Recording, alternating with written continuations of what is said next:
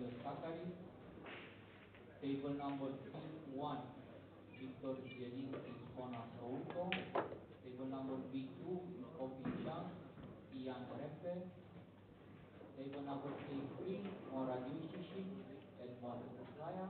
Table number A4, Alex Kazakis, Tobias Monger. Table number B3, Marcus Shaman against Ben Swanson.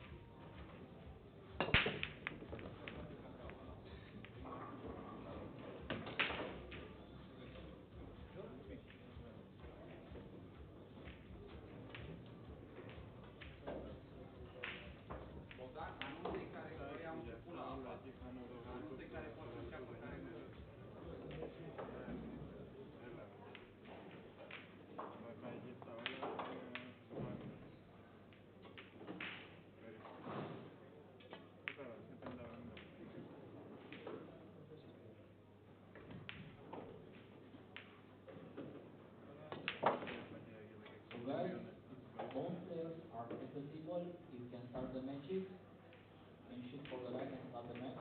So good luck to anybody.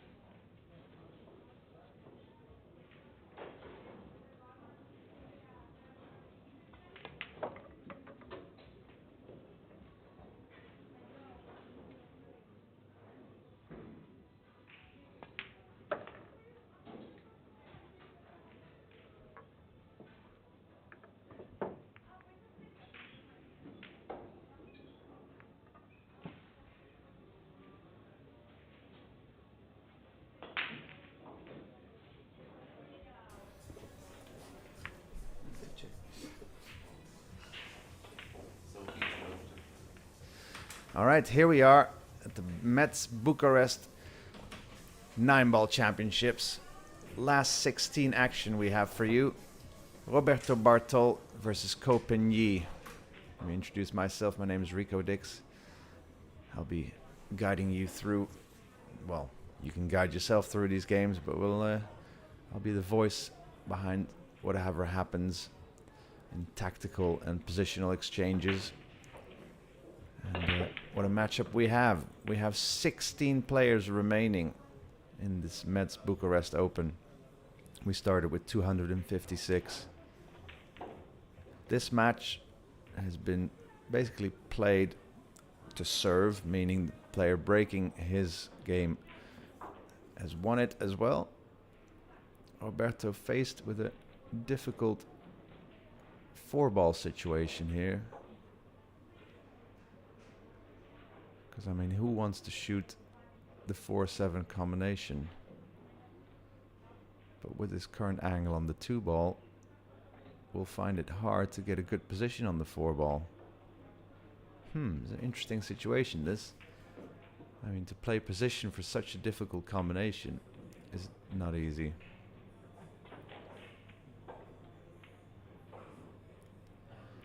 So yeah, we started with 256 players. We're glad you're joining us from wherever you are in the world. Let us know in the chat. I won't be monitoring the chat myself, but we'd love to hear where you're watching from. We're happy you're joining us. It is about 12 o'clock here in Bucharest, Romania. And that means it's about 6 in the morning on the east coast of the US of A, even earlier on the west coast. And it's about 6 in the evening in Asia. And we welcome you all. All right, so Roberto failing to find full cover behind the orange 5-ball, albeit not giving Ko much of it. Not much of the 4-ball to shoot at. Can he thin it and guide his cue ball 2 rails behind the 7? I mean, you don't really want to do that either, because you may very well scratch in the top left. So we have 7 other matches currently being played. Marcus Shamat trailing Petri Markkonen 2-0. Alex Kazakis leading 1-0 over Tobias Bongers, who I look forward to. I think he's a strong player that I haven't seen much of myself. Then we have Konrad Jushishin, one of the ever-strong pool players from Poland, trailing Edmund Zaya from Albania 2-3. Shane Van Boening locked at 1 rack apiece with Anthony Brabin from Cyprus. Ko Ping-chung, 1 each with Jan Rempe. Ko Ping-chung is 1 each with Jan Rempe. Victor Salinski leading Jonas Soto 2-0. David Alcaide versus Antonio Cacares is 1 each as well. And here we have a 2-1 scoreline. Now, did he get cover? I don't think so. Now, we saw in game 1 or game 2 when Ko Pin-yi had a chance to win the game that Roberto was breaking, thumped the 5-ball into the rail rather than the pocket, which gave Roberto Bartol the chance to win his sole game so far. Ooh. Yeah. Just hit too thick. We are playing on about 4.2 inch pockets. So smaller than your average pockets. Not as small as the current new World 9-Ball Tour pocket sizes of 4 inches, which I think are appreciated very much by most pool players, albeit very challenging. Nice little bump on the 9-ball there for Ko Pin-yi. And can he take a 3-1 lead? You'd imagine he will. Such a high average level he shows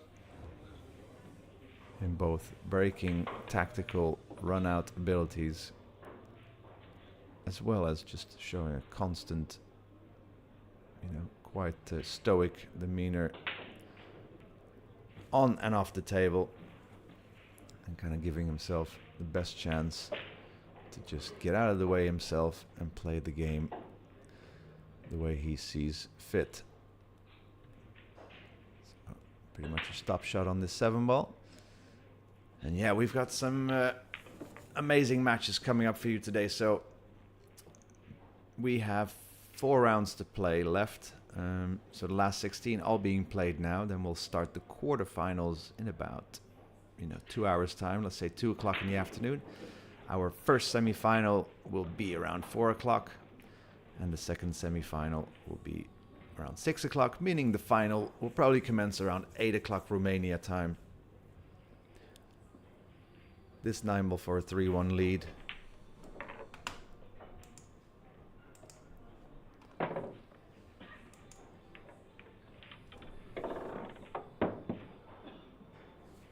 We'll have a little look at table A1. Shane van Boening leading 3-1 over Antonis Brabant and back at the table.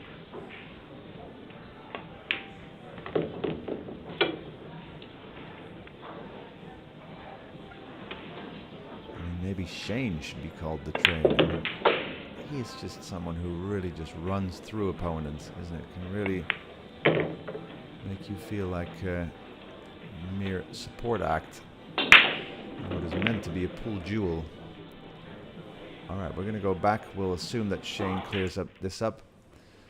Kopeny breaking in rack number 5. Has had a pretty consistent break, so just trying to hit the 1-ball ever so slightly on the left. Basically a full ball hit with about a 10% cut. Trying to guide his cue ball straight to the right off the 1-ball. And with a little bit of left spin, it will be carrying, hoping that it spins back to the center of table. Trying to make the orange 5 bottom right. Might make the pink 4 or the blue 2 as well bottom right. Not all 3 mostly. Made the 1-ball in the side, another of the usual suspects. Well, here we go. 4 balls on the break. Quite a difficult shot on the 2-ball though.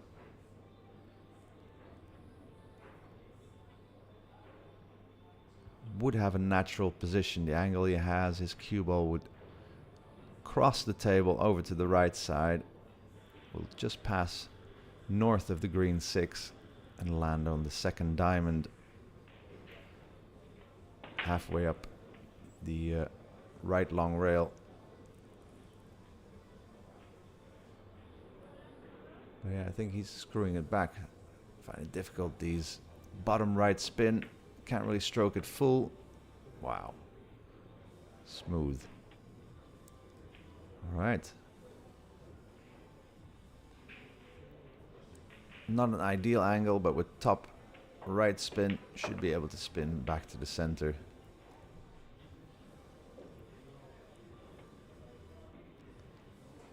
So there you go. One safety exchange where Roberto had 2 chances to snooker Kopeny, couldn't, and then Kopeny won that game. And in the previous game, Roberto missing that, was it 4 or 5 ball along the rail? And then that could be it at this level. A 4-1 deficit. Even if you share all the racks now, you just end up being an 11-8 loser. 4-1 Kopeny. All according to his plan, going pretty swiftly. Let's check out another match in the B1 section. Victor Zielinski, 3-2 now. Ahead of Jonas, so to race to 11. Remember, Jonas just asking for the template rack to be removed from underneath the 9-ball. He's got himself ball in hand, so you'd imagine he's gonna be at 3-all with Victor Zielinski. We're gonna switch back to the main arena as we see Roberto Bartol gearing up to break from the opposite side the Kopeny been breaking from. It doesn't really matter with the template rack. Often you would have with a normal triangle rack, they'd rack in such a way that one side might be breaking better than the other, left or right. In this case, both players performing the cut break to the highest of standards.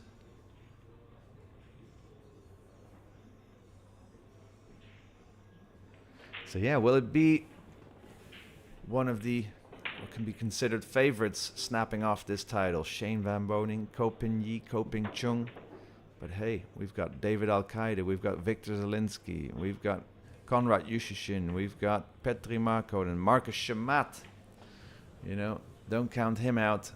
What a competitor and what a great player he is, as long as he, you know, can get his competitive spirit back up. He's definitely got the experience and the creative nous to beat the best in the world. Alex Kazakis is here as well. Jonas Soto. We have an more unknown quantity. Antonios Kakaris from Greece playing David Al-Qaeda. Jan Rempe playing Ko Ping Chung. Anthony Brabin against Shane Van Boening. Edmund Zaya from Albania. I mean, they may all very well end up victors, although that would be a surprise. All right. So Roberto kind of accepting this angle on the 2-ball. It's going to apply about a 4 o'clock tip position spin on his cue ball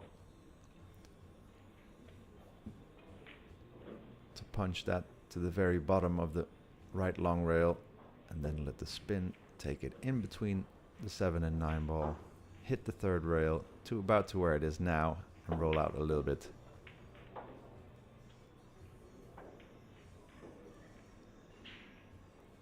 So all players already will have at least 5 races to 9 under their belt.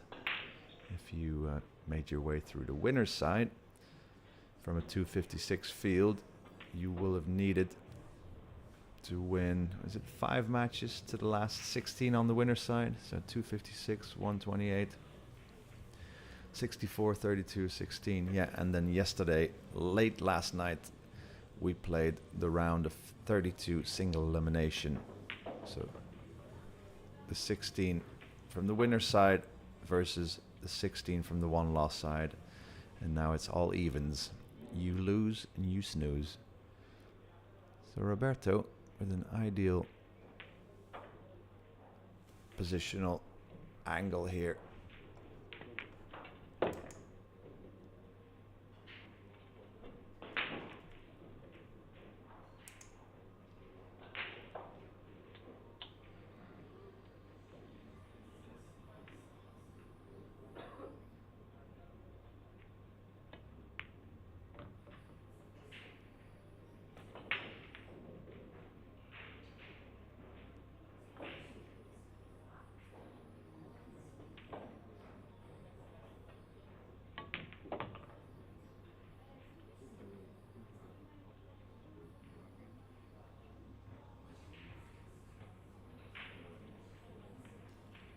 All right, so Roberto Bartol playing his way through the rack nicely.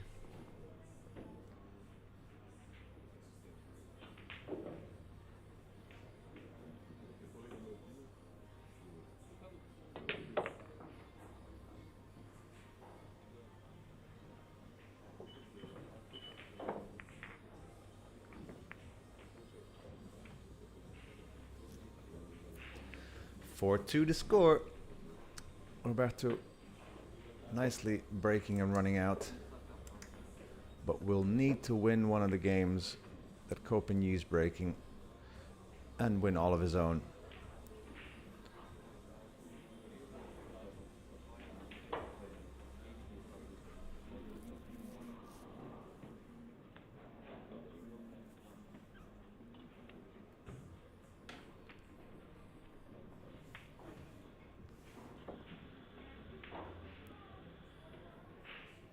So Ko Pin Yi, one of the most recognizable faces, one of the most popular players in the world of pool. He's got a huge following. Him and his 2 brothers, Ko Ping Chung and Ko Ping Han. Ko Ping Han yet to win a major title. Both Ko Pin Yi and Ko Ping Chung world title winners. It's pretty amazing, isn't it? Being siblings and being that good. Wow. So another great break from Kopinyi. Made the corner ball, made the one ball. Now will he go for this bank on the two ball? Rewards are there. Position on the three you would get for free, basically. Alternatively, let's see, a safety. Could cut the two on the right side, make that hit just underneath the right side pocket and guide his cue ball beneath the 3-9. Okay, so not being tempted by the bank. Ooh, I think I would have been. But yeah, maybe that's, you know, percentage-wise, still too risky when he wasn't forced to take on the bank. Although sometimes you would like to kind of keep your opponent off the table, because Roberto, if he kicks it first towards us, bottom rail, left rail, into the two, you know, with 6 balls on the table, I mean, he can make the ball. You can re-snooker him. So you do give your opponent the opportunity to mean something.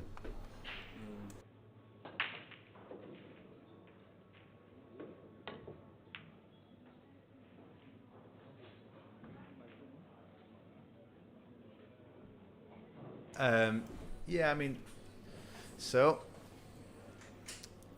2-ball hit, and now we will still have to bank the 2. He could have done that 2 minutes ago. So cue ball needs to be in the center area of the table to have a shot on the 3-ball. So another slow roll bank, unless he wants to whack it. Don't think so. It's not the coast style. Yeah, very well. Now naturally his cue ball might, after coming off of this bottom rail, might roll towards the 9. So to avoid that, may play this with quite a bit of left spin to make it spin towards the bottom of the right rail and then out to the center of table. So about 7 o'clock tip position. Nicely done.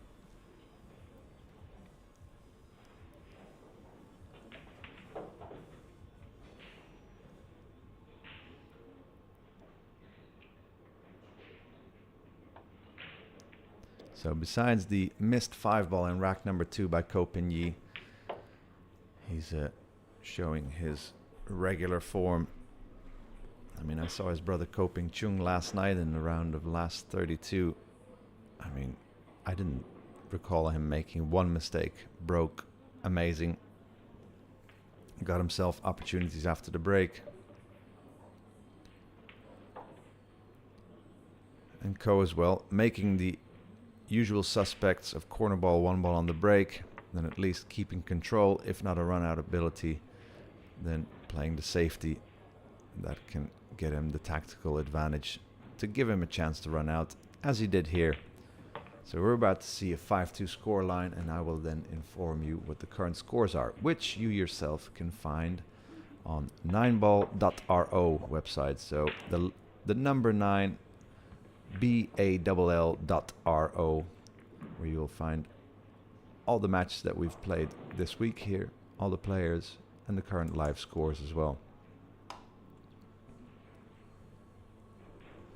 While we switch to Shane. 5-2 ahead and a ball in hand opportunity. Don't know how that came about. Probably another tactical victory for Shane, although he's going to be bridging over this 6-ball. Will have automatic position on the pink 4.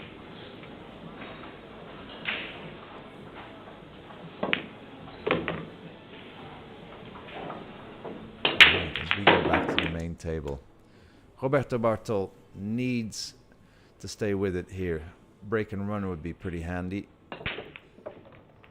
Wow, he hits him nicely. Hits him a bit harder than Kopinyi. A bit less spin on the cue ball. Just such a consistent contact on the 1-ball and the speed to push the corner ball into the corner pocket. Remember, the 9 ball is racked on, well, not the spot here. The spot you see is where the 1 ball is racked, which is 2 balls above the middle diamond. Because racking the 1 on the middle diamond height just was too easy for these pro and, well, even the semi-pro players to make the corner ball each time. So does this 2 ball pass? No, I don't think so. So what can you do?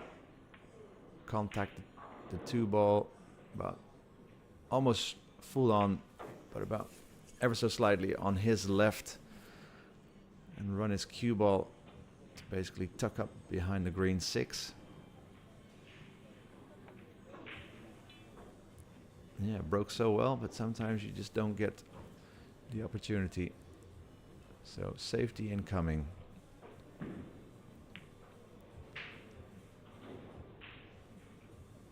It's a good hit.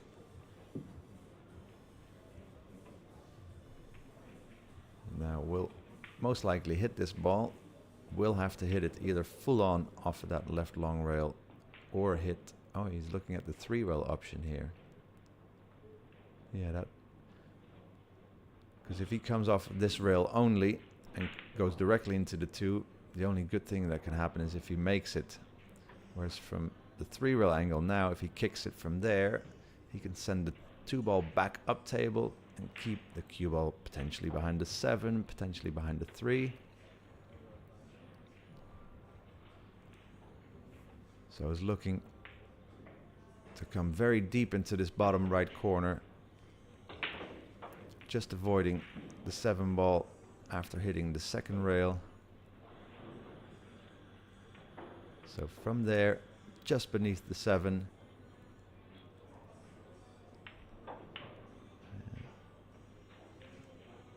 And it's a very narrow line that he's walking. Doesn't have much room for error, I can tell you that.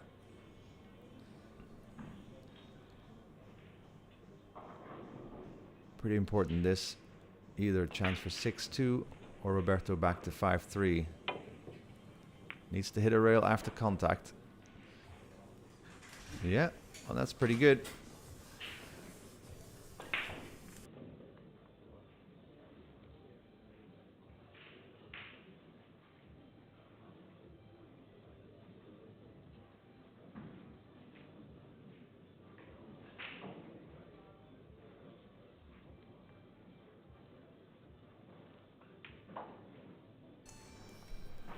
All right, so Roberto with a chance to cut in this 2 into the side. 3 rails around the 3. Okay, so that's safety, well executed. Ko still hitting the 2 ball. Roberto with a chance to narrow the gap.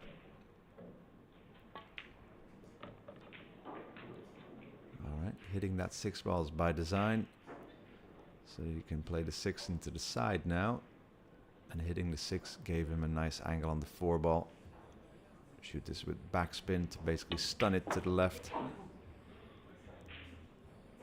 Now draw his cue ball back with 7 o'clock tip position, just past the halfway point. Oh, not too far. Yeah, had room for maneuver there. And now needs at least a 20-degree angle on the 7 ball to make his cue ball easily maneuverable. Back up table. To finish it off with the 9 ball, as easy as he can make it, hopefully.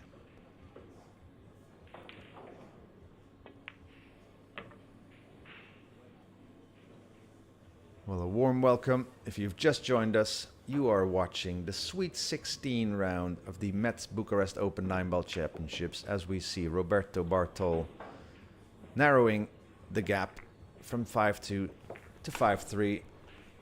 Coping Yi to break, though. So, 16 players remain. We started with 256 players, and we send everybody, including you, yes you, a warm welcome from wherever you're watching in the world. My name is Rico Dix, born in the Netherlands, currently residing in London for the last 24 years. And I'm happy to be calling the shots, kind of, in this what's going to be world-class 9-ball all the way through to today here in Bucharest, Romania. Quarterfinals starting in about an hour and a half. Semi-finals at, what will it be, 4 o'clock and 6 o'clock. And then we also have the final at about 8 o'clock tonight, Bucharest time. So that will be 2 o'clock in the afternoon, East Coast of America. And start of the night in Asia. Stick with us, tell your friends, share the stream, press follow if you want to be notified whenever the Billiard Network goes live. And let's see what Copenhagen can do in game number 9. He's been making that brown 7-ball bottom right, yellow ball in the left side pocket, bringing his cue ball straight to the right rail and back out for a pretty constant shot on the lowest number ball. Didn't make the 1. Ooh. And that 5-ball will not allow him to make the 1-ball, I think.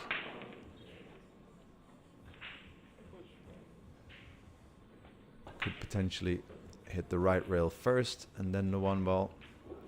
So I think he's already looking at the push out here.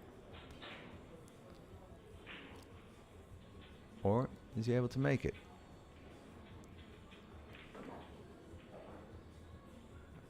Not sure if he's looking for the line of his cue ball for position on the 3, or if he's looking to see pushing out there, leaving Roberto a little bit of the left side of the 1-ball. Yeah, I think he is. So push out called.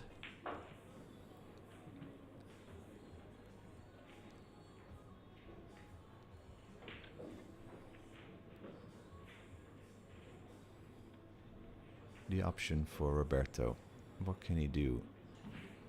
He can only hit the very left side of the 1-ball. Thin cut, 2 rails behind, find cover behind the black ball.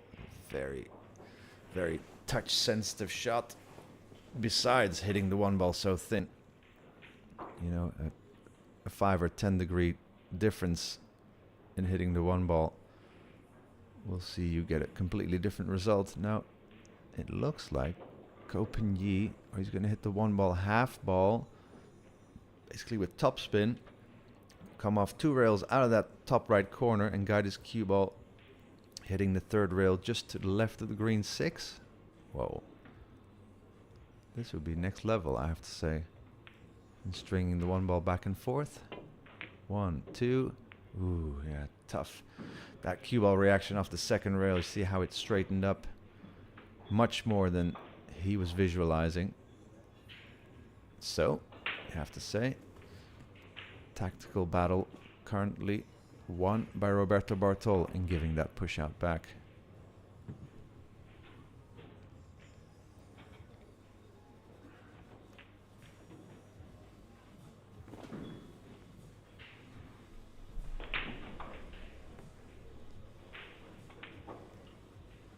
So wants to hit his cue ball with about 4 o'clock tip position, bring it back to hit the rail, kind of where his bridge hand is now, and then back and forth out.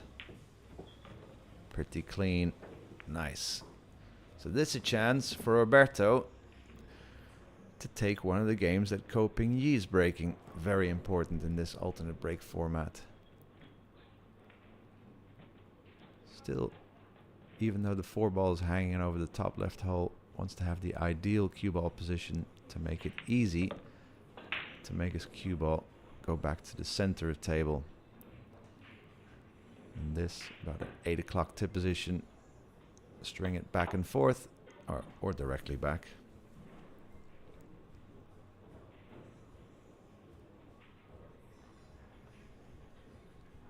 So as I said before, 256 players started with some hopes of either winning this tournament or getting far at least. And we are down to the Sweet 16. So I can tell you that David Alcade is leading Antonius Kakaris 3-1. Victor Zielinski 5-3 over Jonas Sautu. Ko Ping Chung 2-3 down against Jan Rempe. Shane Van Boening 6-2 up against Anthony Brabin. Konrad Yushishin locked it 5 apiece with Edmund Zaya. Kazakis 2-3 down against Tobias Bongers. Marcus Schemat 5-0 down against Petri Markkonen. So let's check out one of the other games here. The A1 section. A2 for Shane Van Boening now. Who's at the table? And that looks like a Shane Van Boening cue action.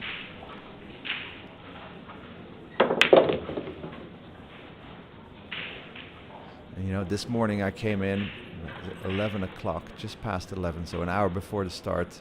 No players were in, bar one. And who was practicing all alone?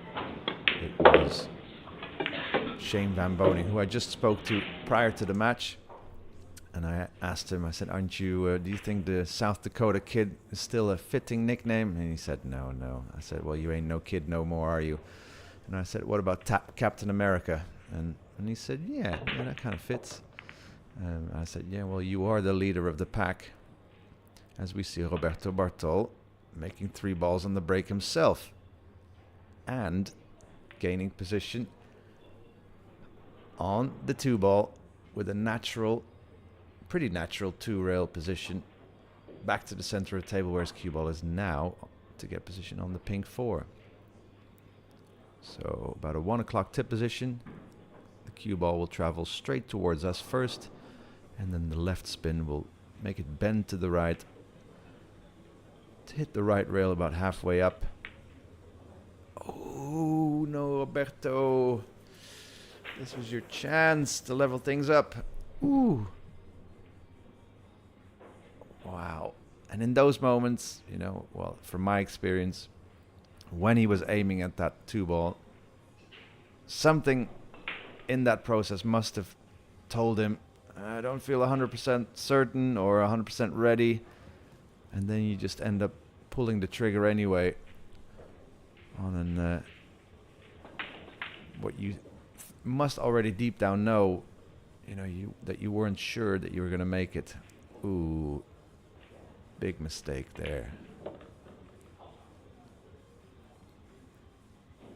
So the 6-7 to 6, of course, doesn't pass the 7.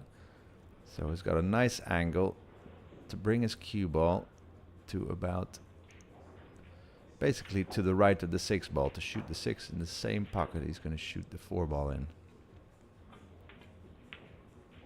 Needs touch sensitivity, but that looks beautiful.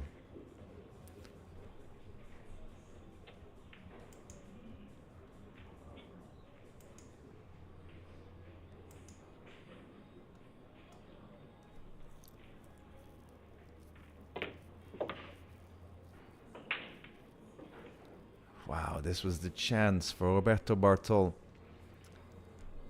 to draw a level at 5 apiece from 5-2 down. That would have been so good. Albeit Pigny would be breaking then, but still.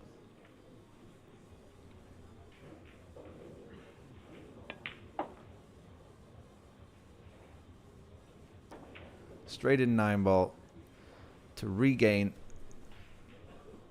that at least 2-game lead. Pigny Co 6-4 ahead, race to 11, remember, races to 11 all the way through today.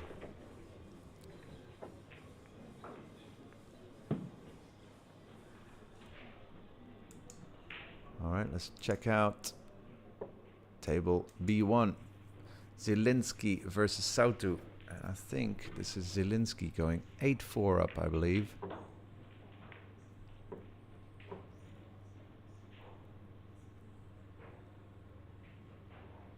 So I think I've got either a nickname for Victor or for Shane Van Boening.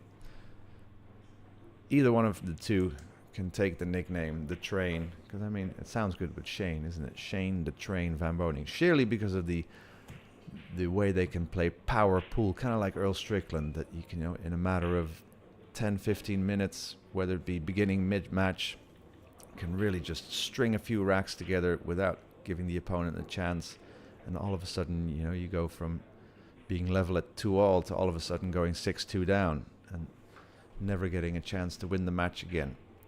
Here we are on the feature table. Pigny, as you can see him, always kind of like taking 5 seconds before getting down on his break shot, really just visualizing focusing. Making the one in the left side pocket, hopefully. Brown 7, bottom right. Well, both of those found gravity. Oh!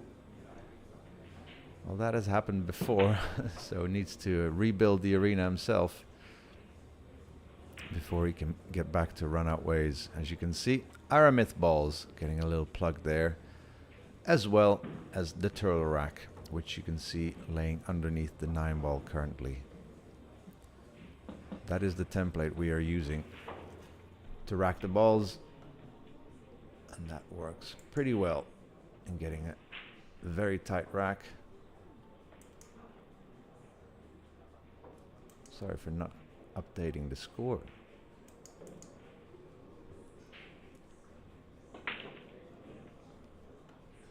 Just been too mesmerized by these two pool players, really.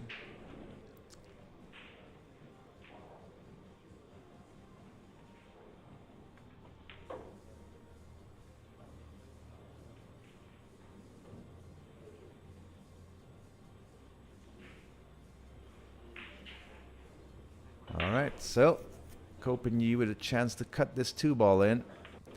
Will need to apply a lot of bottom right spin to his cue ball to hopefully draw it back straight to the left after contacting the 2-ball, and then avoiding getting hooked behind the 9-ball for position on the red 3. Or will he be playing safe and maybe not risking it?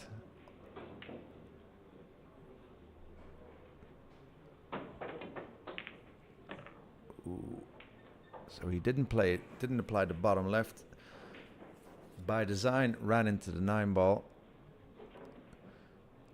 And has he got the cut on the 3 available? I think so.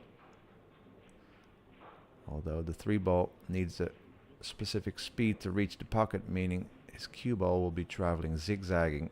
First to the left rail, then to the right rail. What does he have in store here? It looks like he's aiming low on the cue ball. Does he want to cut it and guide his cue ball around the 6-9? Yes.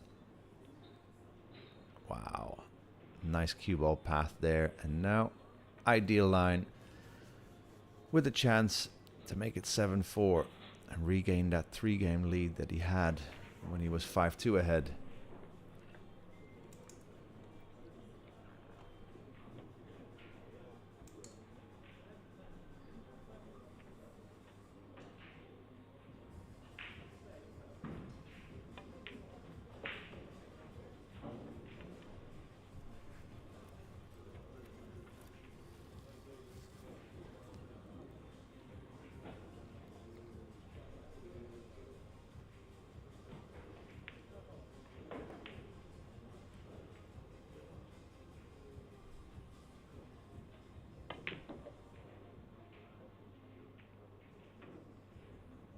Yeah, that a little bit more difficult cue ball route, all to get the correct angle on the 6-ball, and now he can kind of stun draw his cue ball over to the right rail.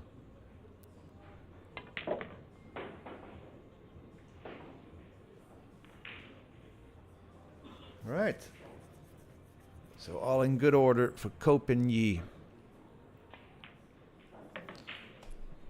About to take a 7-4 lead. Race to 11 for a place in the quarterfinals of the Mezz Bucharest Open 9-Ball Championships 2023, the Dan Fisher Trophy. Alright, let's switch to Shane. So 9-4. A bit of a trade of games in the last few racks. Can Anthony Brabin stage a comeback? Tough action though with alternate break format. Shane will definitely come to the table and break him.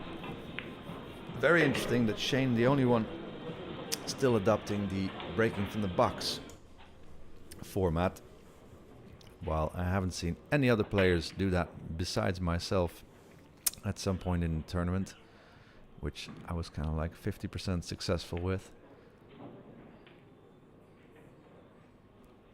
So cutting the one ever so slightly on the inside, making the red 3 bottom left yellow right side pocket and then see where he can get the 2-ball. Made the 2-ball as well. Needs a shot on the 4. He's got it. Wow, this is ideal. I really like his breaking. Like, hits is so consistent. Really almost a certainty to push the corner ball in. Also made the 2-ball that was racked lowest in the diamond shape. That can get kicked into the bottom left corner pocket. Made the 1-ball. So for this one, about a 3 o'clock tip position. Coming down this rail to the top rail, or so bottom rail, and then spinning it to the left to give himself a straight in shot. Straight in shot on the 5-ball.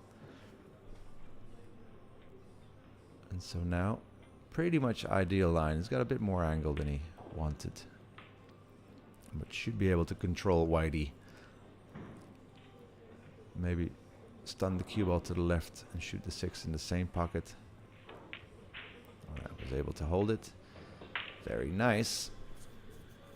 So Roberto Bartol, besides that unforced error where he could have gone level at 5-5, still showing good breaking form. Yeah, I mean, that has to be said. In the ball he missed to go potentially 5-all, you know, it was just a lack of focus, because it wasn't that the pot he was attempting was extremely difficult.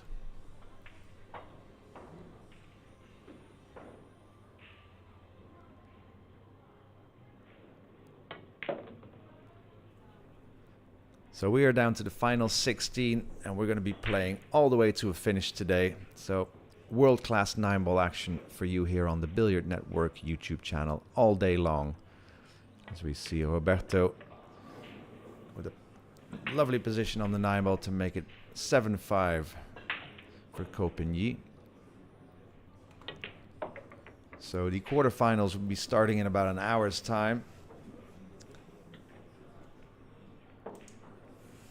Let me give you a bit of an update while we watch Zielinski leading 8-5. And we have Al-Qaeda leading 4-1 over Kakaris. Zielinski leading 8-5. As you can see, Koping Chung leading 4-3, Jan Rempe. And we have Shane van Boening leading, well, let's quickly check it. Leading 9-5 and breaking. Let's quickly watch his break. Oh, he's breaking from the side. Ooh. He hasn't done that all tournament. Interesting. Yeah, look at that. I mean, considered what has to be the most inspirational breaker. You know, he's the one that many follow. Even the fellow pro pool players will tell you that he is the best breaker of a 10-ball rack, a 9-ball rack. All right, so Koping Chung trying to keep Roberto Bartol at arm's length. Can take a 3-game lead again. Love that focus period he has before he gets down to the break.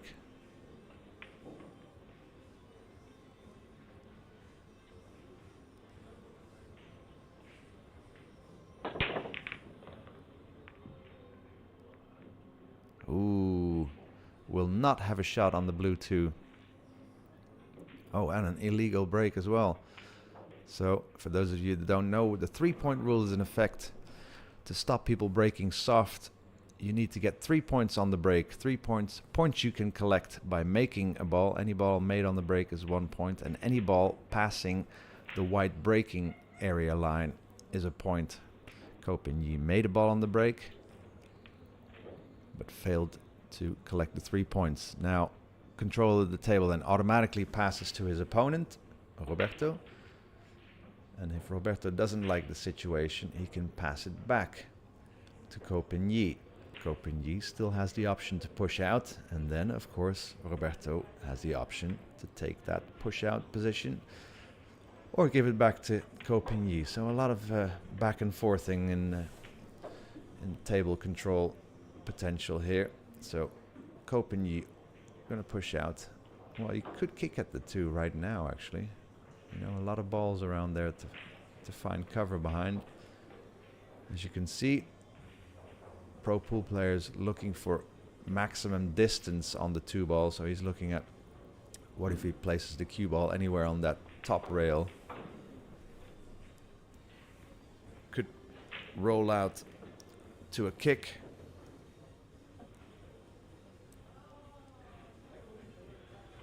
Yeah.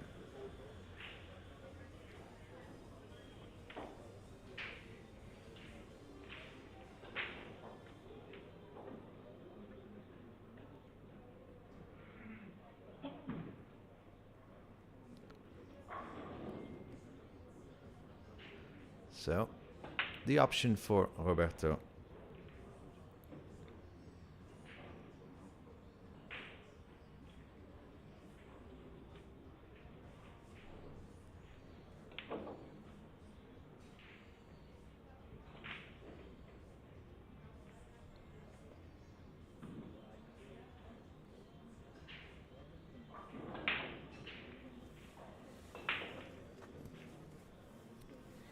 Right, so the kick, he's not trying to make the 2, probably trying to hit slight north side of the blue ball and guide his cue ball to kick against the 5-9.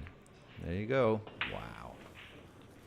Good execution there. So a little tactical victory for Copigny if he gets away with it, because it's still Roberto at the table, faced with a kick of his own. Options here to kick off the left long rail.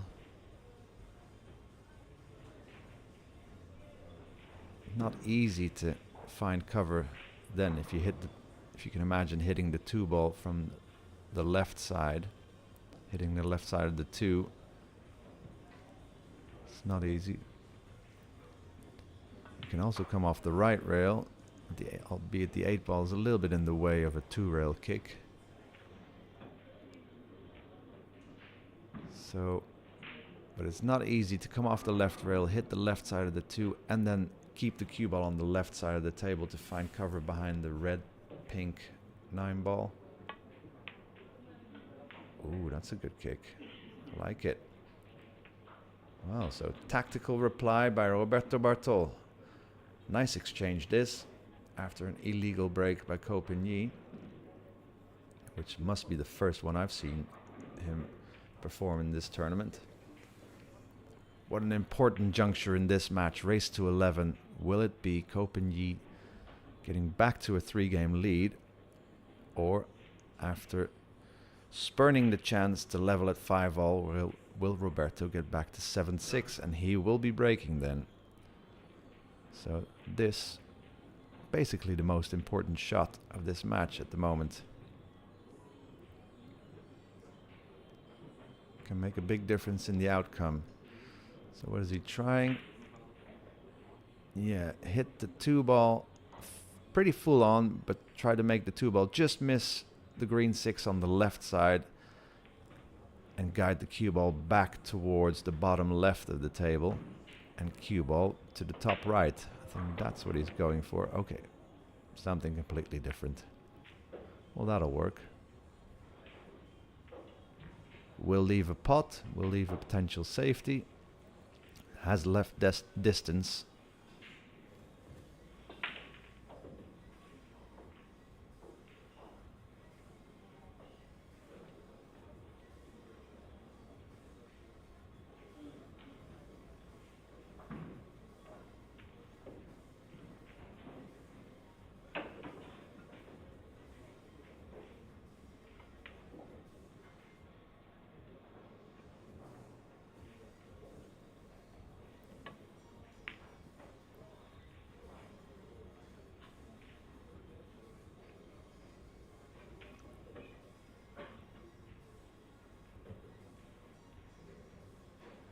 Alright, so control passes to Copigny.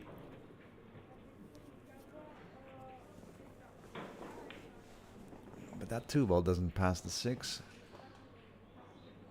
So can bank the 2-ball straight up and back down table to kind of come towards the 3-4-9 situation and maybe find cover with his cue ball behind the green 6.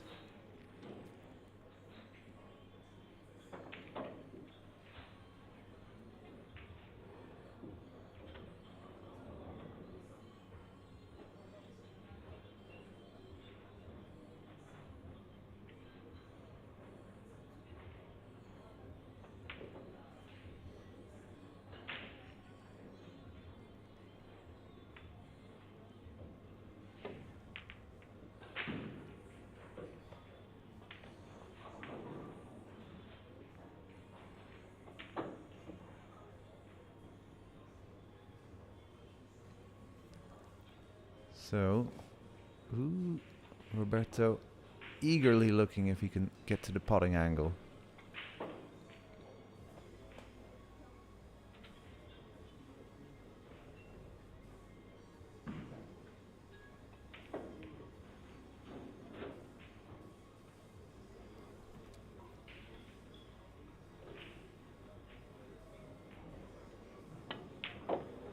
Oh, nice pot, that one.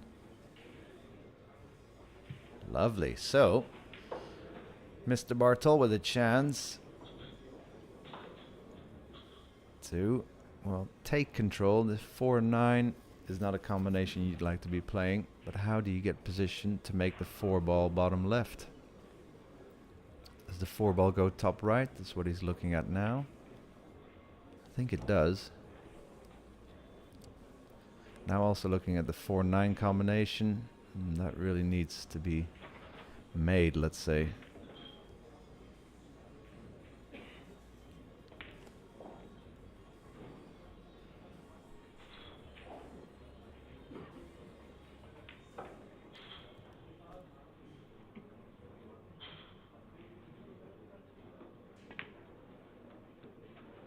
Alright, 4-9 combo it is. So first we'll have a look and treat the 4-ball as his cue ball. In what direction would you then shoot the 4-ball? Like so. And then basically don't even think of the 9 and just shoot the 4-ball in the direction you've just sketched for yourself.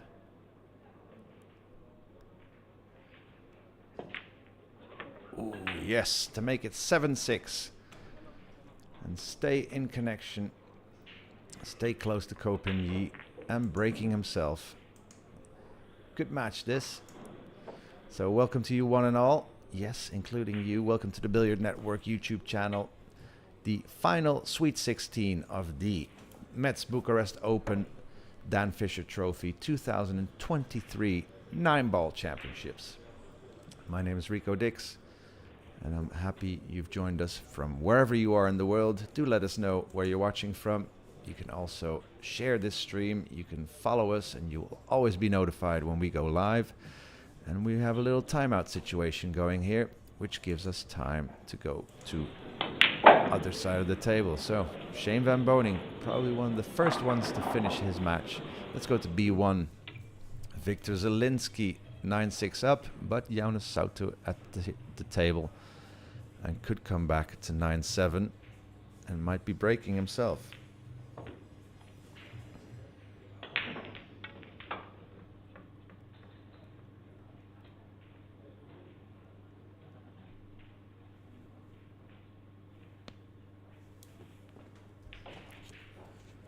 So this 9-ball for the Spaniard to get back to 9-7. And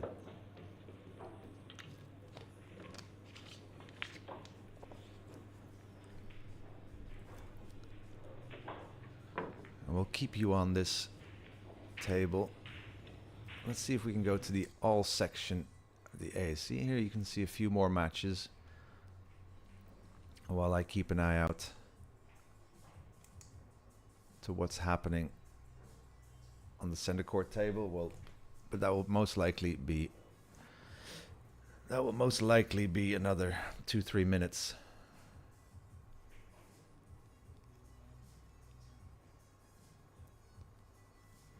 So thank you all for joining the stream. Thanks for your comments in the comment section. We appreciate it. Well, anything positive and engaging, that is. And we love it that you're watching from all over the world. People from Oman, Quebec City, Georgia. I mean, love to read that. We hope you're enjoying this, because there's nowhere in the world currently where you have a congregation of more talented cue artists than here in Bucharest, Romania. Brought to you live by Robert Braga and his production team. By now, I think the most hotly contested European Open pool tournament.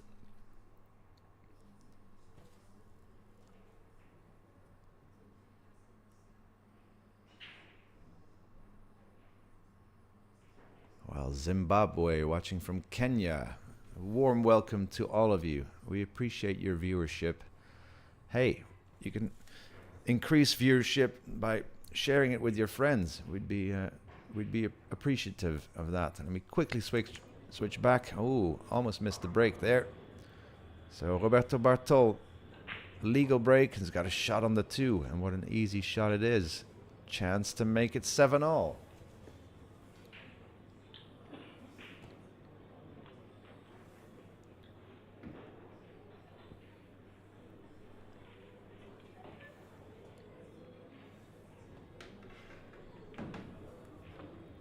Nice and easy layout as well. You know, the 4 leads him to the 5. 5 automatically leads him to the 6. 6 will always give him a shot on the 8. 9 ball in front of the pocket. Yeah, he's just breaking well. You know, making the corner ball, making the 1 ball. Besides being a talented potter of the ball, of course, that is where you still need to be.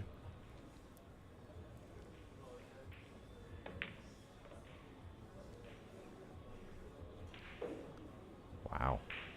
Roberto Bartol.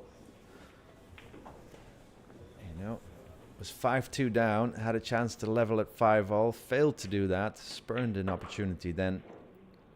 Copenhagen went 7-5 up, and with a tactical situation where Roberto came out victorious, got it back to 7-6, and now breaking and running himself. And this, in about 20 seconds, will be 7-all ball game, race to 11. Loving it. Hope you're liking it. The Billiard Network stream as he's taking out the extension.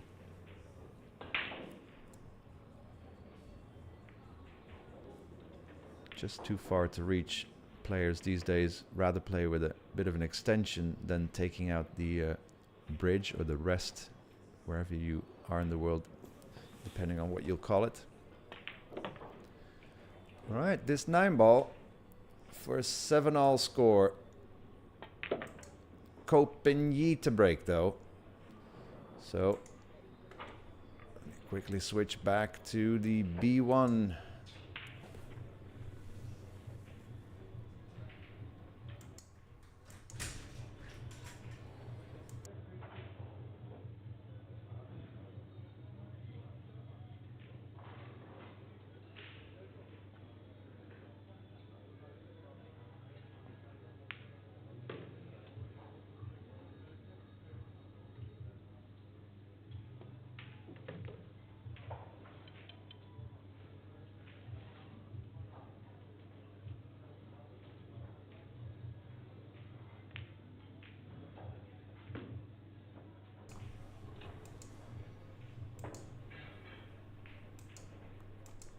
All right. Wow, 7-all ball game. Copenhagen with his focus pre-shot routine. See, at least 5 seconds. Race to 4 to get into the quarterfinals.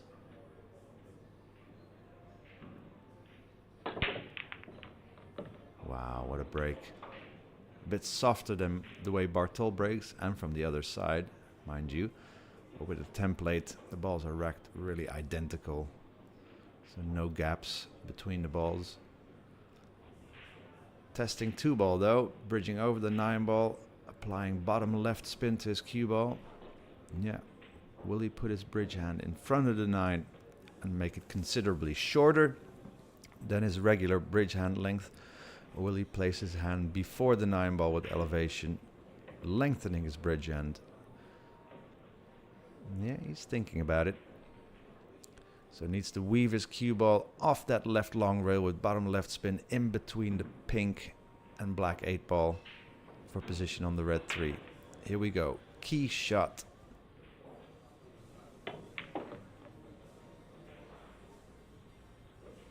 I mean, that was just... If you could have drawn the cue ball path prior to that shot, it would be exactly like that. Skills by Copenhagen, which leads him in an ideal line to find a clean path from the 4 all the way to the 9 to take an 8-7 lead. And basically, we are back on serve, if you look at it in tennis terms.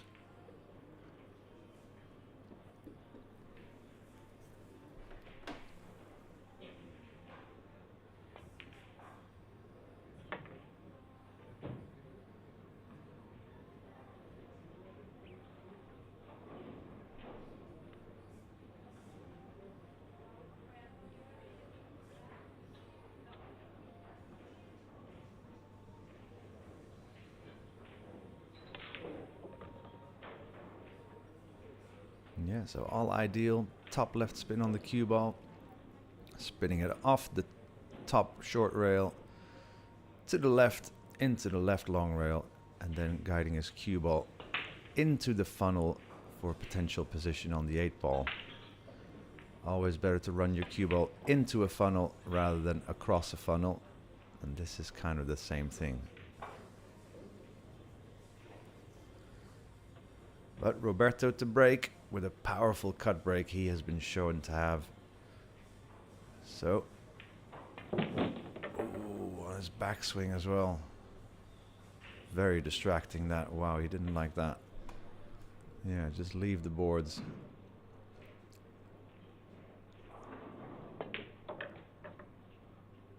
Wow. So I was able to, even with the boards falling over on his backswing, was able to make that 8-ball and keep position on the 9. Kopin breaking and running out for an 8-7 lead.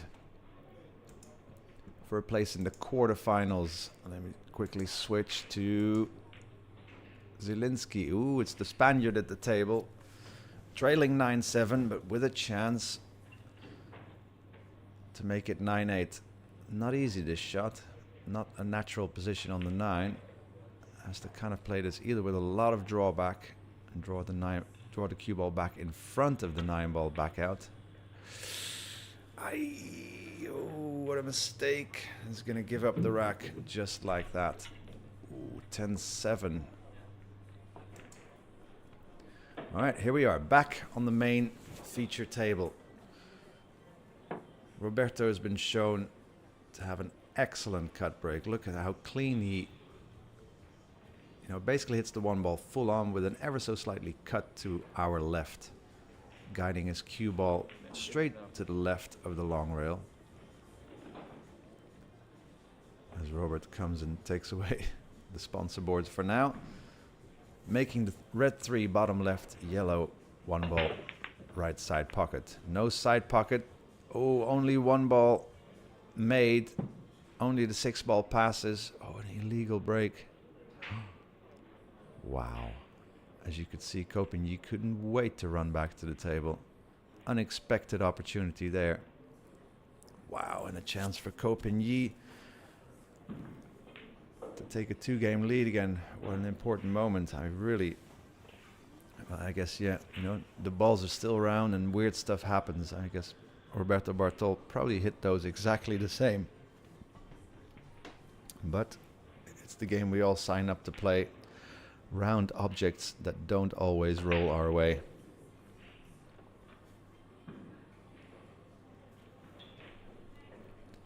So let me try to give you some score updates. Petri Makonen a 9-3 lead over Marcus Shamat. Tobias Bonger 6-3 ahead against Kazakis. Edmund Zaya 10-7 down against Konrad Yushashin. Koping Chung 6-5 ahead of John Rempe. And we spoke of the Zielinski 10-7 ahead against Sautu. And Alcaide 7-1 up against Antonios Kakaris. And the winners of those matches will give us our final 8 quarterfinals, starting right after this match. So a full day of pool for you and for me and for the players. Ooh, was able to just squeeze the 1-ball in. Does that 2-ball pass? Ooh, but now the 5-ball can only go top right.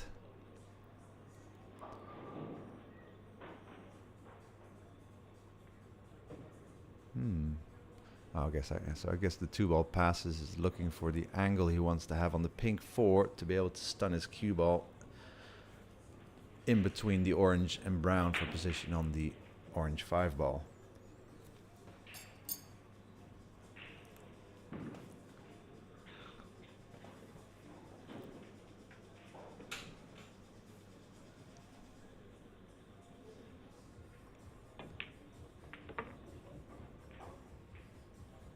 Okay, this is a doable angle. Can roll this cue ball maybe with a tip of left spin, roll into the left rail, and then come in between, just north of the 9 ball, and hopefully just get straight in on the orange 5 ball.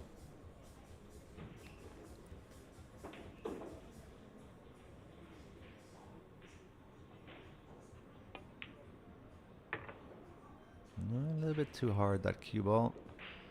Still doable though.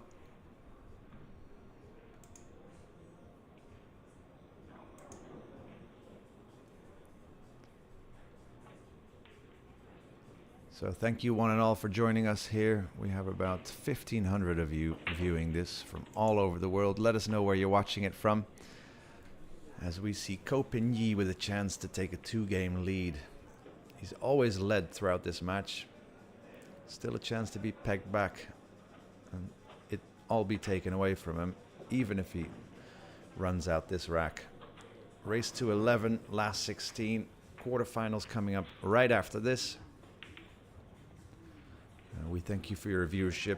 We'd love it if you can press the like button, the share button. Let us know any constructive or positive comments you wish to impart on our comment section. But yeah, we appreciate you joining us. And we've got world-class 9-ball lined up for you all the way into the Bucharest evening. So quarterfinals follow about 2 o'clock Bucharest time. 2 hours later, our first semi-finals at 4 o'clock. Second semi-finals most likely around 6 o'clock, and then the final at 8 o'clock Bucharest time. All right, so nice cue ball control by Ko Pin-yi. 9-7 he leads, race to 11.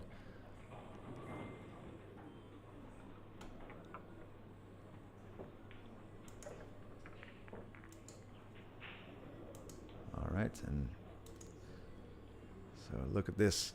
People watching from the Netherlands, Tucson, Arizona. Hey, Doug, I was in your state last month. Wow. I was in Phoenix. I was in Arcosanti. Anyway, never mind that. Newcastle, Iceland, Philadelphia. I was in Philadelphia last month as well at the Super Billiards Expo. Oman, beautiful. Alex Lady was over here. He left 2 days ago. He came here to look at a little bit of the tournament, and give some people some pool lessons, and that was it, really. So yeah, thanks so much for joining us. So a little timeout by Ko. That means I can take you to the Zielinski match, who's about to close things out. This 9-ball for a Zielinski 11-7 win over Jonas Soto. Quarterfinal it is. Moldova, Germany, Estonia, isn't it great? You know, the whole world represented. Chicago, Muscat, Albania, Belgium, Bosnia-Herzegovina. Welcome to you, one and all. A personal warm welcome. I appreciate you all. I mean, watching this world-class 9-ball action from all over the world. Manila, welcome. Kenya, Africa, Amsterdam, Indonesia. Love Indonesia. I was there once for a 6-day tour in 6 days. Bandung, Lampung. All right, as we see Ko Pin-yi racking the balls, Roberto Bartol still out of the picture.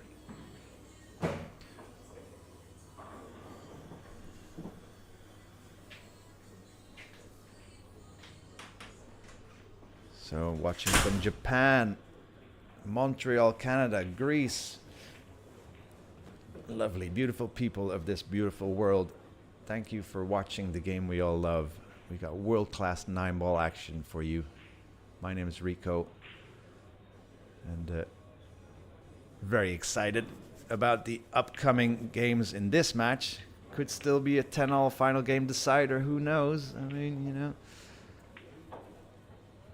And then we're going to, straight after the completion of this match, going to start, we'll have a 5-minute break, have the next players warm up, and then we will start the quarterfinal action. You may, in the top right of your screen, see the legendary face of Tony Drago, who is playing in this tournament. and always a keen viewer even after he vacates the tournament draw. Vietnam, the Sultanate of Oman, welcome, welcome. Wisconsin.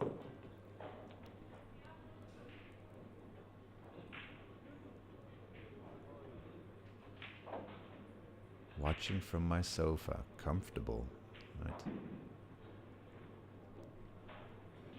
So let me just switch back to section A1 and see if we can show you. So Kazakis versus Bongers on your right. Al-Qaeda, of course, bottom right. We have Konrad Yushishin with 2 balls remaining.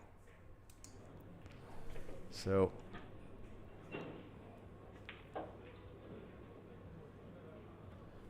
this amazing pool club, 40 Brunswick Gold Crown 4s, as we see. Now watch Kopinyi, his focus pre-break. So places the cue ball and then always looks at his bridge hand, kind of looks at his grip hand. Well, not like that, but like this. Now he will switch focus. Yeah, he switches from his bridge hand to the line from the cue ball to the rack. Just wants the off straight full ball hit. Trying to make the 1 ball left side pocket, brown ball, bottom right. Boom, made both. All right, where's that 2 ball? It's looking good. And that's nice. That's very acceptable. So the game of rotation pool, where you are basically running from 1 ball to the next number-wise, and no matter where it is, you know, basically the ideal way to play rotation pool, if the next ball in rotation is in your positional vicinity as soon as you make the current ball, like now the 2 to the 3, the 3 ball is not in position automatically, then you want to keep a 20 to 40 degree angle on your current object ball. If the next object ball you're shooting, let's say the 3 ball coming up, making the 3 will not give him automatic position on the 4 ball, so then he again wants to keep 20 to 40 degree angles.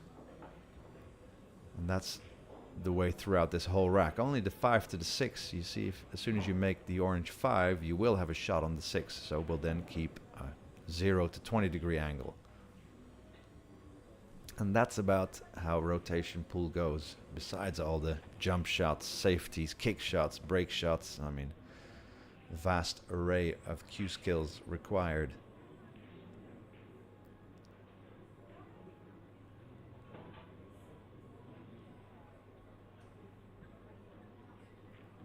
And we've got a tasty match for you coming up. I've just been informed quarterfinal action at 2 o'clock Romania time will be the legend that is Shane Captain America Van Boening versus Konrad Yushishin from Poland. Yeah. See, so now his 5 ball gives him a shot on the 6, so he keeps basically no angle. But now the 6 doesn't give him an automatic position on the 8, so we'll create a 20 to 40 degree angle for himself. And that kind of constantly repeats.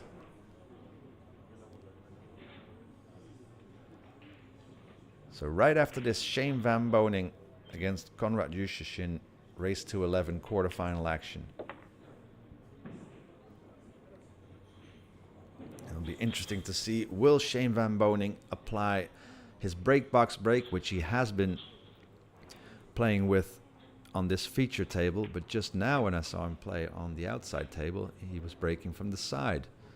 So interesting to see what the best breaker in the world will go for in his next match. Kopinyi taking a 10-7 lead. It will be Roberto Bartol breaking the balls. Still with a chance. Let's see if he can break as well as he did. Remember, the previous rack had an illegal break. Roberto Bartol did.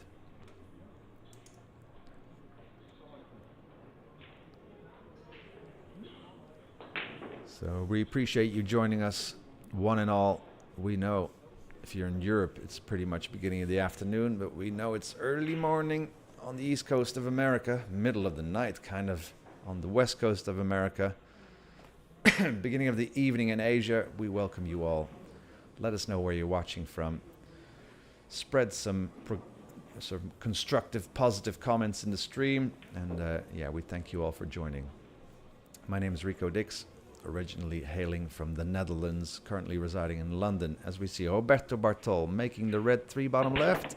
No yellow 1 ball. What happened there, Roberto? Ooh. I mean, no matter if he performed an illegal break, you have to say this is going to be curtains. So important angle he needs on the 2 ball to get to the 3, and then from the 3 to the 4 requires some particular cue ball positioning.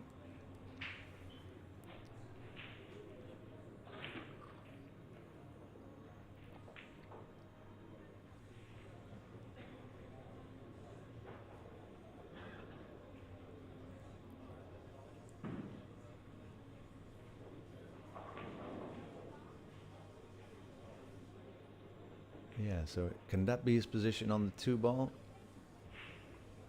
The angle he's faced with on the 1 ball cannot hold his cue ball, nor can he go forward, because that's where the 7 and 8 are. So either has to draw it back and come just south of the orange 5 ball. Could stun the cue ball into the right long rail just north of the 5 ball, and then let the right spin take it back for a straight in shot on the 2 in the right side. Yeah, options here.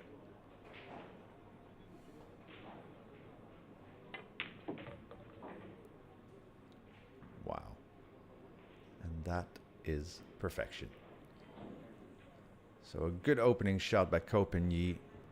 1 shot required to get him in an ideal line. And often this gentleman right here doesn't forego on an opportunity after he's got an ideal positional line in his run out. So this could be the final rack to get Copigny into the quarterfinals.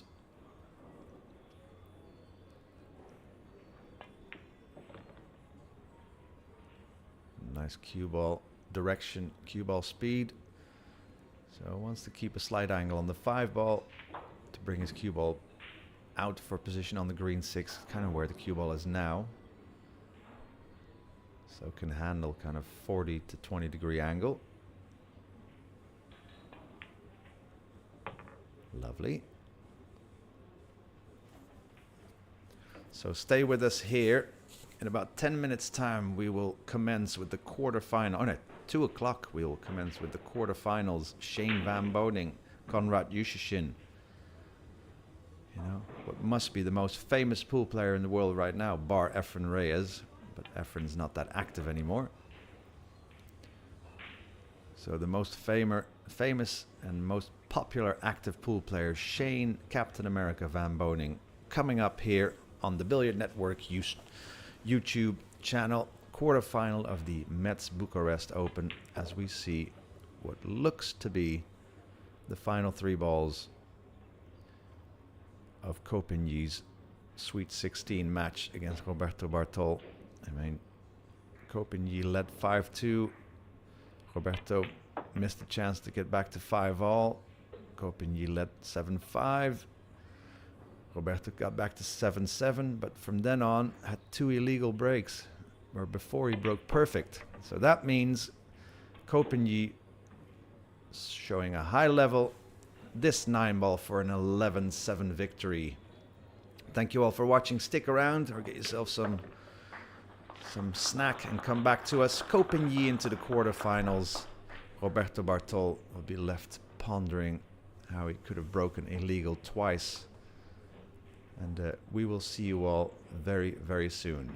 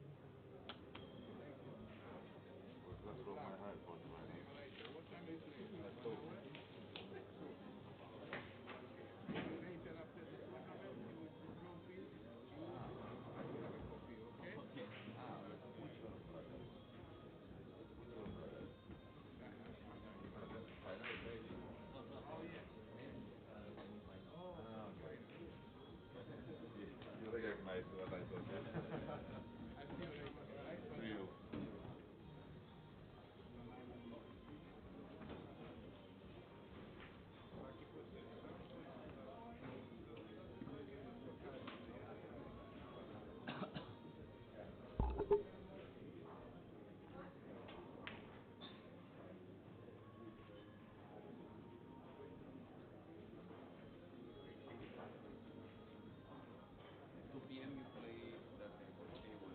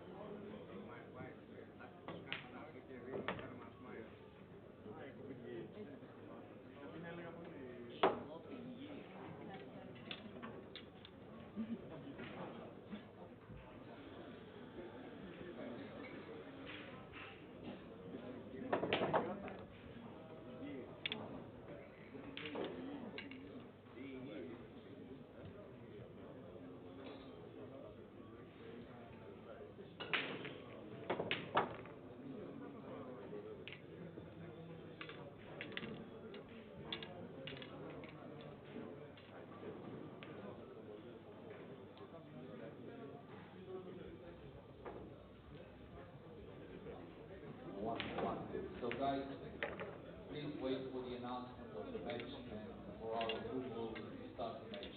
Don't not start your match without our approval. So for the quarterfinals, please practice, and we will let you know when you can start the match. So on TV table we have Jayson versus Boening.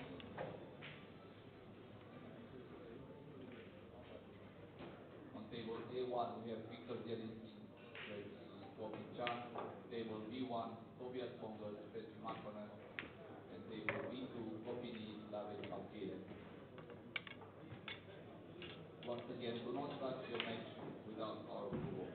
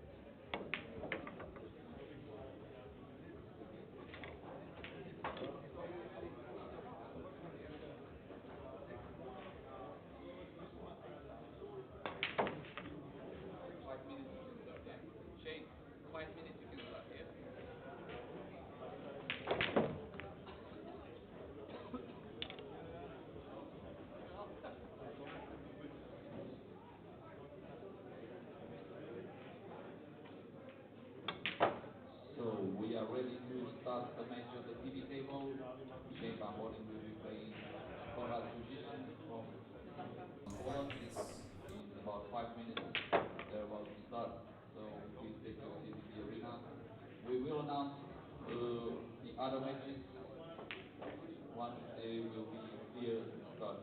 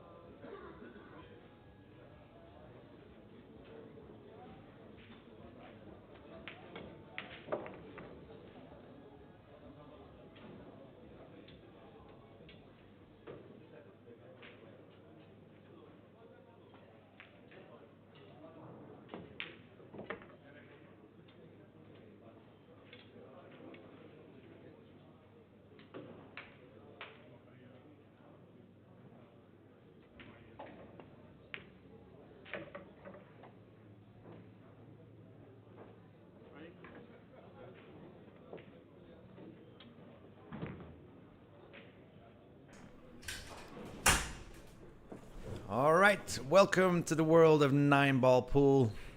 Quarterfinal action, eagerly awaited. Konrad Juszczyszyn from Poland squaring off against Shane Captain America, Sven van Boening.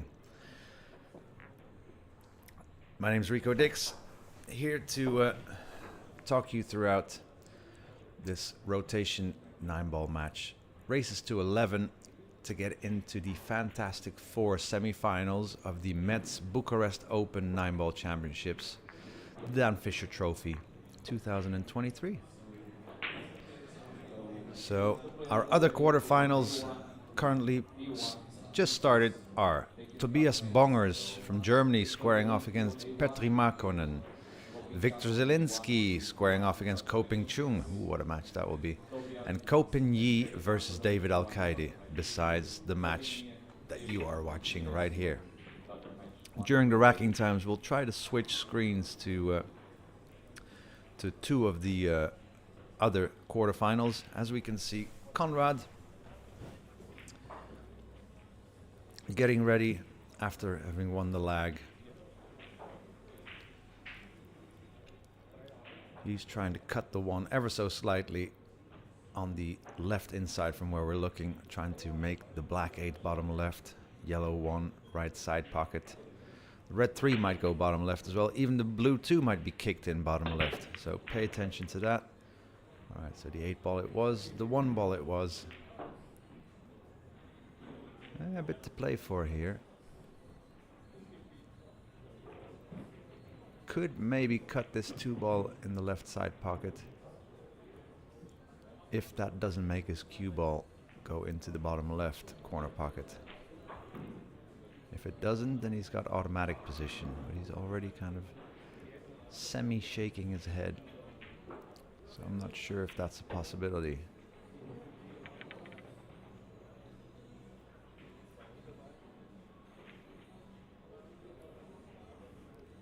So we're glad you're joining us from wherever you are in the world. Good morning, good afternoon, good night, good late night, good evening. Let us know in the chat where you're watching from.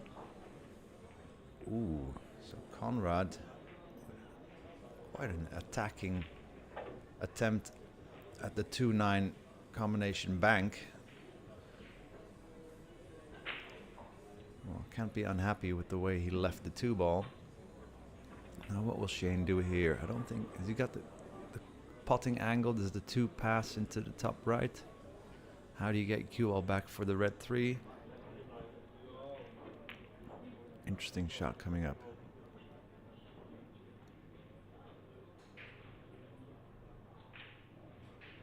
Yeah, I'm really not sure with what he has option-wise.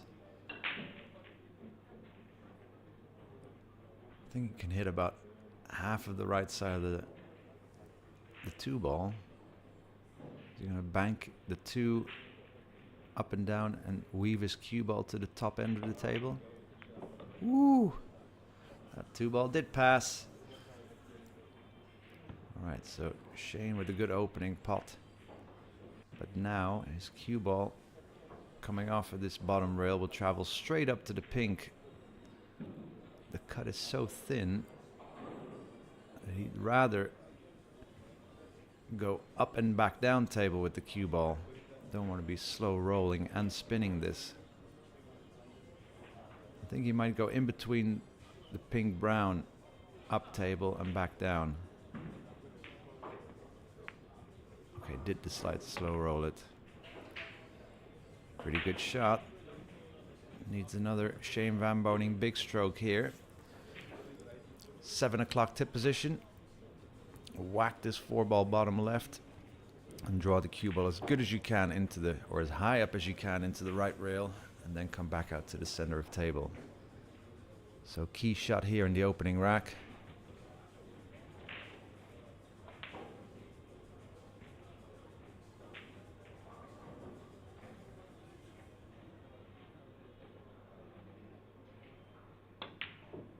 Oh, hit it too thick.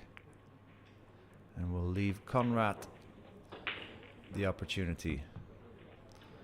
Unexpected miss. Well, hey, you know, with these top of the world players, the world's best players.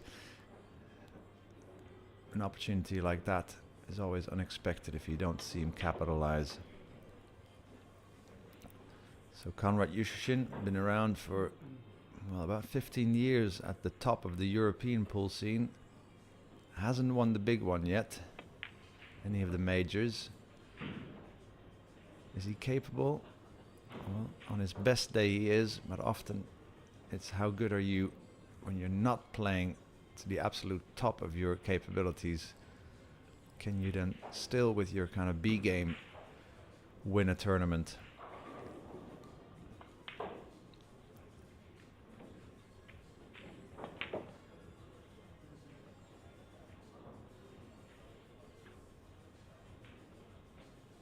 Alright, this was Konrad's break, so it'll be Shane breaking next.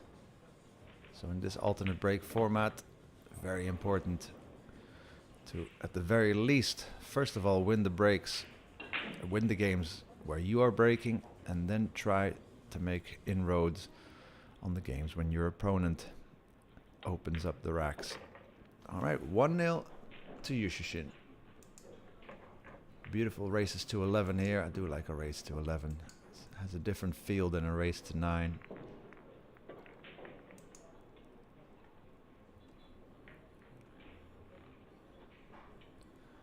Alright, let's have a quick switch as we can see where people are watching from the chat. Kentucky, nice.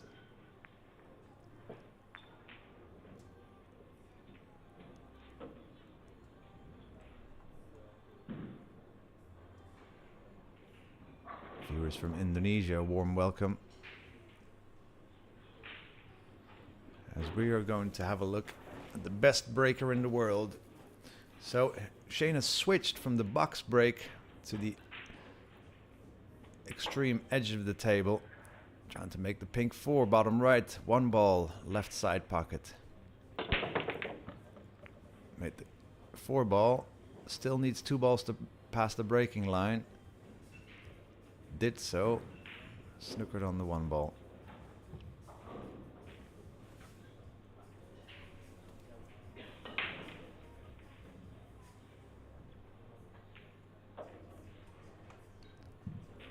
So where to push out to now? Alright, so he's going to push out to a jump.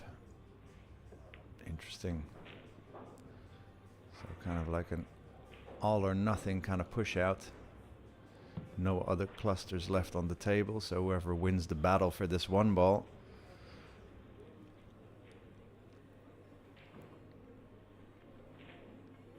Oh, he's kicking at it. Interesting. Might kick it thin.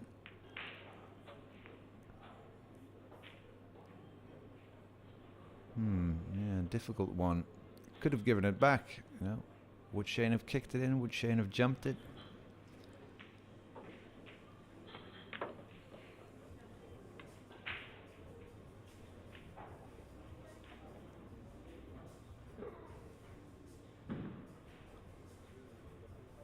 So yeah, with the break shot being such an important element of the game of pool, now most of the games being played now 9 ball or 10 ball. If you think of a 10 ball break, or if you think of the game of 10 ball and you would ask who is the, well, most famous or most influential breaker in the game, it has to be Shane Captain America Van Boening. So many players trying to copy his kind of the pop he gets on a 10 ball rack. Of course, it's hard to say who's got the absolute best break. I mean, it's the same as saying who's the best pool player in the world. You know, that really varies from tournament to tournament.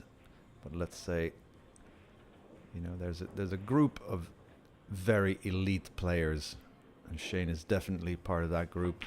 You know, a player like Joshua Filler, a player like, well, Jayson Shaw, yes, as soon as he wins a major tournament again. The Coe brothers. You know, there are not many that belong to the absolute elite. But in pool, Shane, on any day, can lose to about You know, 100, 150 players from all over the world.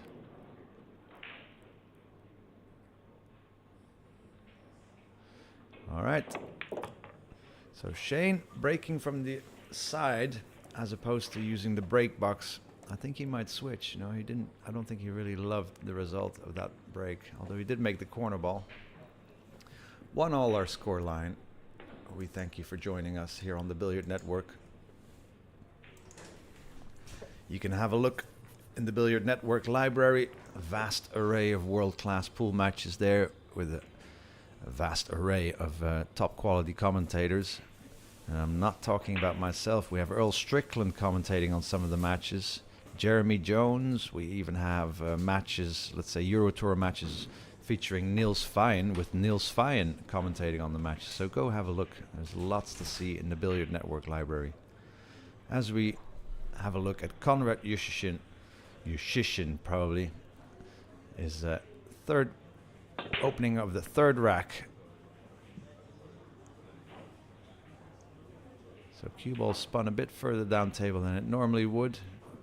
It's got a shot on the 2 and can stun the cue ball just south of the right side pocket and kind of bring his cue ball back to where the blue 2 is now for position on the 3.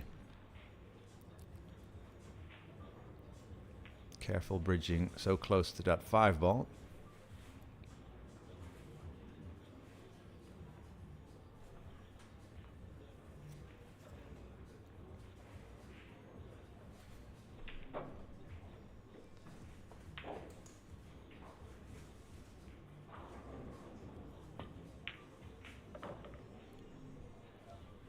So I can tell you that Koping trails David Alcady 1-0.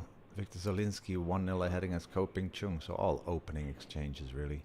And Tobias Bongers in the fourth quarter final 0-0 against Petri Makonen.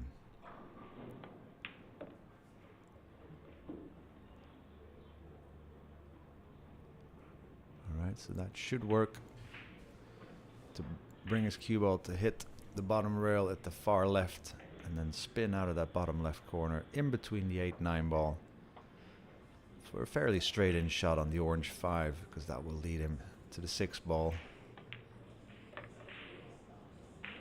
But yeah, Yushin, a very natural left-handed player, doesn't waste much time, and when he's down on his shot doesn't seem to aim too long either, so really trusting his first hunch, first bout of focus. Same as Shane really, and same, funnily enough, even Ralph Souquet. You know, he might have a very deliberate kind of relaxed demeanor around the table, but as soon as Ralph Souquet gets down on his shot, he aims no more than 3-4 times, no matter the difficulty of the shot. You know, some players increase the amount of times they aim if they're faced with a really testing long shot or something. Check Ralph Souquet out, really, when he's down on the shot. Pretty quick player. Sounds weird, but true. So bridging over the 7 ball, not ideal. Can't really, or can roll his cue ball, but then we'll be left with a half ball cut on the black. Doesn't really want to shoot this one with bottom right, although he is. Nice shot. And that's a pretty good result as well. So looking to take a 2-1 lead. All the big games won by the player breaking, so no breaks of serve, so to say, yet. Nice little stun on the black. Nice and relaxed Conrad taking a 2-1 lead in a race to 11. And it's going to be Shane breaking. Now let's see if Shane keeps breaking from the side or if he goes back to his break box area.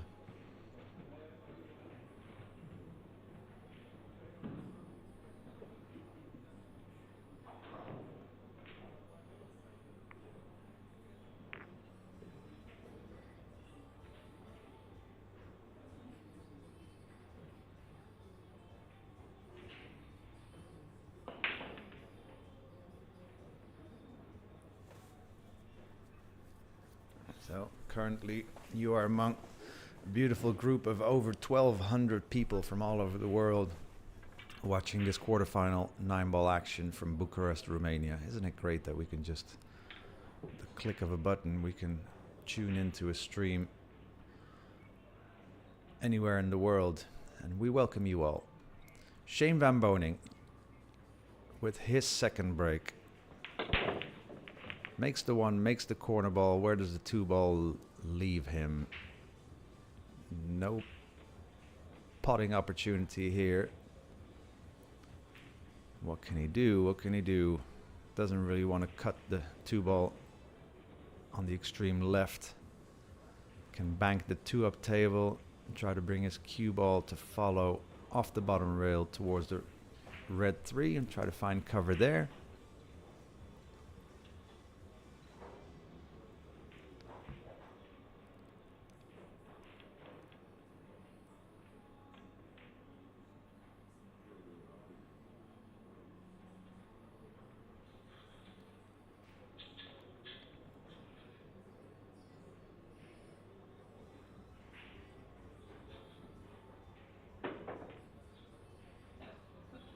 Yeah, interesting. The bank's not on. There's a double kiss there. So Shane taking a bit of time here. Rightly so.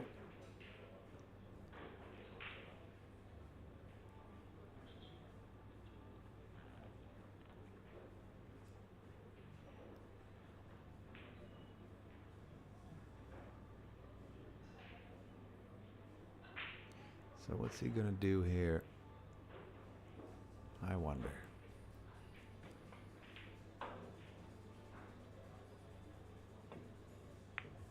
Ooh, did play the attacking shot. Did he? I think he did. Well, maybe he didn't. In any case, Conrad, with no direct view of this blue 2, can maybe swerve it just around that 7, 8, 9. You know, there's a pretty good chance he could make it either directly or off the bottom rail.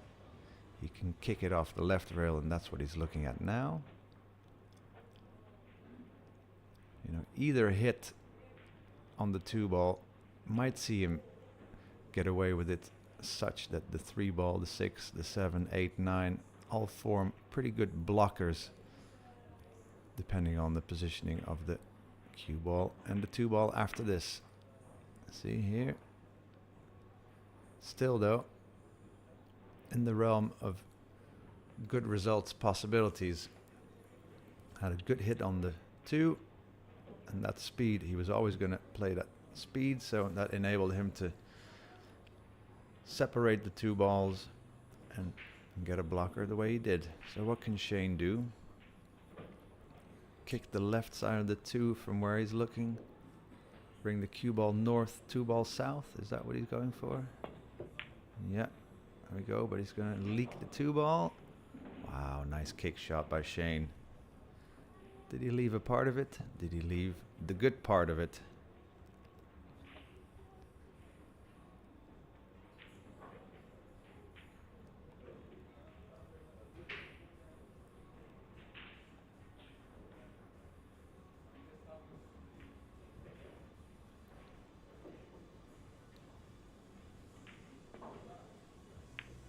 Ooh, hit it too thick, so was definitely able to get to the potting angle and even hit too much of the ball. Ooh. Opportunity squandered for Conrad. Could have come out victorious of that tactical exchange, even though Shane hit the 2-ball kick pretty well. So now Shane wants to probably apply about 1 o'clock tip position to make the cue ball go straight towards us, and then naturally I think it might go too close to the right side pocket, so wants to straighten out that cue ball coming off the bottom rail.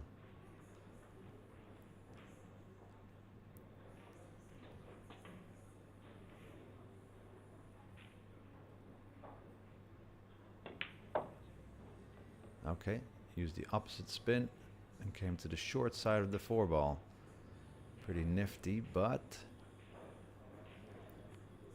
too straight on the 4 ball and needs to get an angle somehow or other, or needs his cue ball to maneuver back up table for the green 6.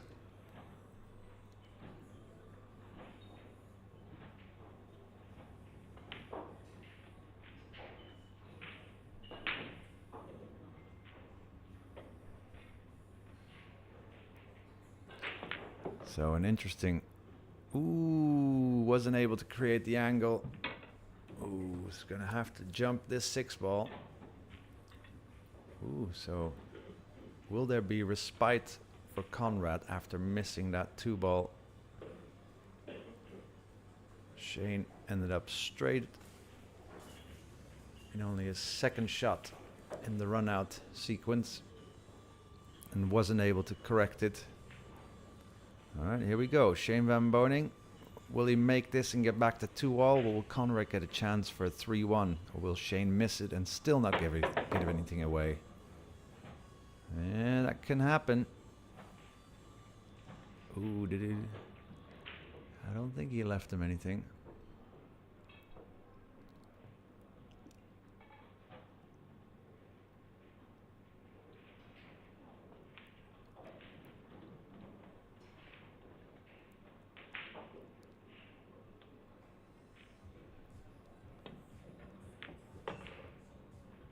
Yeah, well, good pot.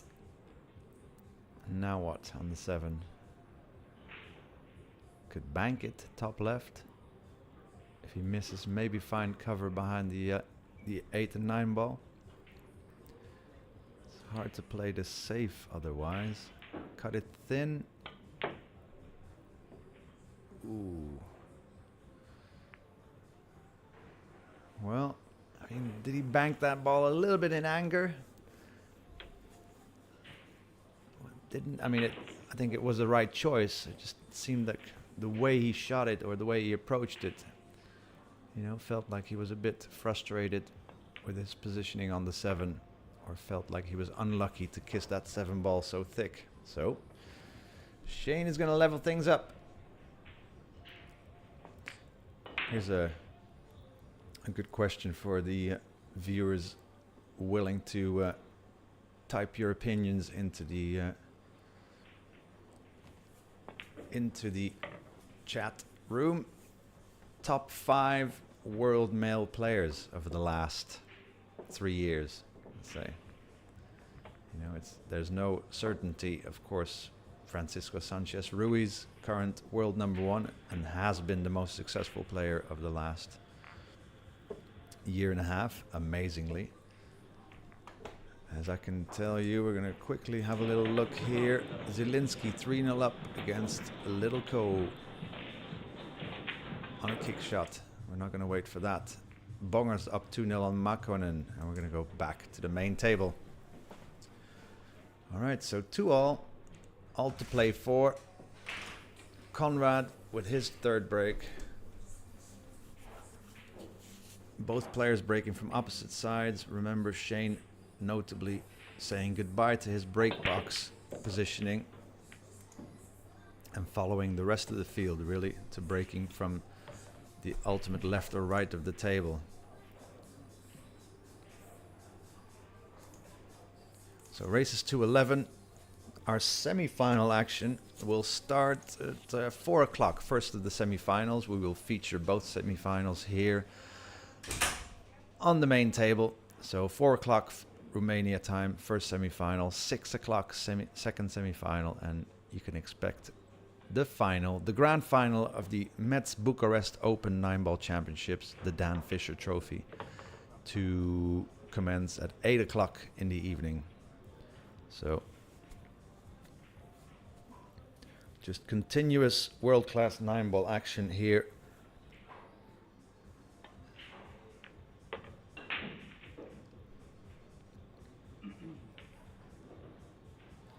All right, pretty swift break and run out this is looking like. Looking to retake that lead.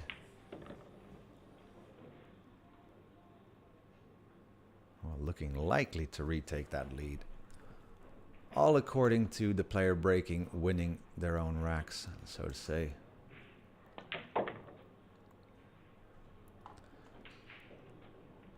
So yeah, absolute best in the world. You know, I have to mention Francisco Sanchez Ruiz, and who would have mentioned him 5 years ago? You know, SVB, undoubtedly, and he would have also been mentioned 5 years ago. Beato often in the frame. I guess he doesn't play all of the tournaments on the US side, on the worldwide. Oh, I guess he is recently though. I mean, it's in general, whatever names we can come up with will probably be fair shouts. Of course, Joshua Filler has to be. Ko Pinyi. Yeah.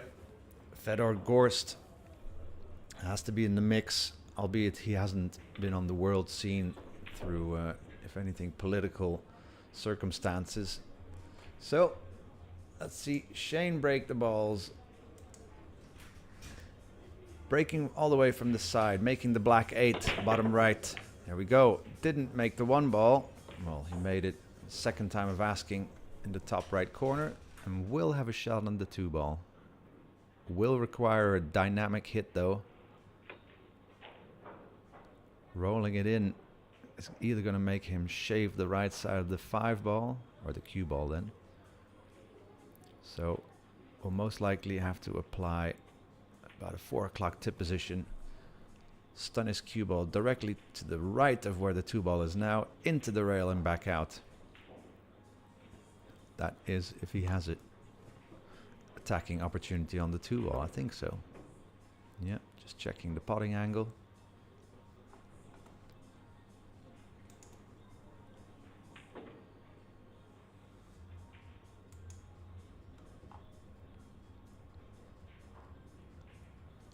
But yeah, in the world of pool in general, as we watch Shane, important shot here.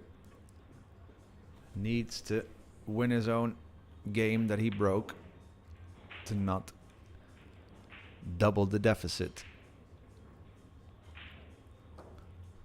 I guess there's just a, like I said, there's a group of elite pool players, you know, a group that has already existed maybe 5 years, and a few players come into the fold like FSR, who has been and is the world #1, so and very who can say he's not deserved of that position, winning all the majors that he has. But pool, you know, the way the game is, even with Matchroom adopting the break box format, which does require a more total game skill set, you know, breaking, pushing out, safeties, kicking, more important than ever with that break box format. Yeah, Kachi just being mentioned.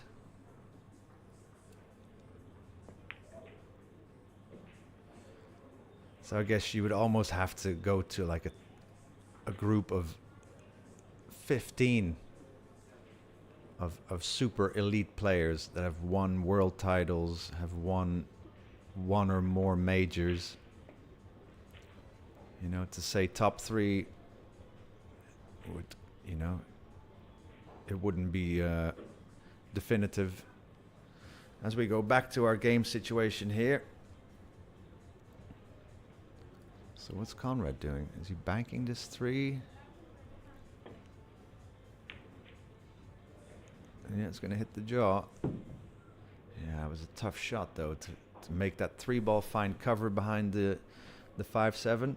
And so it is. Shane with an open opportunity. And no challenges yet to speak of.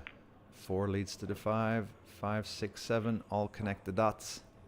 Meaning, if you shoot that object ball, you've got position or a shot of some kind on the next object ball.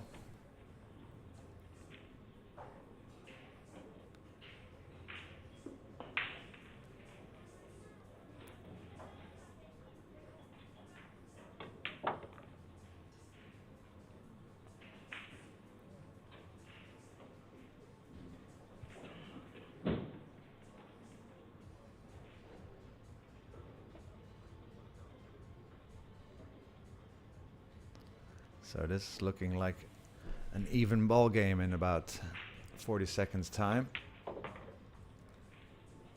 Ooh, spun his cue ball over a bit further than he was looking to do.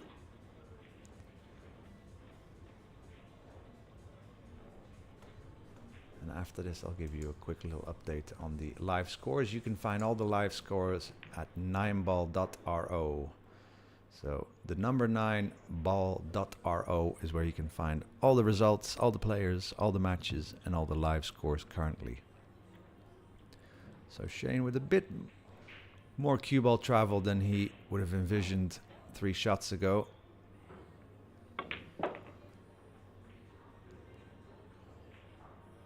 And this 9-ball to give us an even ball game. And then we'll quickly switch over to the other tables as well.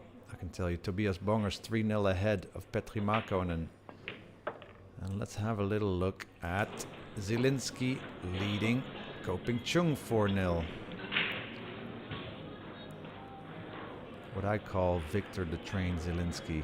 So often he takes big leads or mid-match has a 10-15 minute period where he just strings racks together and just runs through opponents. Such a talented player, like all of the players remaining. And then let me tell you what's happening here. Bongers and Markkonen in a safety situation. So back to the main table it is. So that was a good little discussion, wasn't it? The top players in the world. But it's just hard, you know. Pool is just a game where any of these, or let's say Shane can lose to, you know, can lose a race to 9 to about, well, at least 100 players in the world, where a lot of sports, you'll be hard pressed to be able to lose the number 1 to the number 100 in the world. But that's just the way the game is, and it's what we sign up for, you know, kind of the randomness of what you get given after the break. Someone can go for a pot, miss it, and snooker you in the most vicious fashion. Well, that's just the way it is, you know. But in the end, you know, some come roll for you, some roll not for you, but that is the game we all love. Yeah, Wu Chia-Xing hasn't been mentioned because no one's seen him around, especially through the little thing called the pandemic we've been through, and hasn't come out to play yet. I do hope he comes and plays the World 9-Ball Tour next event.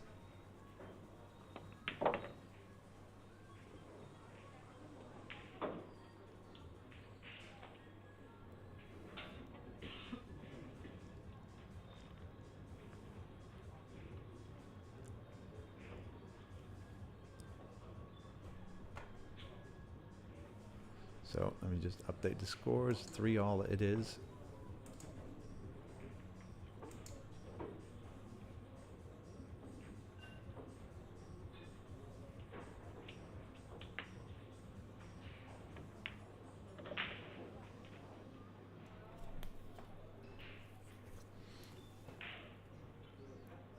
Yeah, Conrad a left-hander, remember. For a right-hander this would be a pretty challenging shot.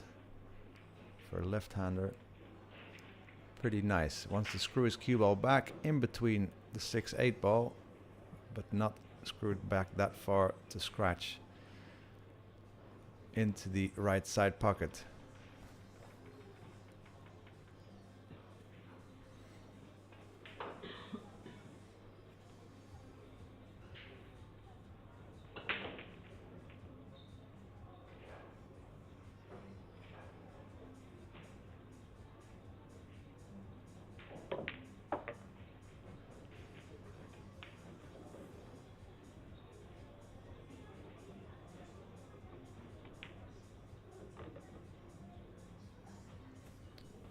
Right, so neither player able to fashion a 2-game lead.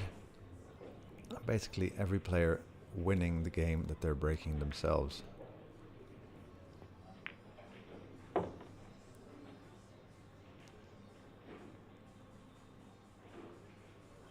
we go, Conrad.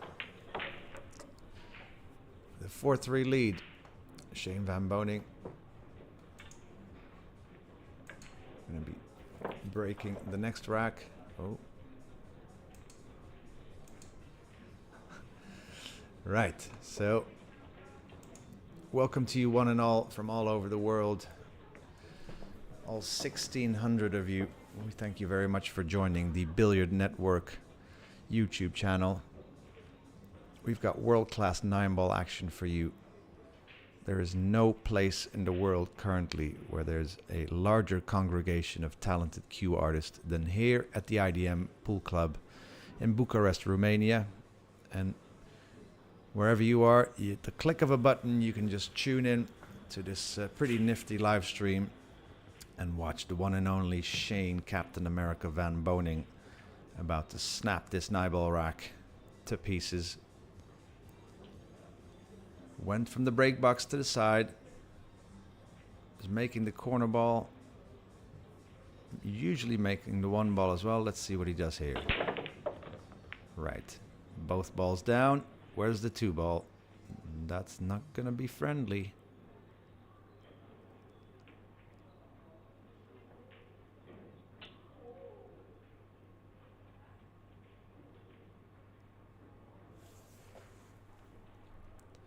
Yeah, so it has to push out.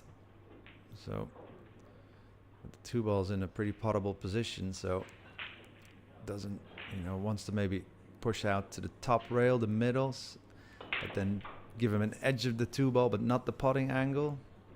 I mean, could give him the potting angle because let's say he pushes out to the center of the top rail to make the 2 and to then play position on the 3 is not easy. So that's what he's looking at now. Could push out to the top right corner, even though the 5 ball's in the way. You really want to be flush on the rail.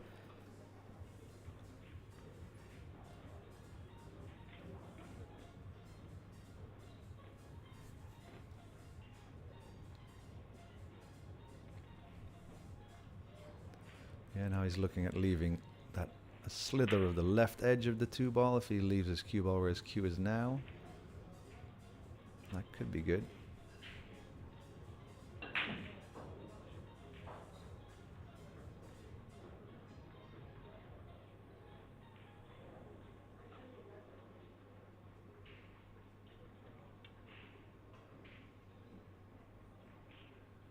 What about leaving it there behind the 7 for a jump? I mean, making the 2 and then playing position on the 3 though, it's hard to come by. I don't think that's the one. Yeah, so has made up his mind. I think let's see if he leaves him the whole pot or just the edge. I think just the edge. Ooh, short with that cue ball. So Conrad has to think here. He wanted me stuck on the rail, and so he's giving me a better shot than I should have had. Not that he cannot still decide to give it back, but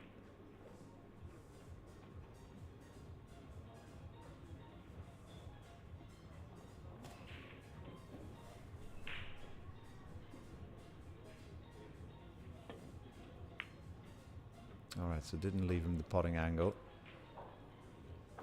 And will he find total cover?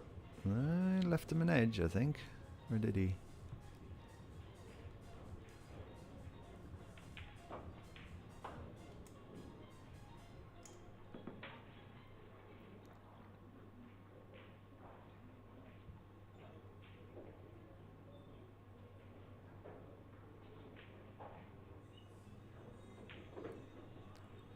So if you like what you're seeing, you can always, please feel free to press the like button. Share this stream if you feel like it with any of your friends that might be interested.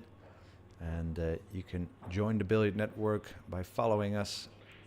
And we will always notify you of any new videos that we upload, new challenge matches we upload. And so you'll be the first to know when we upload a new video. Ooh, cut into 2. Well, he's shaking his head, so it's like he didn't want to. Hasn't got a shot on the 3 bar, the bank cross corner.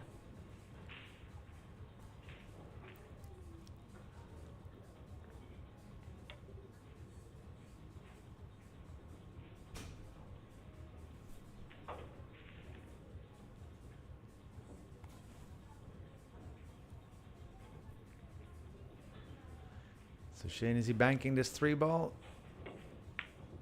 sure is, but also with a safety in mind. So that's pretty good.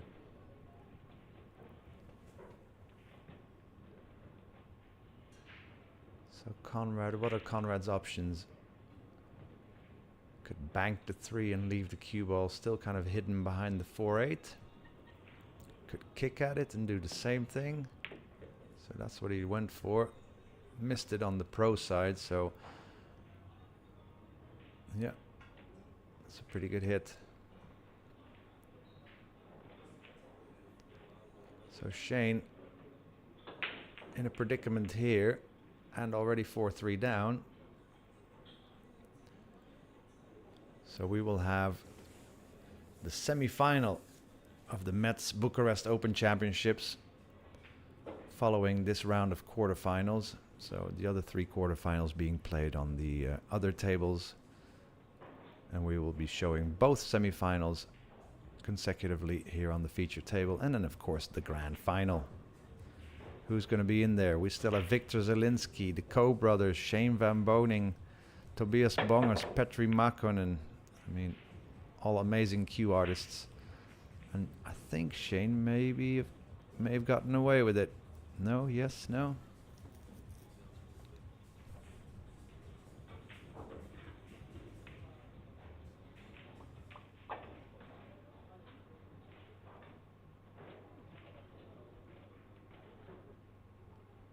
Huh, jumping it is. So may have left him the right edge of the 3 ball.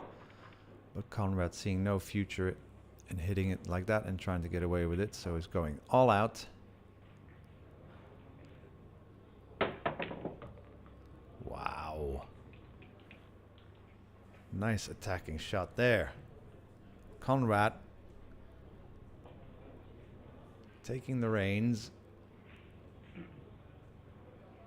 Playing with a positive jump shot. And how good did he hit that?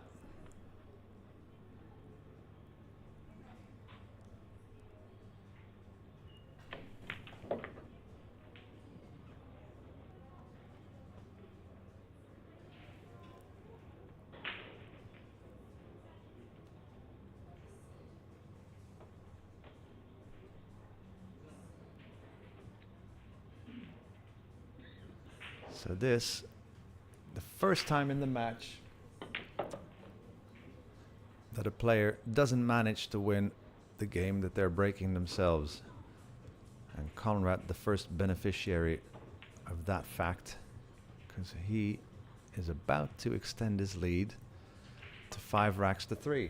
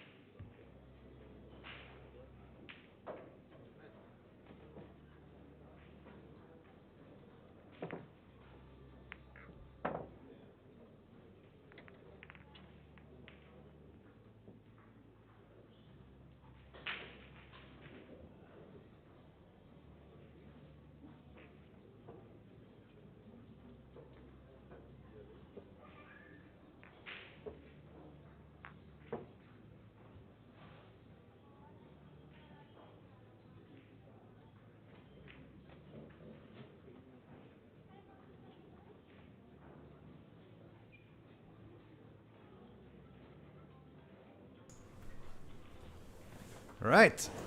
So first time we've seen a 2-game lead. Can he extend it without even letting Shane to the table? So looking to draw his cue ball straight to the left of the 1 ball and back out into the open. All the while making the pink corner ball 1 in the side. Both of that occurred. 2 ball. No way. So another push out most likely. So automatically look to the far corners. So top left, let's say. What if you push it out into that corner? That might be a pretty good option, although he won't be getting it back, I think, because if he leaves it top left corner, oh yeah, well, he can actually cut the far edge, the left side of the one ball or the two ball. Is he going for this, or is he cutting it and bringing the cue ball back towards the 8?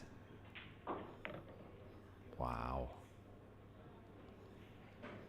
What a potting talent, isn't it? Didn't even blink. Wasn't even like, shall I push out? No, I'm just going to cut this 70-degree angle pot. Nice, but what to do here, what to do here? Cut the 3 onto the left rail and try to find cover behind the 5 ball. I mean, that doesn't look like an appetizing shot.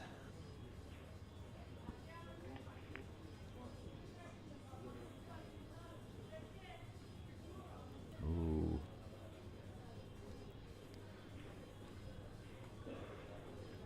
Don't give Shane this opportunity.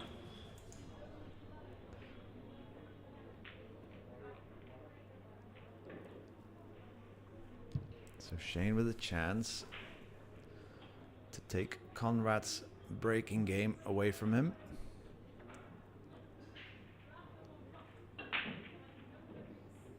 Yeah, nice stroke required here, like a medium 7 o'clock spin, medium stroke. Basically, string your cue ball straight to the right and back out to the center of table for position on the 5.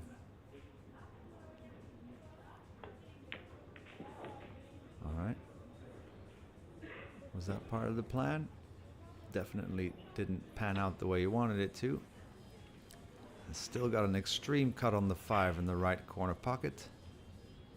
The cue ball will be going probably 4 rails, hitting the 3rd and 4th rail around the green 6. Or is he dragging his cue balls? Aiming low.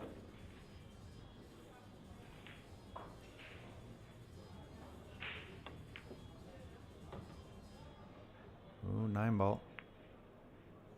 All right. Nice little roll there. Pretty much ideal position here to get position either for the 7 in the side or the 7 in the corner.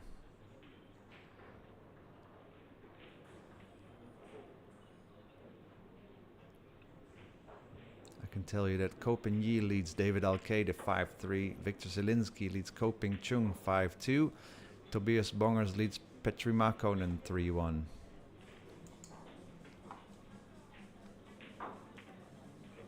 Make that 4-1 for Tobias Bongers against Petri Makkonen.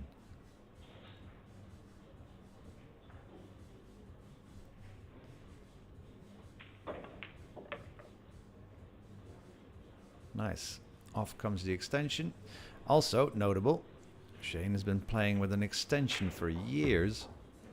And first time this tournament has gone back to the normal length of his cue. And, you know, after Earl Strickland being the instigator of having a longer playing cue than would be industry standard, Shane soon followed suit. Well, and look at how many players in the world are now playing with an extension. Shane, though, gone back to his normal cue length and coming back to win this 9th rack, now only trailing by 1.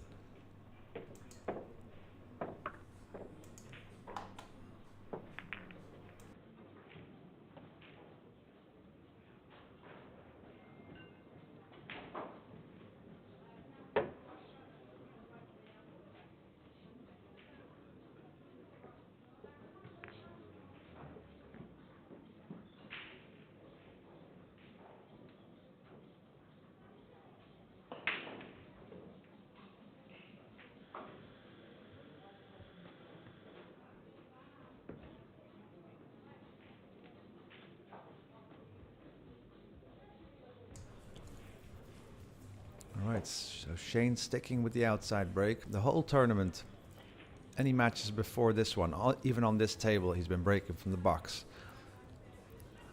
Thumping the 1 ball, making the red 3 bottom right. Will he make the 1 ball left side pocket? But where will the 2 ball go then? Oh, didn't make the 1.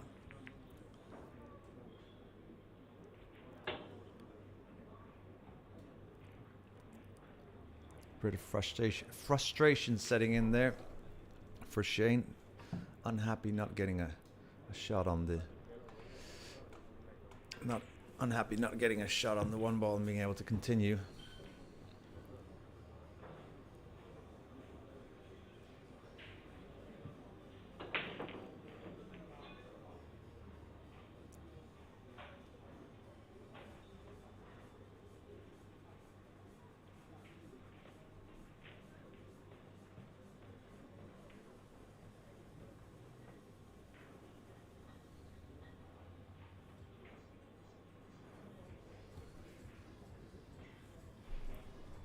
Will have a shot on this one ball. I think he's going for it. Bottom right, guiding his cue ball into the 2 ball. Uncertain how that's going to pan out, that positioning. Here we go. Big stroke Shane.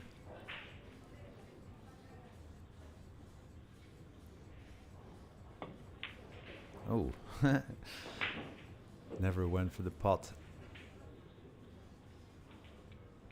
Yeah, and that will do just fine. I mean, it was really willing his cue ball to go behind the orange 5, and then it wouldn't have mattered where the 1 ball landed. As things stand, hit it good enough.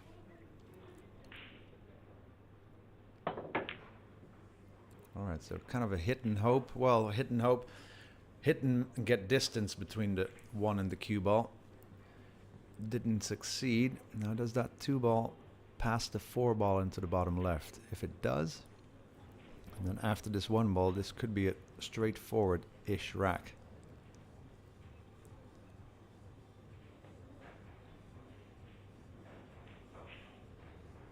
Yeah, so sizing up this 1 ball. Hasn't been a free-flowing match. And that's either, because the opponent plays well and keeps you from having the opportunities you would like. Sometimes the balls just roll in certain ways that you don't get break and run out opportunities as much as you'd like. And sometimes, you just have to kind of focus yourself into the match on certain shots.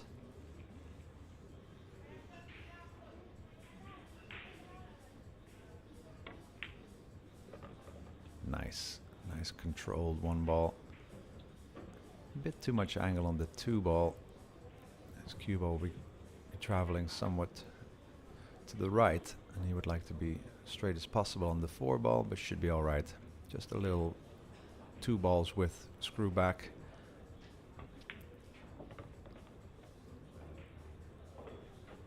Right, so Shane in line to level things up at 5 apiece. That's inviting the commentator's curse almost, isn't it? But with the layout of these balls,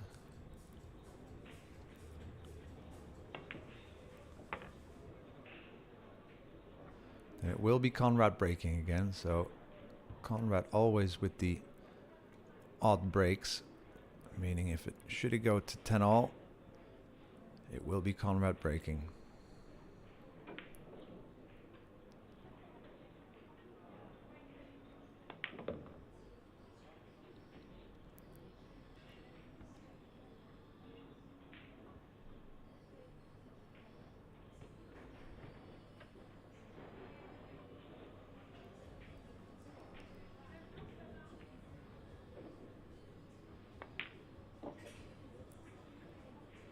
Right, so a nice 1 ball by Shane after a good safety.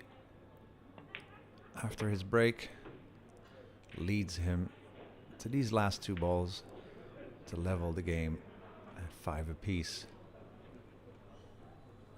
All right, I think by the end of this match, we may be going over 2,000 viewers. Shane ever so popular all over the world. Just returned from a trip to Dubai for 10 days after his UK Open exploits. Shane van Boening wins his 5th rack. And let me take you to another area of this playing field here. Let's see. All right, Zielinski going along very nicely. There's no separate stream for this match happening currently. I know some of you would love to watch this match as well, maybe even on split screen. I have to choose one or the other. Let me quickly look at another situation. Tobias Bongers 4-1 over Makkonen. All right.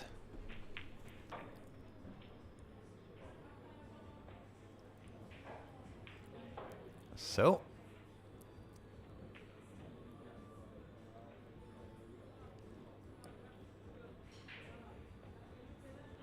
let's see what Conrad can do. Can he regain the lead without even letting Shane back to the table?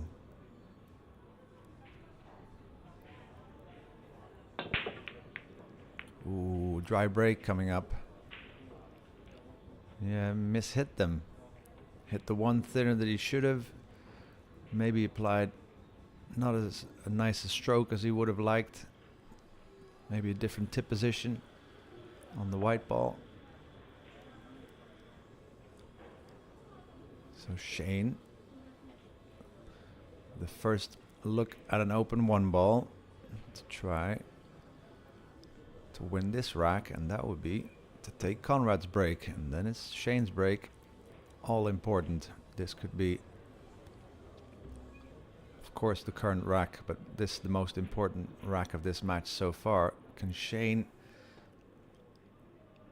break the serve of Conrad and hold his own to take a 2-game lead? Well, that's far ahead, isn't it? So this 2-ball already. Oh, did you see that spin that was left on the cue ball? Without that right spin, which made it spin to the left, he would have had a much steeper angle on the 2-ball. As things stand, still not easy. Naturally, the cue ball will go into the bottom rail and spin around the 3.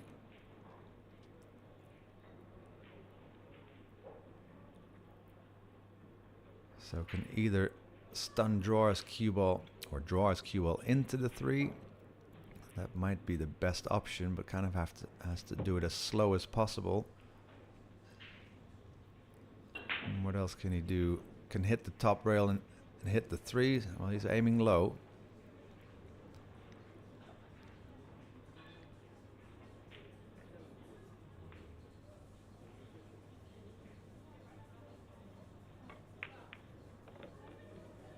Yeah, tough, but he's got a very makeable bank here.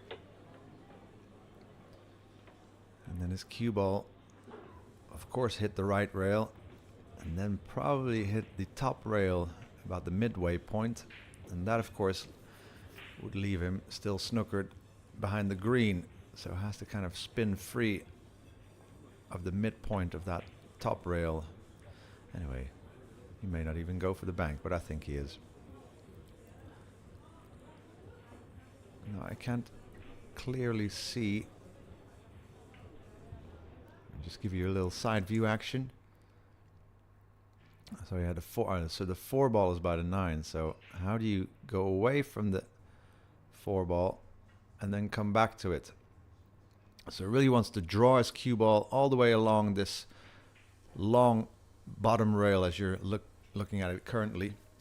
And then with a lot of spin his cue ball in between the green brown 6-7 ball to get position on the 4 ball.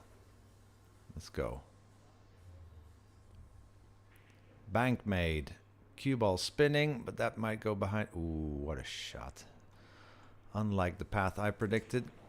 But what a shot. Shane van Boening coming up with the goods.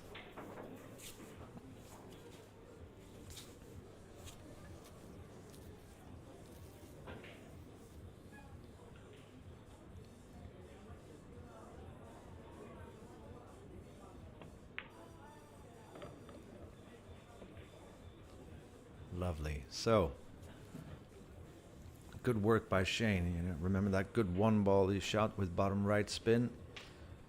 Still had a difficult shot on the 2.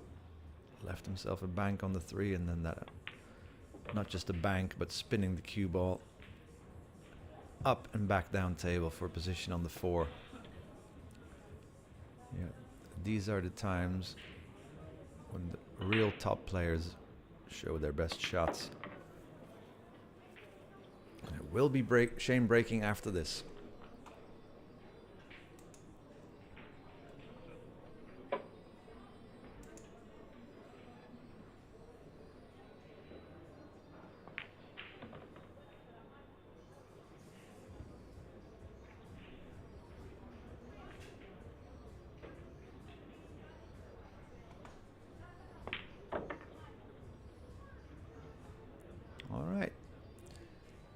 Shane Van Boening taking a 6-5 lead in this race to 11 to get himself amongst the final fantastic 4 players of this world-class 9-ball tournament in Bucharest, Romania, as we take a timeout, and we'll be right back with you.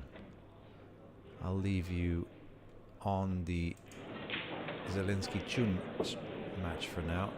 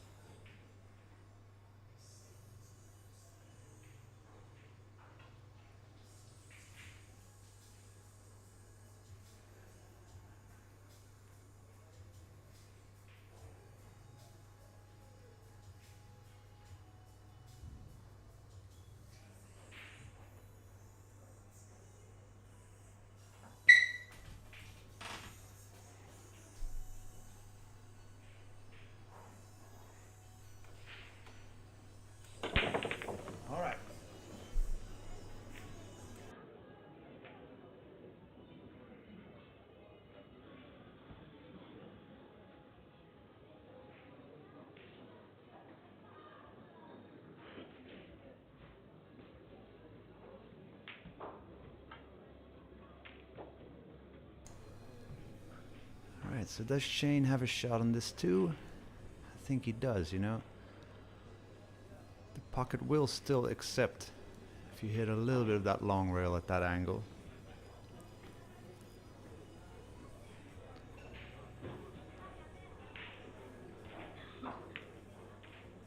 Yeah.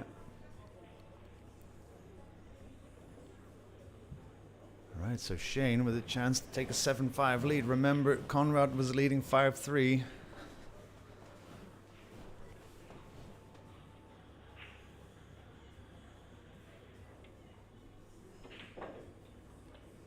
Don't want to foul by taking the template away, do you?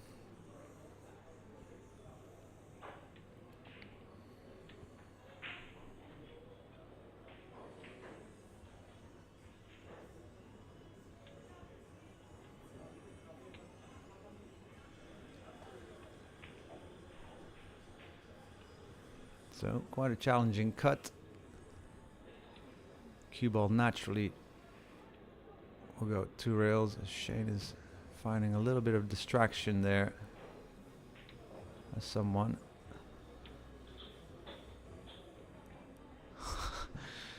Maybe just kind of casually tapping him with his Q-Tech cue, telling him to either stop moving or stop talking and just respect the game currently happening in this feature arena.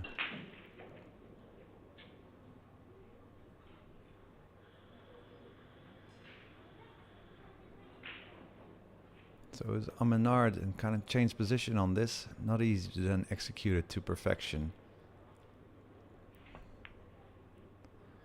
Lovely, look at that. How he kind of dragged his cue ball. All right, so I think the 6-9 is on. Unless it's dead set, he won't be going for that. We'll keep a 20 to 40 degree angle on the 5 ball to maneuver his cue ball towards that 6. He just checked that 6-9.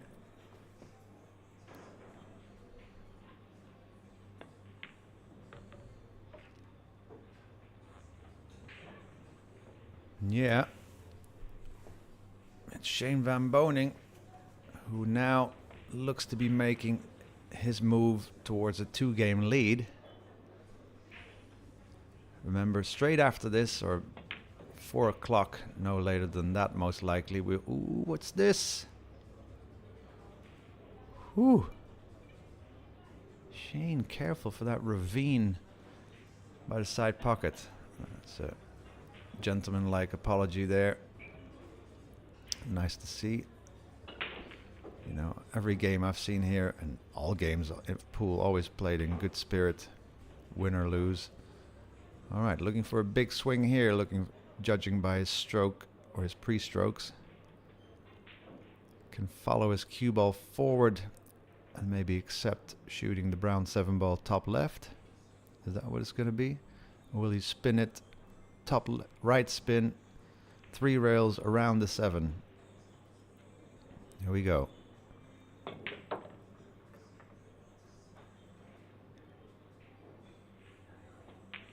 All right, not ideal, but still acceptable. Can stun his cue ball over directly to the right for position on the 9. And the 7 ball will have a nice speed so that to make the jaws of the pocket as friendly as possible should it not go in straight. Yeah, and that's pretty much swish without hitting any part of the rail. This 9 ball for a 7-5 lead. Shane Van Boening overtakes Conrad after he was leading himself 5 racks to 3. The last 4 taken by Captain America Shane Van Boening. Semi-final action at 4 o'clock Romania time, followed by the second semi-final at 6 o'clock, and then around 8 p.m. Romania time we will have the final of the Mezz Bucharest 9-ball championships 2023, the Dan Fisher Trophy. Also kindly sponsored by Aramith Balls, Iwan Simonis, the Turtle Rack, and of course Mezz Cues, making this tournament possible. Go check out their line of fantastic looking and fantastic playing cues. Mezz Cues.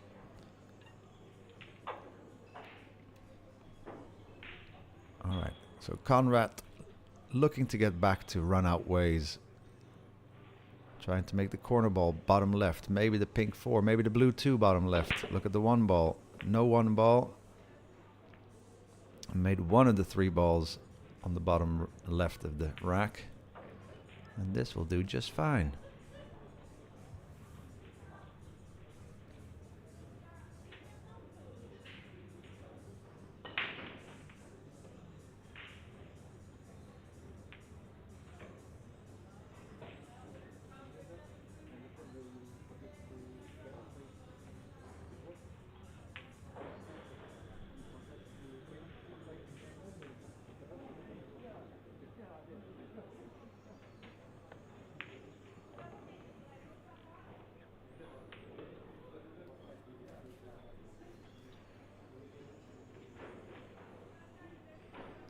So as you can see, no clusters, all balls into the wide open of this table.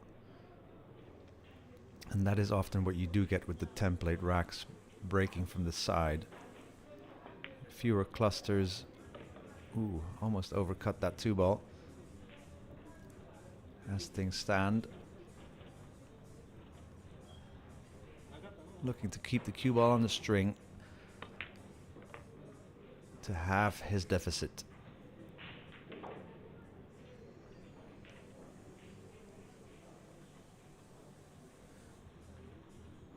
It would still be nice to get a nice explanation about why it is that left-handed players always seem to look so natural and effortless at the table. Not that Shane looks like he's struggling when he's playing, but you know, it seems like the left-handed players, you know, Joshua Filler, Jayson Shaw. If anybody can explain that to me, that'd be nice.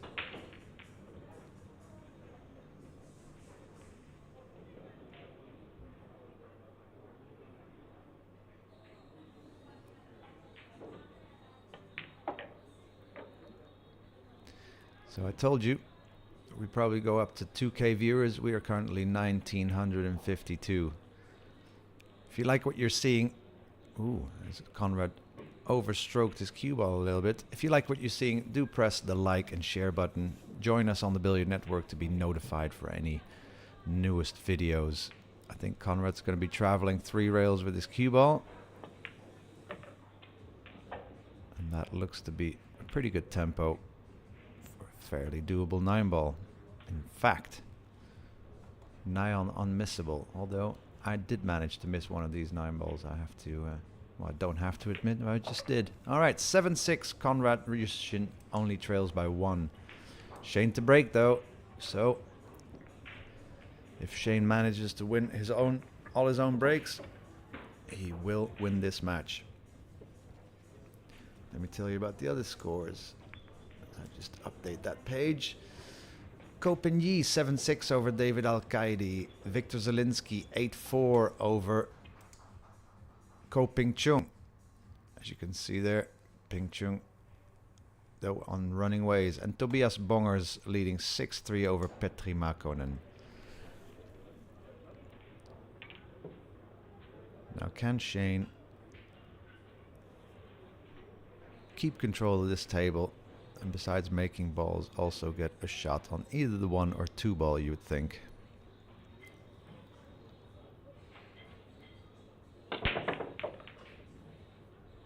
Oh, and this will be a dry break. How often do you see that from Shane? 3-point rule in effect to stop players breaking soft. Points can either be collected by any ball you make on the break is 1 point each, and then any ball that passes the white line on the top 25% of the table in the breaking area is also 1 point. Shane made a ball, but only the 5 ball passed the breaking area. And so that means 2 out of 3 points means control passes. Conrad could give the table back if he wanted to. Nice. Nice opening bank shot. A little bit of a drawback off that 8 ball. He's definitely a gutsy player, Conrad is. Besides a very talented potter of the ball, also gutsy, and just, you know, he's had already around like 10 years of playing all the international tournaments, so much experience. Still unable to win a major, but you wouldn't put it past him. And although he could also win today.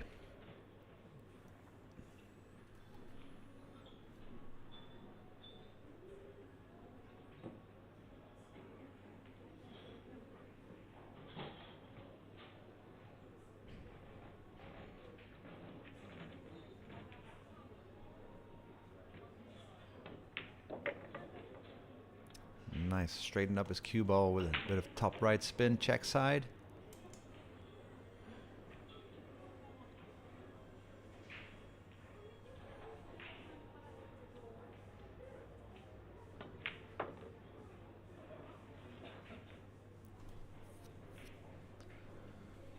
All right, so that dry break from Shane. Wow, this is going back and forth here. This is nice.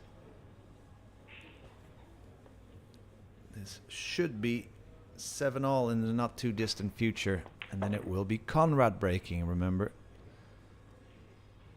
And will this be the moment that Shane, no matter how good he breaks or runs out from here, can only sit and watch how Conrad breaks and runs his racks or keeps control? Although usually it doesn't happen right in that way. Very seldomly do you see players breaking and running out like 3 or 4 racks each in a row in an alternate break format.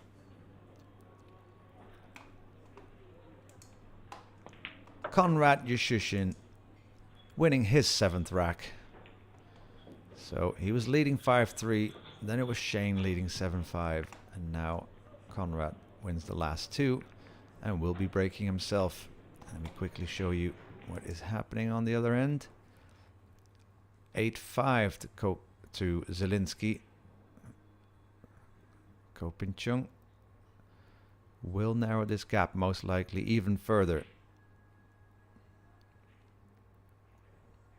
And on the other table, Tobias Bonger 6-3 against Makkonen with a fairly straightforward run out.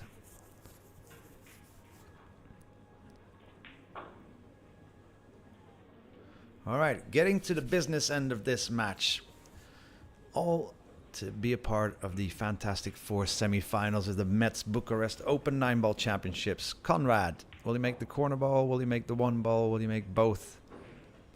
What will be the lowest ball remaining on the table? It will be the 1. Will he get a shot on the 1? Well, a shot does not mean an easy shot, but I think he's going to go for the bank here.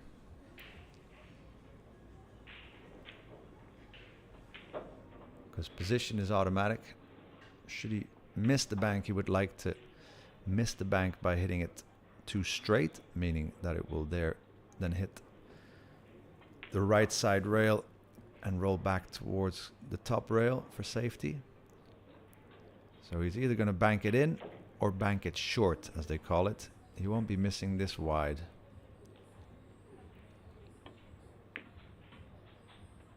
So short it is. And although this is a difficult safety though for Shane, I was thinking, well, Konrad's not going to like his result after this, even though this is not straightforward. But this is the time when Shane performs. 7-all, race to 11. On Konrad's break, getting any look at a ball should be pretty happy about. So this he can hit at least half ball.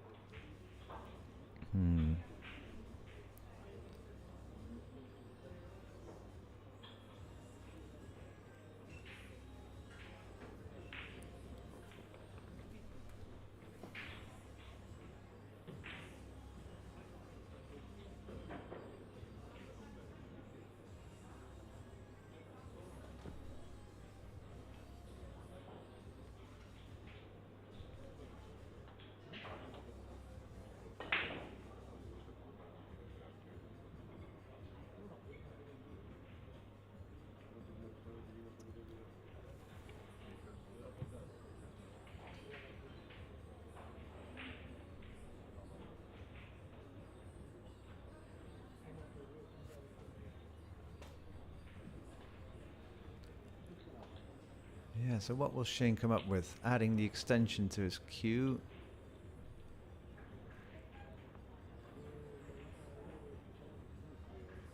I could bank the 1 ball back down 2 rails past the 7.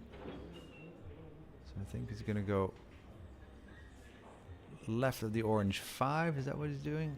I really don't know. Yeah. Ooh. Ooh. Got away with one there. Wow. And what to do here? This is such a difficult safety always.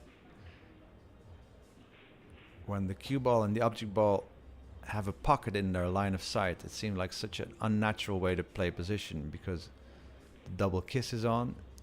He can only hit the 1 ball, you know, about a quarter ball on the right side. How can he hit this and get away with it? He might actually be better off kicking it off the bottom rail.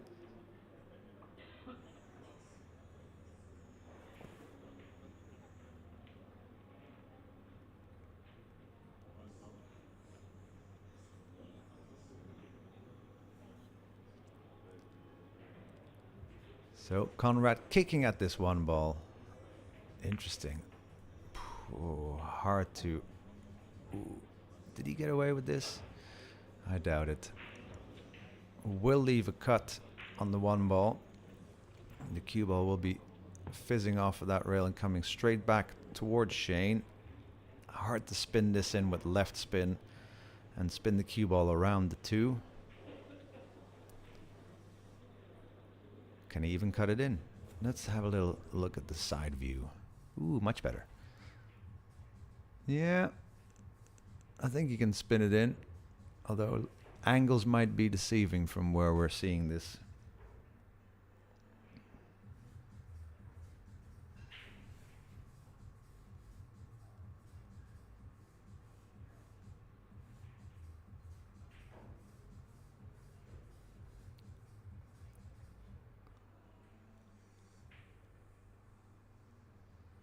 Well, and that will pretty much do just fine.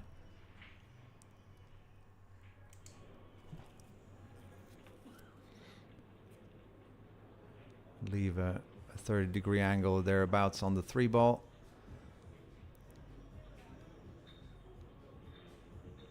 So stun draw it into the top rail and back out a little bit.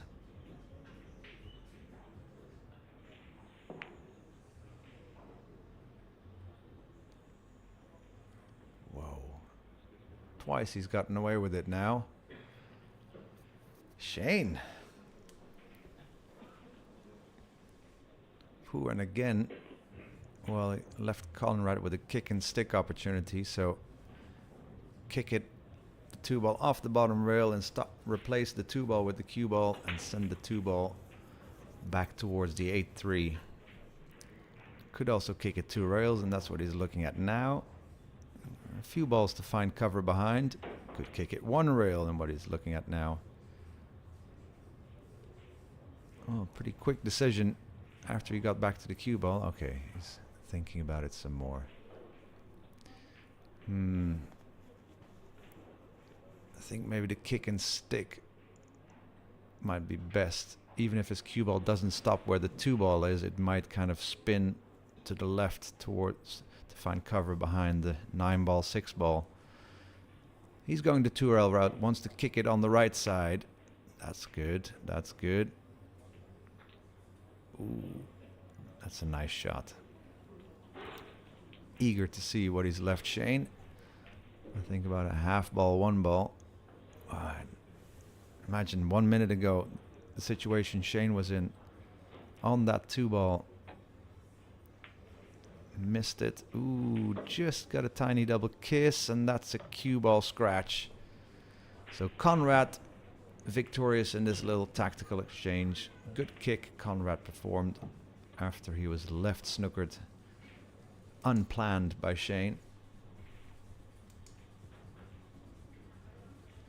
So my finger got a bit trigger happy. You may see the score change in a second or so, and that will change back because it's not. All right, so Conrad, ideal line.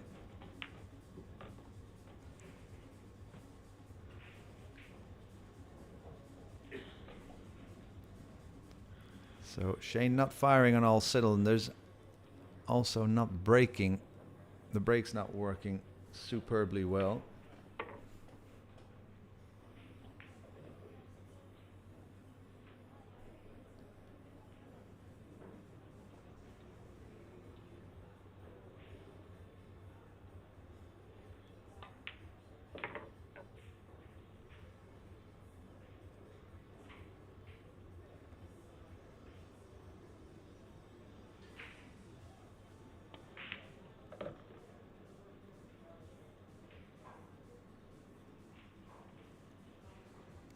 So Conrad, still though, all on serve. So it will be Shane to break next.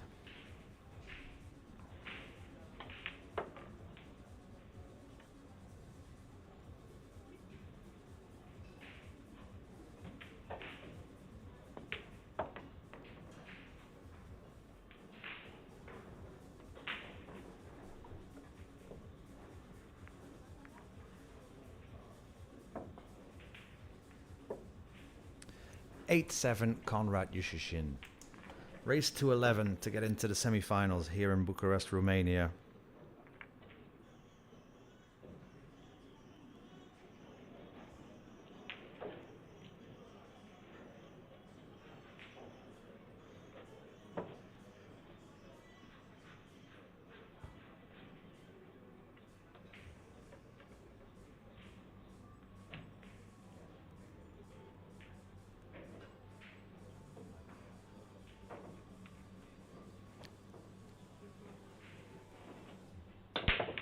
All right, so Shane back to the break box. Back to what he knows best, especially the last few months.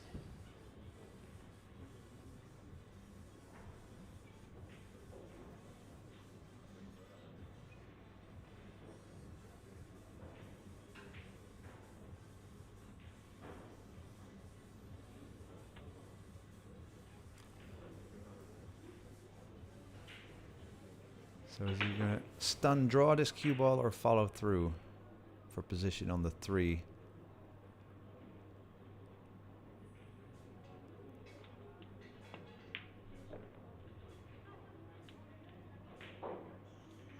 Oh, careful. That cue ball has to stop. Difficult. So Shane lacking a little bit of touch, a little bit of quality in some of his shots or breaks.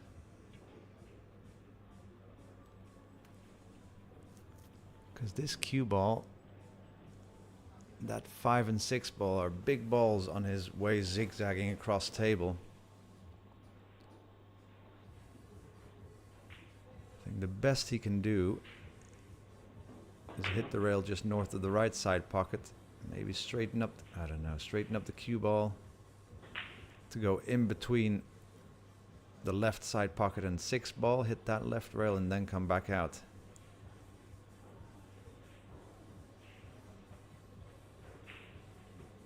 So a little bit of trouble invited upon himself by hitting that first shot a bit too hard.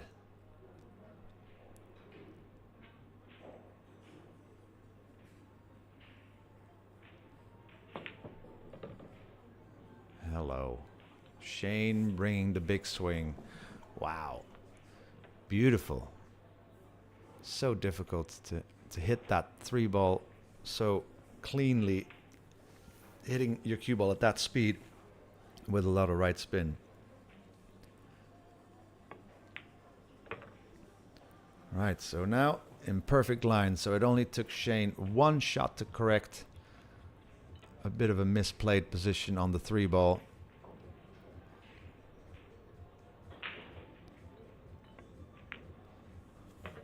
Close game we're watching here, isn't it? A bit of a back and forth. Both players, of course, can't play perfect. Definitely trying their hardest. No player really losing the plot, if anything.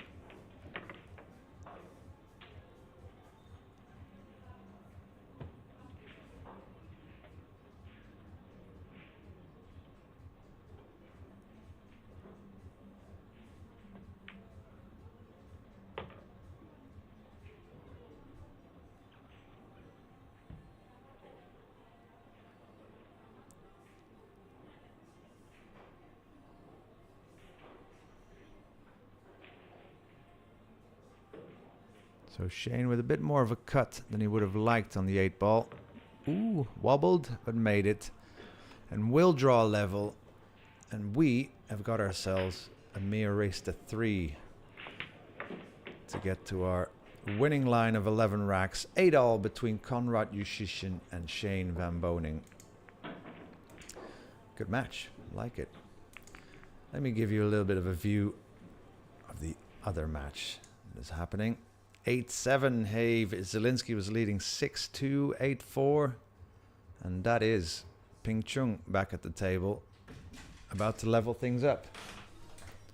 And then on B1, we have Tobias Bongers in the lead against Petri Markkonen. He's about to make it 7-4. Right. So, all on serve, you could be able to say. We've had a few breaks of serve, but then players being pegged back. Both players not breaking as clean as I've seen Roberto Bartol do, or the Coe brothers. So, can Conrad keep control after this break? Makes 2 balls, another ball passes the breaking line, and that 3 ball will leak for an opportunity. 4 to the 5 needs a bit of specific cue ball action. So, look, you have this cue ball. Yes. Here, so make it smaller, and then you can move it around. You say, oh, I want the cue ball here. Okay. So when you don't want it active, you just press the R. And so when you want to show it, you press this. Yeah. If you do this, it won't move. Yeah. Yeah. So you won't be able to move it. So then you have the cue ball. So once the cue But ball then I also need to press transition still. no, because you'll have it here. So it's, now it's live. Okay. Yes, so let me try that once. Ooh, so Conrad Yushishin. You need to make it visible. You need to make it visible. Yeah. So Conrad slightly overrunning his cue ball. Look at the little feature we have here. Of course, want it to be either there or there for this position. Well, here we go. Sorry to keep that second cue ball in your screen. And that is no good, ladies and gentlemen. It's good. It can work. So a little bit of an extra feature by which I will be able to show you where I think they'll be playing position, or maybe pushing the cue ball out too. And this is for Shane to break Conrad's serve. Opportunity missed by Conrad. And it will be Shane to break. Again, running a little bit over his positional ideal. Of course, still a very doable 7 ball.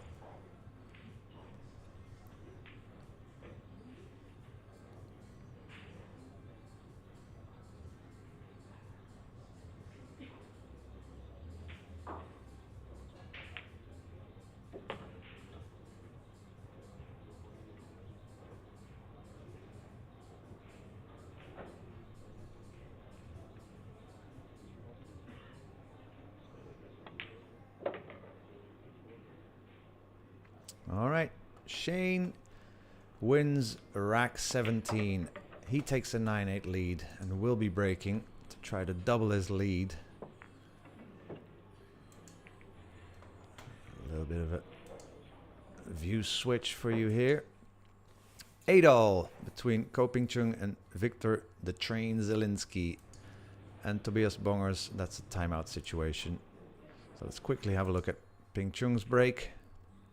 See, he breaks the cut break as soft as he possibly can, and still push that green 6 ball bottom right. Also giving the 1 ball a chance to go in. Oh, hitting him harder and fuller there. So that's what I saw him do, and he would break soft on the TV table. All right, so Shane went back to the box break in his last break after only this match moving the cue ball to the outside of the breaking section. Yeah, he's going back to the box. So trying to cut the 1 ball, half ball, thereby trying to make it in the left side pocket. Sometimes he makes the green 6, although a lot less often than players breaking from the side do. So let's see what's here. Can he keep control and take himself to only 1 rack required for the win? Made the 1 ball. Made a legal 3-point break. He's got a shot on the 2. Yeah, this is what he's been doing the whole tournament. Now, what can we see here? Can roll the 2 ball in. Now the 4-5 needs a fairly specific positioning. Might want to play position on the 4 ball. about there. I mean, could also keep the 4-ball here and kind of spin the 4-ball in. Anyway, that's for later.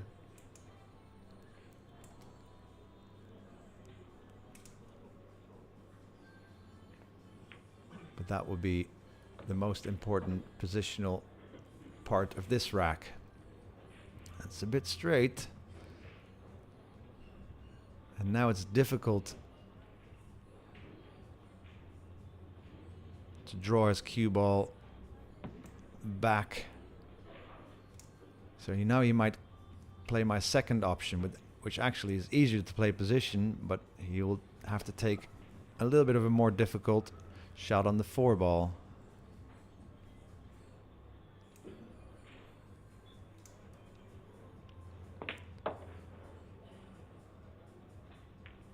Yeah, so even if he rolls this in and shaves the 5-ball on the left side, that will still be okay. Should still be able to hold a 20 to 40 degree angle on the 5 to maneuver his cue ball straight towards the 6. 6 gives him a shot on the 7, etc. So this key shot in the rack, key shot in the match, leading 9-8. He's got a chance to make it 10-8.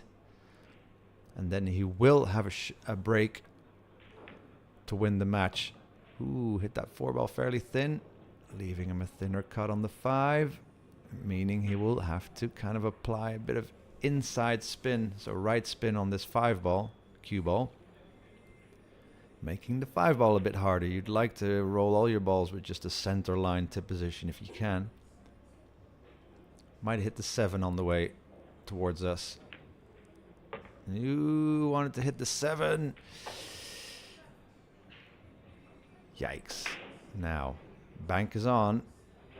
Can kind of keep the cue ball just underneath the 6-ball, I think, for position on the 7, but then we'll have to shoot the 7 with his cue ball from there. Here we go. Elevated bank. It's the time for champions to make their move. Ooh. Oh, should have never been in this situation. That all stemmed from his 2 to the 3 position where he ended up straight on the 3-ball, remember? Although had a good position on the 4-ball, but then kind of hit the 4-ball too thin. Is he playing safe? No, that's very unlike Shane. Well. Ooh. I think he left him a shot, you know. Disgusted Shane sits back in his chair, unhappy with his exploits, especially in the last 2 shots of this rack. I think Conrad can make it, or he's not sure. If you're checking from both sides, well, he looks pretty peaceful. So natural position from the 6 to the 7, that's a good thing. So make the 6 and you will have a shot on the 7. Ooh, too thick. Well, whether he's snooker Shane or not, it matters not. Can jump it, can swerve it. Yeah, position on the 7, not a certainty.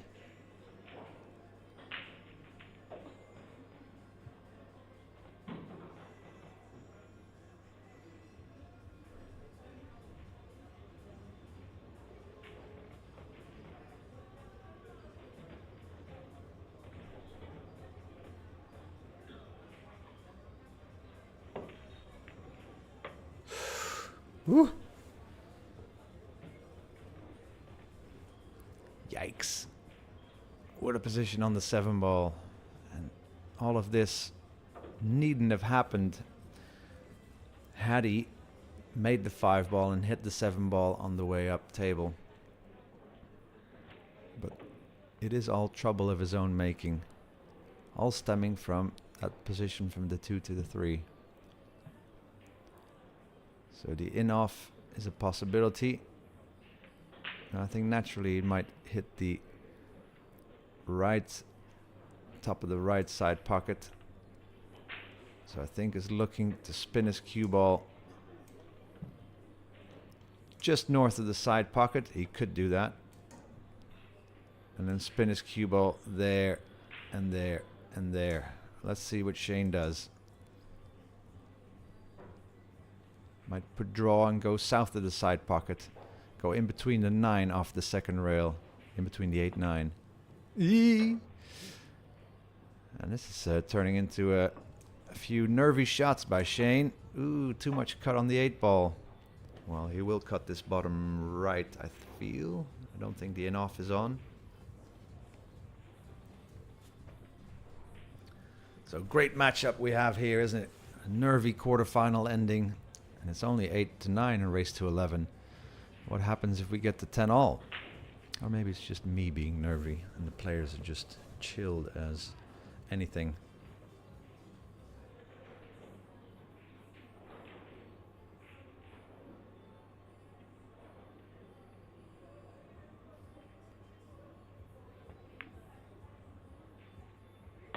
Whew.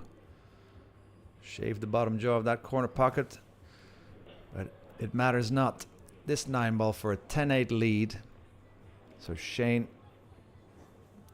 breaking Conrad's break and now holding his own.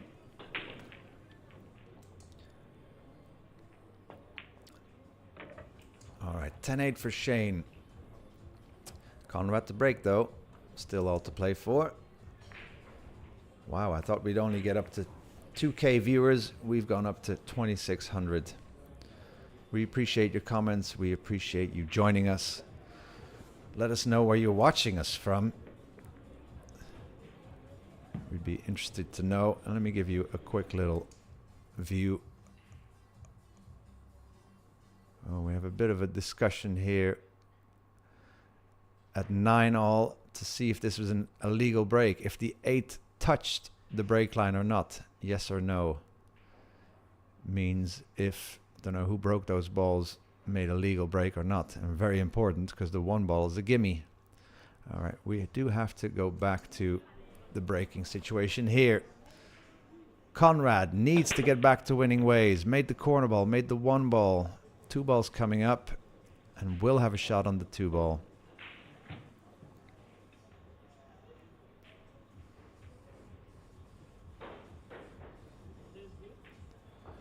Yeah, it's got to go.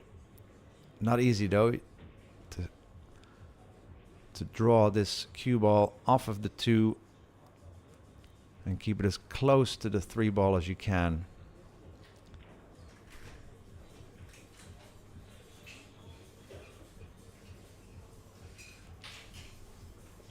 So it's a long distance, so the cue ball will have quite some speed after leaving the 2 ball. And he kind of wants to hold this cue ball, draw the cue ball off the 2 in between the red pink. He's looking to follow it, but then he's going to hit the pink 4, you have to imagine.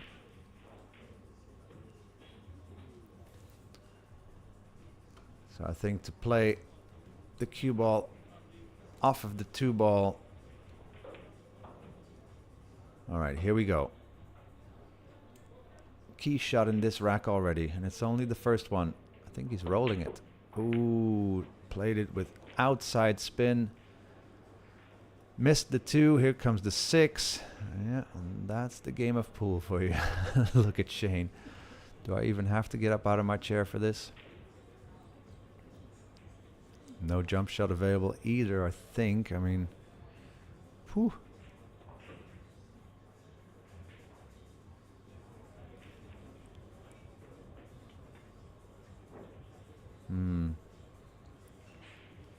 Difficult kick with the 2 ball being, you know, at least 2 balls with off the rail.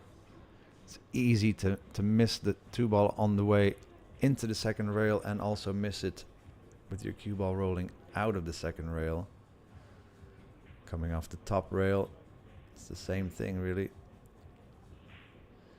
So you kind of only have the about 3 balls widths to hit with this current situation. Had the 2 ball been, you know, any further to the rail,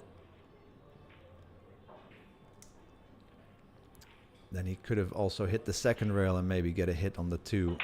I mean, that may still happen. Imagine he's looking for a direct hit though.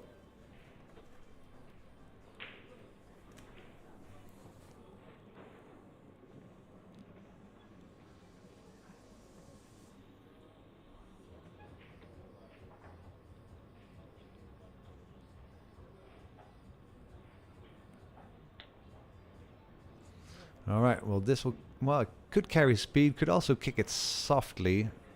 Well, I think it will, knowing Shane, it will carry some speed to be able to separate the two, maybe even make the 2-7. See, soft hit, but it might go wide. Yeah, with that new cloth, so hard to determine. The cue ball kind of sliding further to the right than you think it will. All right, so this Conrad's break, so Shane will have the break in the next rack, even if he loses this one.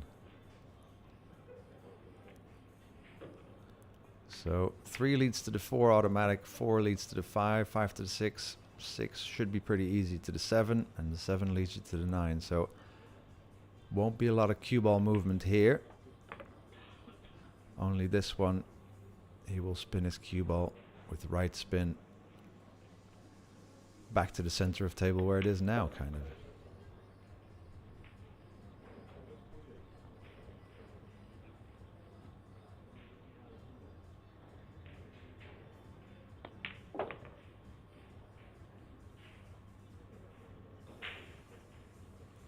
Yeah, close ball game we've got here, ladies and gentlemen. Hope you're enjoying it on the Billiard Network channel. And the closer we get, I think the viewing numbers will go up even further. So this game going into its 20th rack, race to 11 to get into the semi-finals. It will be Shane to break. Let me quickly try to give you some view on the table. 9-all ball game between Zielinski and Ko Ping Chung. Ko Ping Chung at the table. Zielinski had led 8 racks to 4, I believe. Yeah, I know. So let's quickly watch how this unfolds from the 6 to the 7, and then we will switch back to see Shane break. Okay, gotta go back.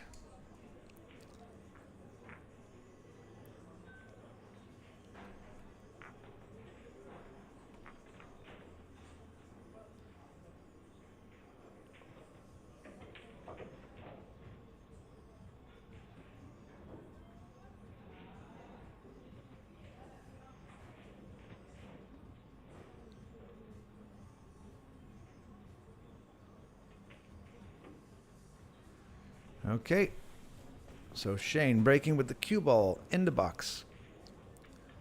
Not really looking to make the corner balls necessarily, or one of each, but looking to make the 1 ball in the left side pocket. So watch that one first and foremost, and then watch his cue ball zip to the right and to the left, maybe into the 9. 9 on the break to finish. Oh, close. I mean, yeah. Ooh, that 3 ball is not going to be friendly. That's a small alley past the 7 ball, if any. Whew. Alternatively, I could see him hitting the 3 ball head on, sending the 3 ball 3 or 4 rails around back to the south side short rail of this table. And cue ball up table. I think he's got the 7. So I think he's going for this, ladies and gentlemen. This most likely determines if we're going to have a final rack decider or not. This 3 ball needs to stay snug on that rail. Hitting the 7 will make it miss. Oh, he's rolling it. Okay, still though, same brief.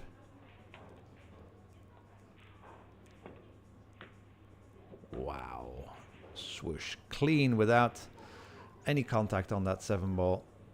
But now the reaction of the cue ball will be at least, 35 degrees. Will be at least hitting the rail no sooner than there, and from there on will probably be here on the 6. It's hard to get it there, or impossible almost. So, whew, but it's got to roll this in.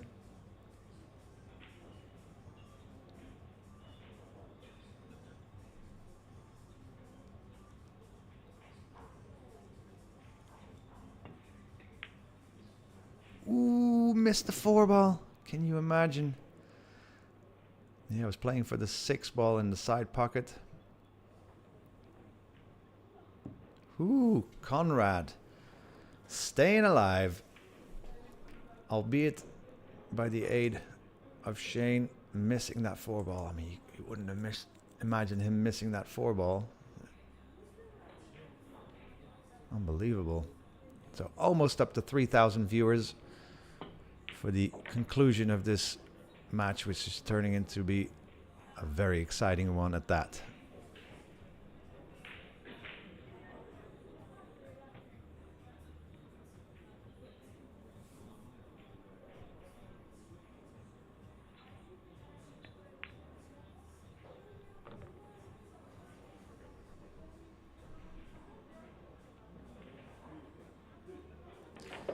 Yeah. Oh, remember, sorry, I forgot to update the score in my excitement. Sorry. So 10-9 and Conrad about to take us to a final rack decider. Shane with a missed opportunity on that 4-ball. Ooh. Will that come back to haunt him?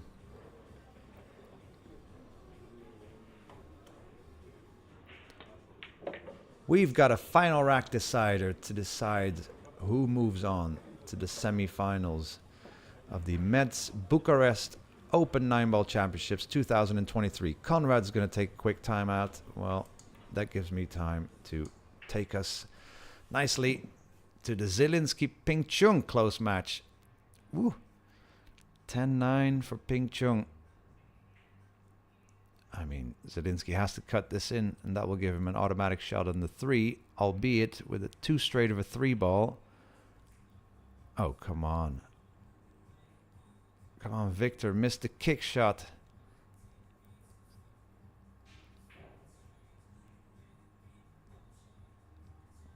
So now Ping Chung with the chance to keep an angle on this 3-ball, albeit kind of wants to be where the 6-ball is now, to drift this cue ball over off the rail for position on the pink 4. Yeah, doesn't want to be straight. Ooh, what a disappointed Victor this must be. Leading 8-4. Something must have happened along the way. You wouldn't have just been outplayed for the whole of remainder of that match.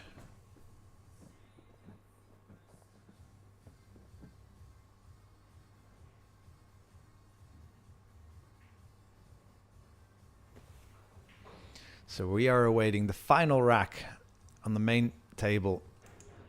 Okay, let me just quickly make sure I'm not missing the final break of Conrad. Remember, Conrad to break. Shane had a chance, squandered that opportunity, and we will see Conrad break and potentially run out without seeing Shane back to the table in this 2023 edition of these marvelous 9-ball championships. Let me quickly switch. Okay.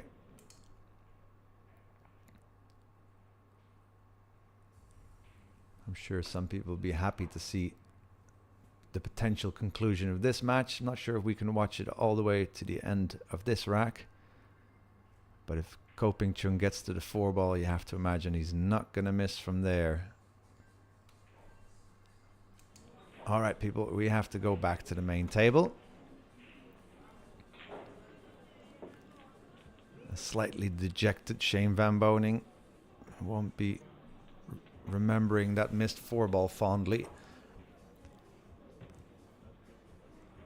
All right, so Conrad has had an illegal break, has mishit the break, has often broken well. In the beginning of the match, both players didn't break well. So this is the conclusion of this first quarterfinal, or one of the 4 quarterfinals currently being played. And what an exciting match it is. We're glad you're joining us. Do share the stream, press the like, the love button. We appreciate you joining us, and we hope you're liking this final rack decider coming up between Shane Van Boening and Conrad Yushishin for a place in the semifinals.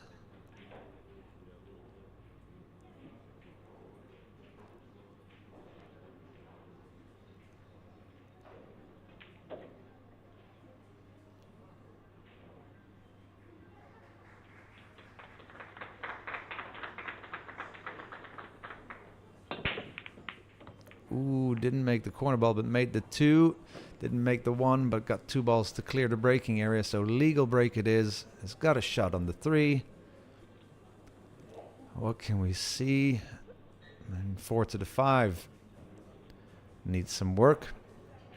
I think the 6 ball's got a whole pocket past the 8 ball. Now, can Conrad run this out without any problems? I mean, often there's something that occurs during a final rack decider. Yeah, that's perfect. Now, probably will leave himself pretty straight on the 4 ball.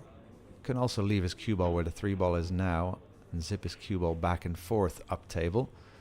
I think he will keep it simpler than that, less dynamic. So straight as... Ooh, well... I mean, it's good for a left-hander. But he will probably play position with his cue ball on the short side. So left side has got less room for maneuver. Ooh, understroked it. Yee. Oh, wow. So naturally, the cue ball will come straight out of that top rail towards the 7 without any spin. I mean, cutting the 5 ball in is hard enough as it is. It's a left-hander, remember. Right-handed players can easily reach this. He will have to lean on the table and be outstretched. Has to do something with his cue ball. Doesn't want to hit the 7 and land flush behind the 9. Yeah. Had he hit the right side of the 9 ball, he could have still had a shot on the 6. Now he's got a bank. The only good thing is he can bank it and hold his cue ball for position on the 7 in the side as well. Woo! Ladies and gentlemen, the last 4 balls in this semi-final. I'm well excited here. I think you are too. Will he bank it? Will he draw the cue ball behind the 8 ball? Will he ever get a better shot? Ooh, nifty safety. The only thing, he left the 6 ball too close to the rail, too close to the pocket. So Shane looking to guide his cue ball off this rail and has an option of hitting the 6 ball direct or hitting the top rail and then hitting the 6 and making it. Right now he's looking at the point that he hits has to hit the first rail on. I won't start to explain how that system works that he's currently using. Basically where his finger is, that's the direction he has to hit his cue ball in.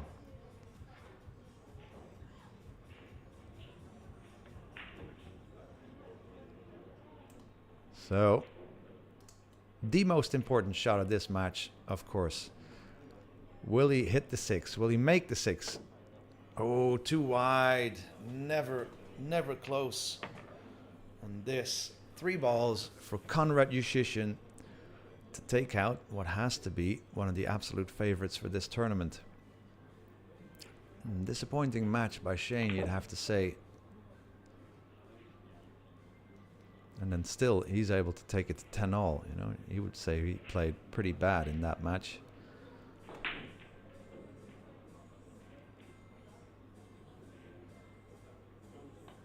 So we will have Konrad Jushishin from Poland taking one of the semi-final spots. Just chalking his cue to make sure he don't want to miscue on this final 9. And here we go. Konrad Jushishin into the semi-finals. Congratulated by Shane, first of all. We will have the semi-finals coming up in the not too distant future while Shane will keep practicing this 4 ball. We thank you so much for joining us. Stick around, get some lunch, get some breakfast, get some dinner, have a toilet break, and we will be streaming both semi-finals consecutively here on the Billiard Network YouTube channel. And what a happy Sunday it already is with this world-class 9-ball coming your way for free through the Billiard Network. My name has been Rico, and I'll be back for the semi-finals. Exciting, exciting stuff.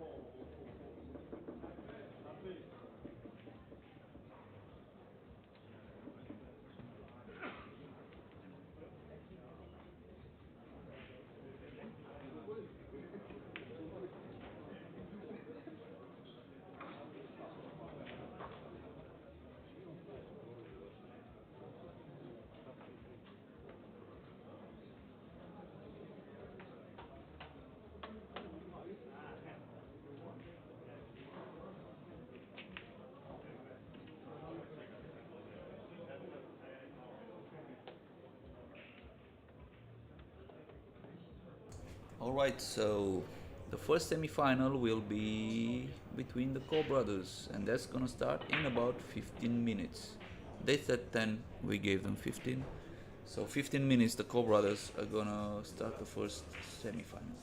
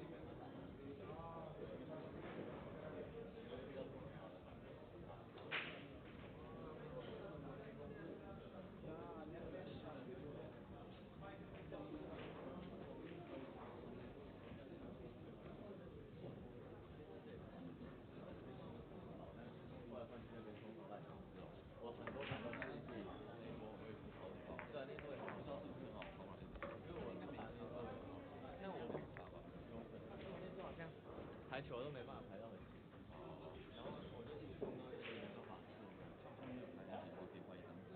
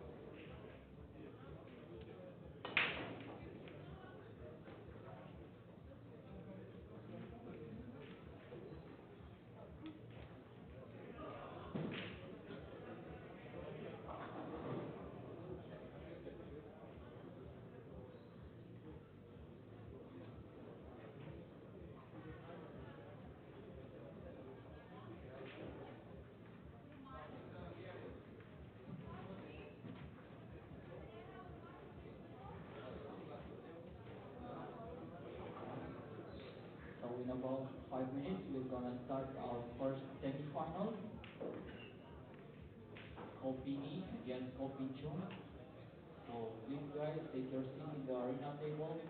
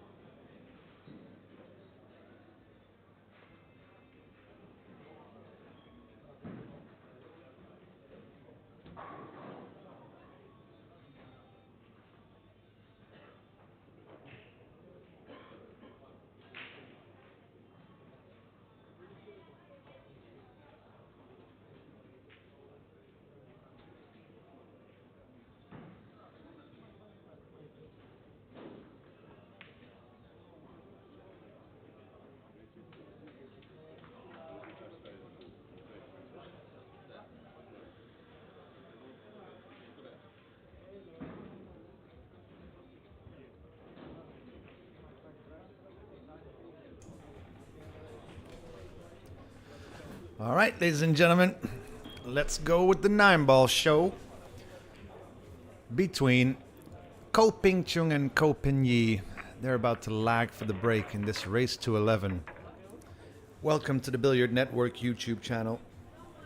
It's a good time to join, I can tell you. World-class 9-ball action coming your way. The winner of these two wonderful cue artists will be featured in the final of the Mezz Bucharest Open 9-Ball Championships 2023, the Dan Fisher Trophy. Sponsored by Mezz Cues, and Ko Pin Yi won the lag. Races to 11, we started out with 256 players from all over the world in a double elimination format until we got to the last 16 players undefeated on the winner's side, and they were drawn against the 16 remaining players from the one-loss side. Today we've played the round of 16 and the quarterfinals about only 20 minutes ago. And Ko Ping Chung defeated Viktor Selinski. And Ko Pin Yi defeated Al-Qaeda, I believe. So, first break, both players breaking from this right side from where we're looking. Look at them make that orange corner ball very consecutively, inconsistently. Well, hello. How you like that break? But yeah, both the Ko brothers so consistent in hitting that cut break at the right speed, the right cut, the right cue ball spin.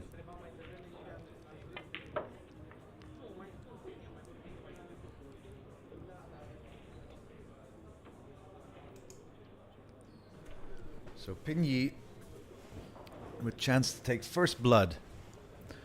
And so, I mean, in these matches, it's all about who can get the break flow going and whose potting eyes are the sharpest, the most alert, and whose safeties will be so constrictive as... Ooh. Well, he's walking back fairly quickly, so he may... Alright, he's just about got the potting angle, I think. So topspin cue ball. If not, he may have to hop his cue ball over the edge, and then it will be more difficult to get straight in on the 7 ball. So let's see how he solves this.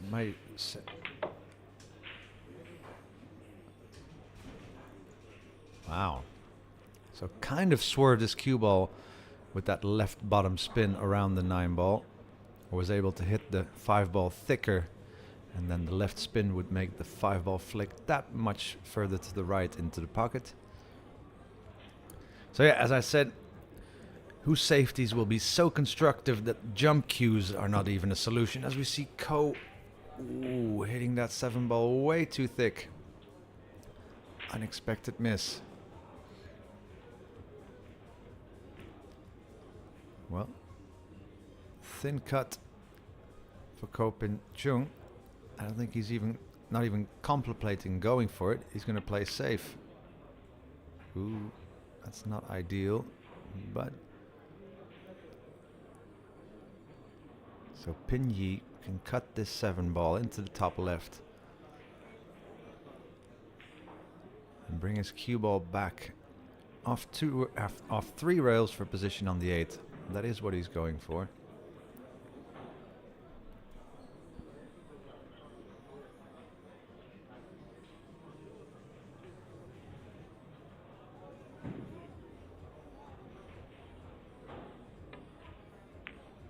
Overcut it. Ooh, and scratched. Wow, and is it the brother dynamic that makes the two of them kind of not be as sharp as they would be against any other opposition? I mean, it is quite peculiar, and we saw them play earlier this week in the Zaantip Invitational. And then they also had a few racks or parts of the match where they just made really uncharacteristic mistakes. Now that may happen once or twice in a match anyway, but it happened more often than you would think, you know. All right, whatever the weather, Ping Chung with the first win under his belt, race to 11.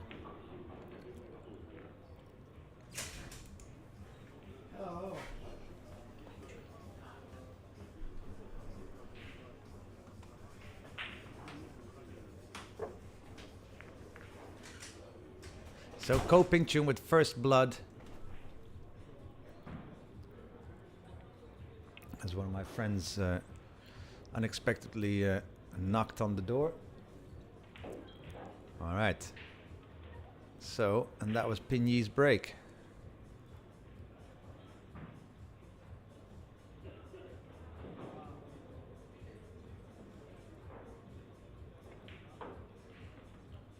So look at that 5-ball. So both racking the 5 on the corner. I think Pin Yi was well, one of his opponent thought that Pin Yi pattern racked the balls, and there's no rule against it really. The 2-ball has to be racked at the back, but if you always want to rack the 5-ball, let's say on the right side of the rack, then you just go for it, really. All right, so Ping Chung with a nice break.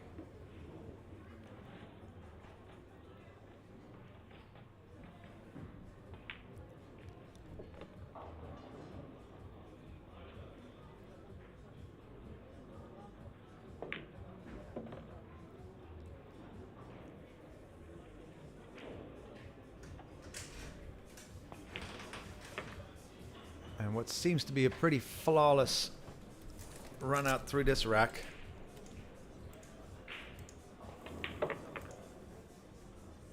And that positional error on the 5-ball, which led to a thinner cut that Ko Pin Yi had to shoot on the 7, missed that, and there you go. Lose the rack, lose the next rack to a break and run out. And what should have been a 1-0 lead now turns into a 2-0 deficit, or most likely. This is the first of the semi-finals. We will also feature the second semi-final here in the main table arena. All right, Ping Chung with a 2-game lead.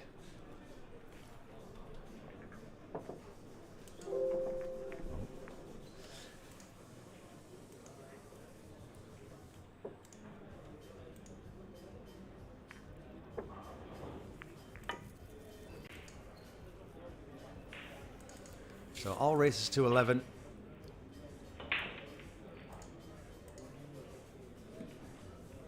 And as we saw about half an hour ago, one of the heavy favorites for the title, Shane Captain America Van Boening, vacating the theater platform because he just didn't play a good enough match against Konrad Yushushin. And so the first semi-final here, streamed free for you on the Billiard Network YouTube channel.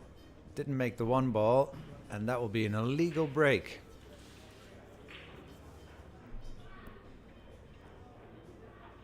So 3-4, a bit of a conundrum, although if you get straight in position on the 2 ball, you can play position for the 3 in the bottom right. But how do you do that with a cue ball that will react about 35 degrees off of that 1 ball to the left? It's hard to put a lot of check side on it to make it straighten up. He may have to come 2 rails into the 7 ball.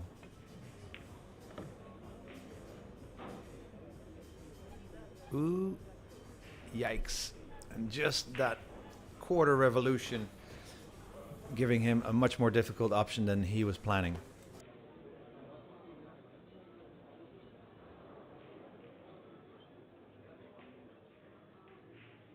Came into the booth earlier and said, "Oh, can I join you?" No. He's like, "What the fuck are you doing? I don't like him. He owes me £90 from King's Cross and he ran away."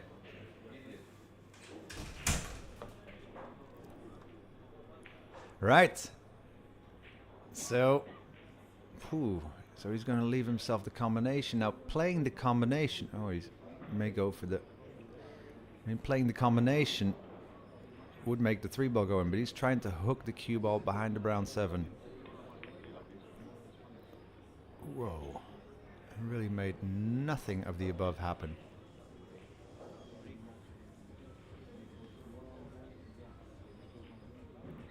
So Pigny with an unexpected opportunity to cut the 3 ball in at least.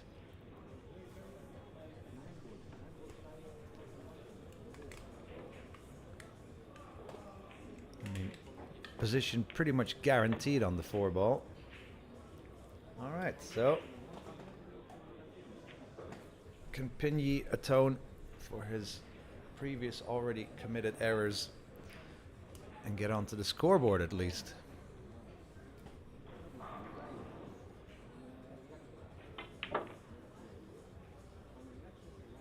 Nice drawback, overran the cue ball.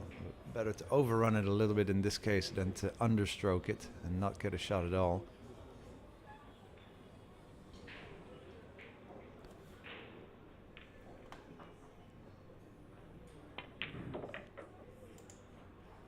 So, of course, both co-brothers often being talked about in the same breath.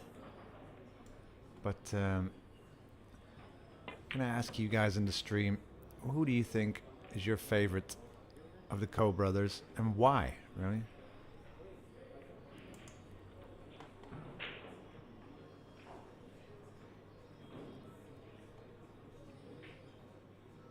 And also, we're very interested to hear from you where you are watching this stream from. Do let us know if you like what you're seeing. Ko Pigny running out a 9-ball rack. I mean, is there a smoother thing to watch in the world of pool than this man stringing the cue ball from number to number on his way to yet another clearing up of the table? So Pigny takes his first rack. Took him 3 racks though. Still trails 1 rack to 2. So yeah, let us know where you're watching it from. And as I said before, let us know who your favorite of the co-brothers is, but not just who the favorite is and why. Tell me why you like Ping Chung better than Pigny, or the other way around perhaps. Hey, maybe you like Ko Pin Han, whom we haven't seen that much of on the international stage.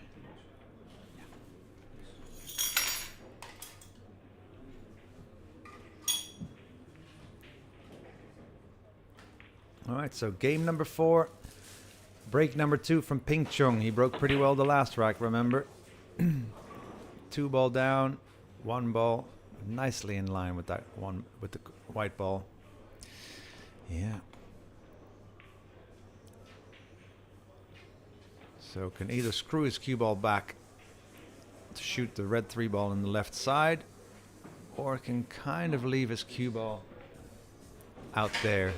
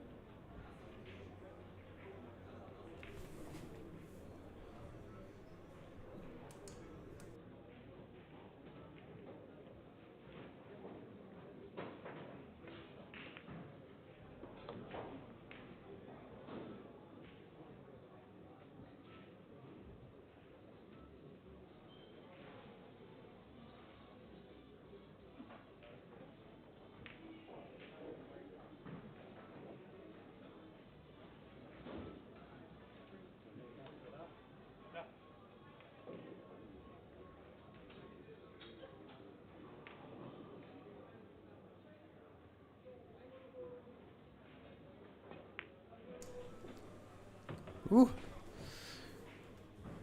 Thin cut on that 5 ball. Now needs work on the 6 to get from the 6 to the 7. 4 rail. Well, will he play it? Yeah, has to be top left spin.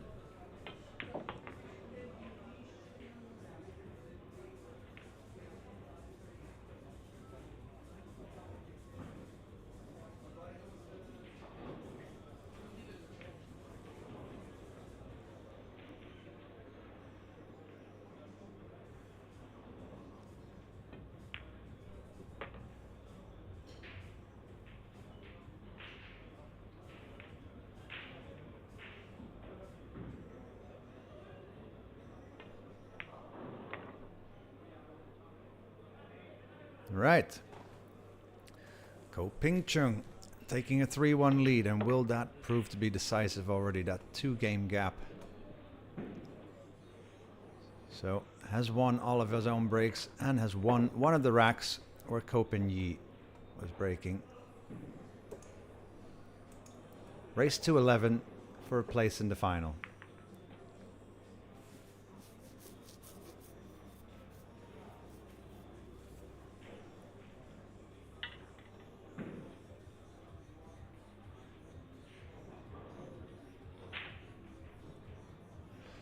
So,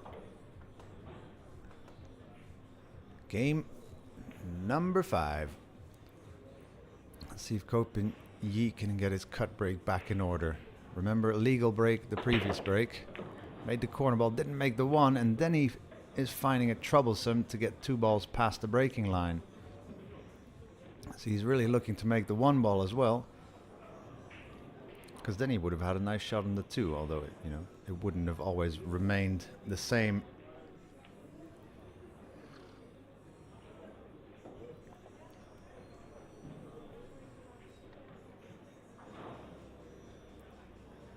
So what to do here? Push out, you'd imagine. Oh, you can still hit the top side of the 1 ball. We'll bank the 1 ball back up table, and the cue ball 3 rails behind the 2-7. That's the plan anyway. 1, 2, that looks a bit soft. Okay, so he never went for the harder shot, but tried to find cover always behind the 5-9. That's pretty good.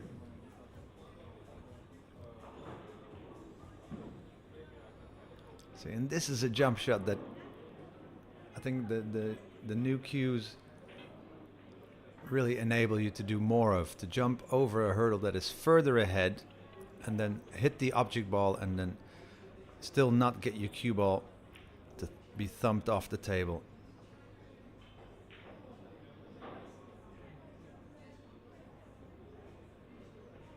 Here we go. Jump shot into the side or the corner. Into the side.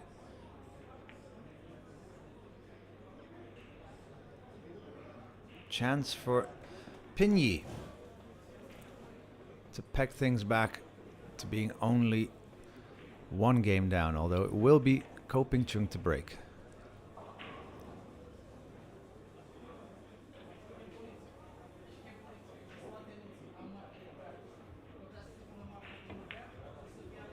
Oh, hung up the one ball.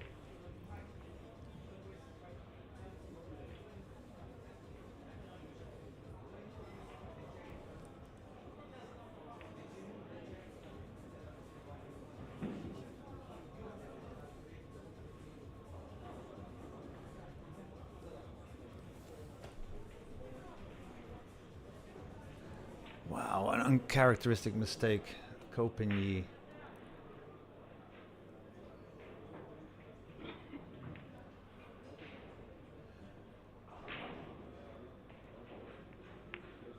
Whoa. Well. I mean, you don't often say that, but in the first 5 racks already, it's kind of been a festival of faults from both brothers. Has to have to do with the brother dynamic.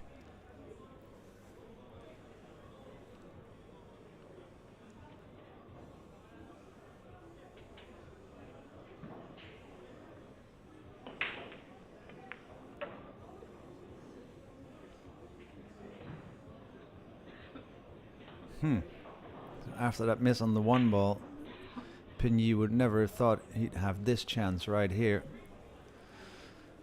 Yeah.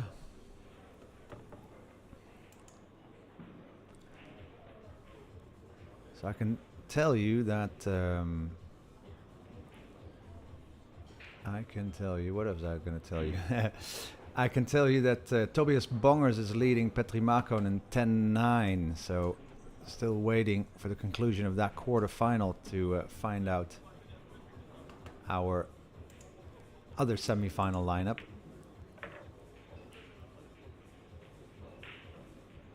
Not ideal position on that 6. Still a pretty natural stroke to hit the 6 ball with bottom left spin in and out of that top left corner and guide your cue ball towards the 7 ball.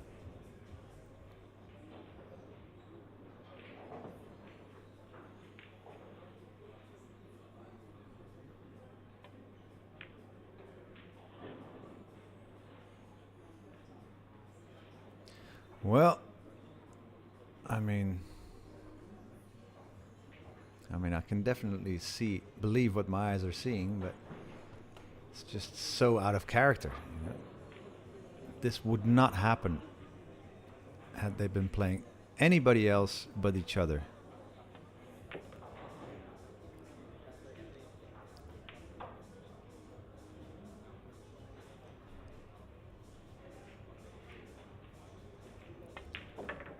And I did see them both have some lunch right before this match, so it may have been what was in the lunch box, but at least cannot be said that they're running out of energy.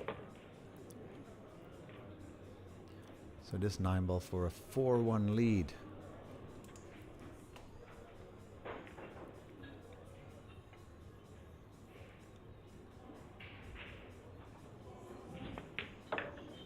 All right, there we go. 4-1, Ping-chung in the lead over his brother, who's made about 5 errors already. Has missed at least 2-3 balls. Whew. Well, you know, everybody misses pots that they think they shouldn't be missing.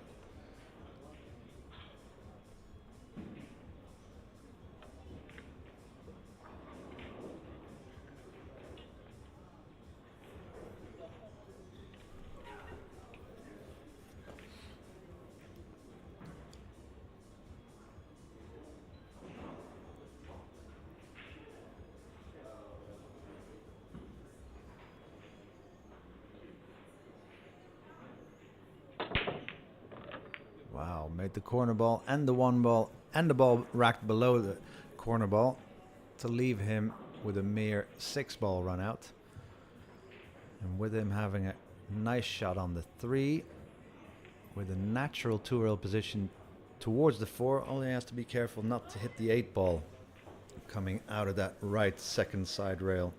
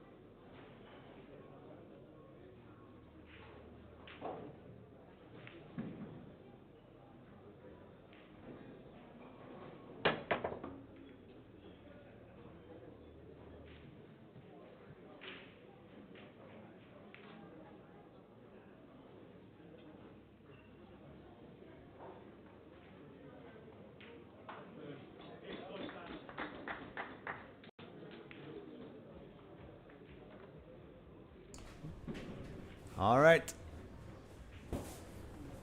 So Ping Chung squandering that opportunity. Unexpectedly again. I mean, and Pin Yi missing the ball. Already the 8th mistake combined after 5 racks. I mean, this is the most fault-induced match so far. I mean, it's good for us. It makes us all feel a bit more hopeful that we can as well miss and still be winners. Wow. I mean, it has to be the brother dynamic. Crazy. You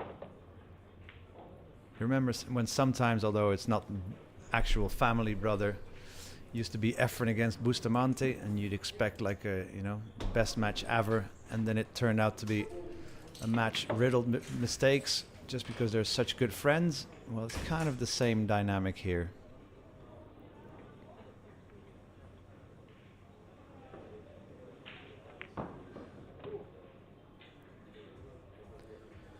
All right, well, 5-1 it will be. And that means Ko Ping Chung already almost halfway to his desired 11 game requirement to reach the final.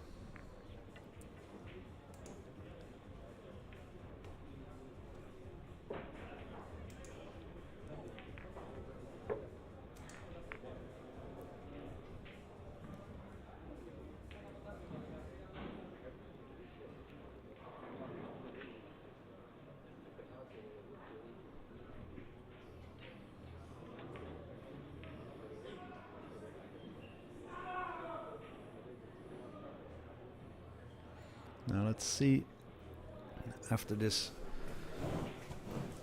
quite streak of faults by Ko Ping Yi, how he can come back to controlled and faultless ways, or just to play very well. Faultless is hard to achieve, of course. Now that's better. Made the 1 ball and the corner ball. He's got a shot on the 3, but that 4, was it 4-8? Let me give you a side table view. That 4-6, hard to deal with, really.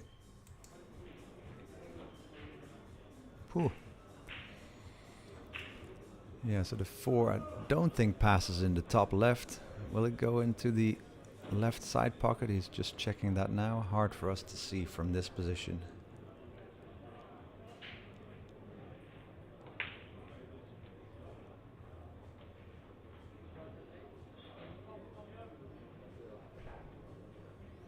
Yeah, tough shot. But you kind of have to, well, you can also play safe. Cut it half ball on the right and play safe behind the 4-6. May end up with a nice snooker here.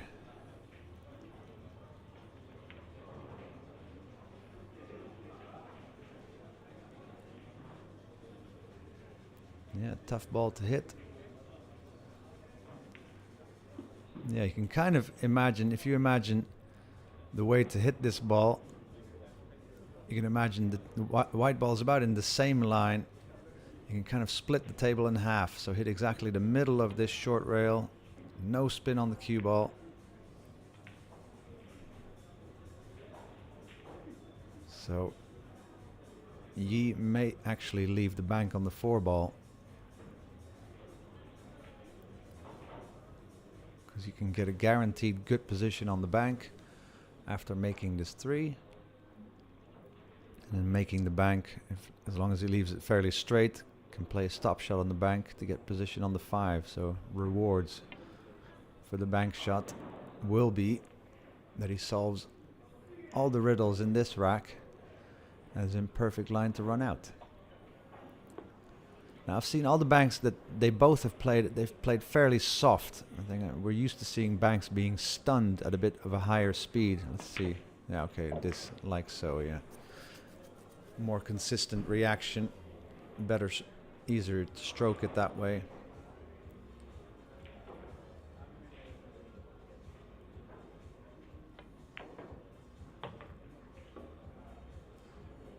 So yeah, Pin Yi about to take his 2nd rack of this match. Well, actually, the way he's been playing so far, we're not promised that.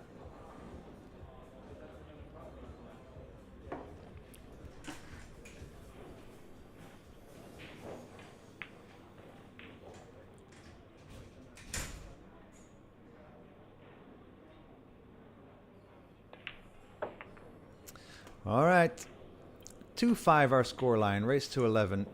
Pin Yi takes one back.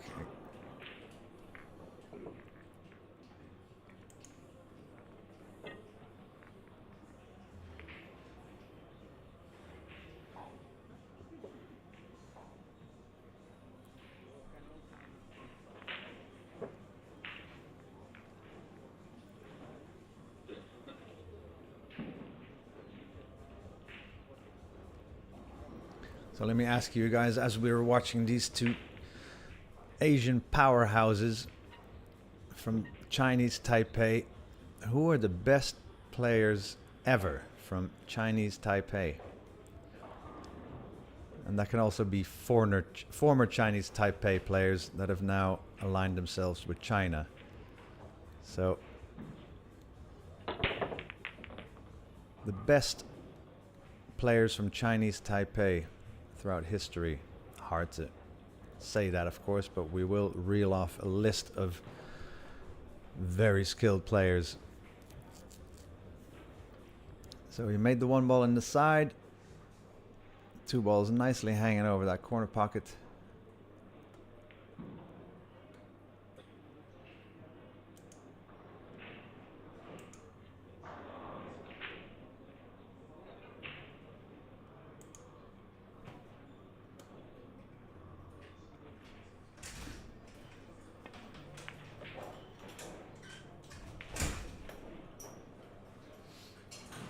So that's a doable shot on the 3 ball. Does need a little bit of extra left spin to avoid hitting the 8 coming off of that first rail. Well, still work to be done from the 3 to the 4 to the 5.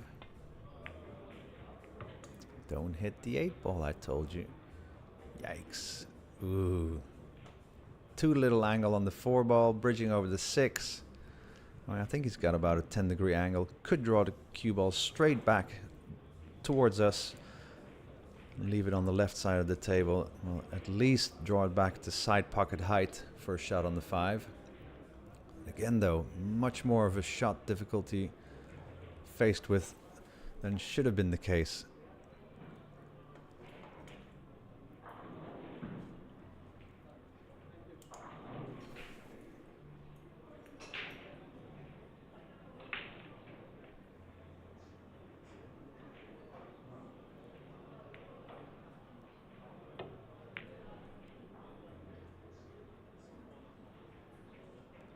Wow.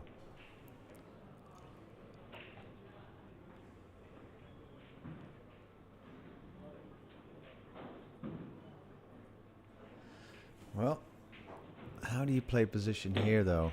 Can't really come off only the top rail and lead your cue ball to the left side of the table below the side pocket. 7 balls in the way for that. And it's not the nicest shot to spin it 3 rails to come to the right side of the table to come below the 8 ball.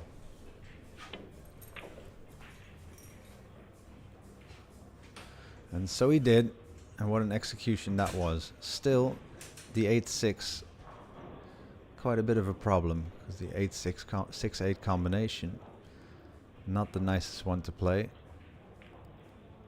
Also, because the 6 ball, after contact with the 8, will travel towards the left side of the table.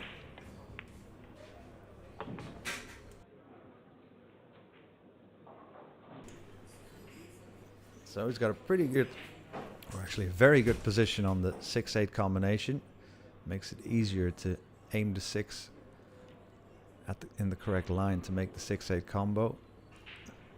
Might have to shoot it at such a speed that the 6 ball comes off the 8, 2 rails and out towards the side pocket, unless he wants to slow roll it. Ooh. Considerable miss there.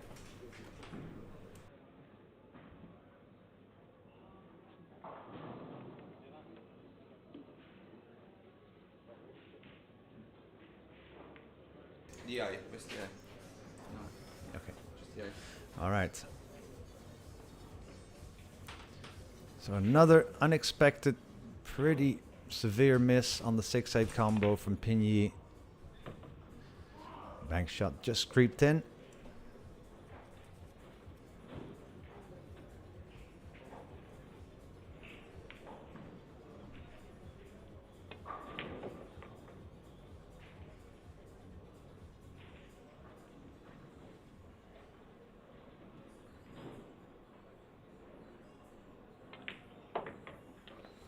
Alright. Pigny, this 9 ball to take a 6-2 lead over his bigger brother, or big brother. They're both not big, are they? Elder brother. So a nice 2,300 people watching this stream. Let us know where you're watching this from. We're always very interested. Live from Bucharest, Romania, the Mezz Bucharest Open 9-ball Championships.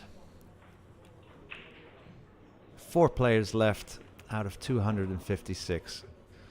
Well, let's go, Pigny. I really want to see him pick up his level. Well, so does he, of course.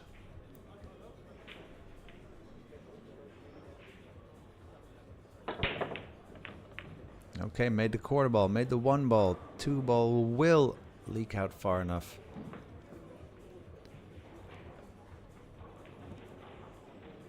Not easy to get the cue ball back to the middle of the table for the 3 ball.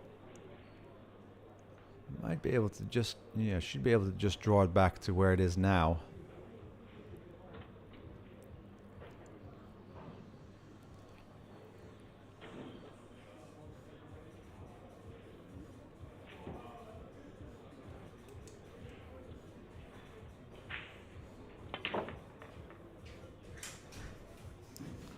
That's very good.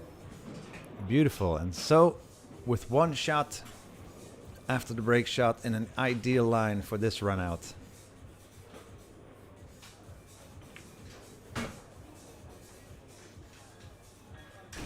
Left himself pretty straight there. Now has to draw his cue ball straight back towards himself and bump out a little bit for a nice shot on the 5, but would like a bit of an angle to work with on the 5 ball. Oh. Wow. I mean, is this an accumulation of the mistakes that have creeped in since the start of this match?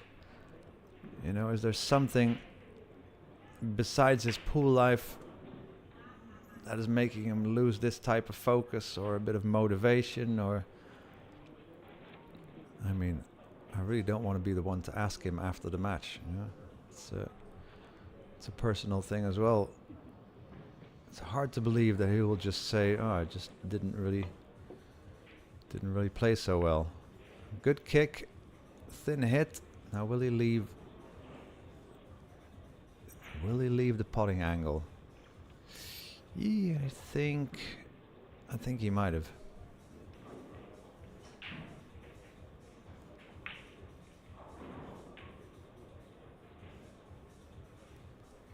You know, you do have to imagine these brothers, they've been on the road now for what I think is about 2 months at least.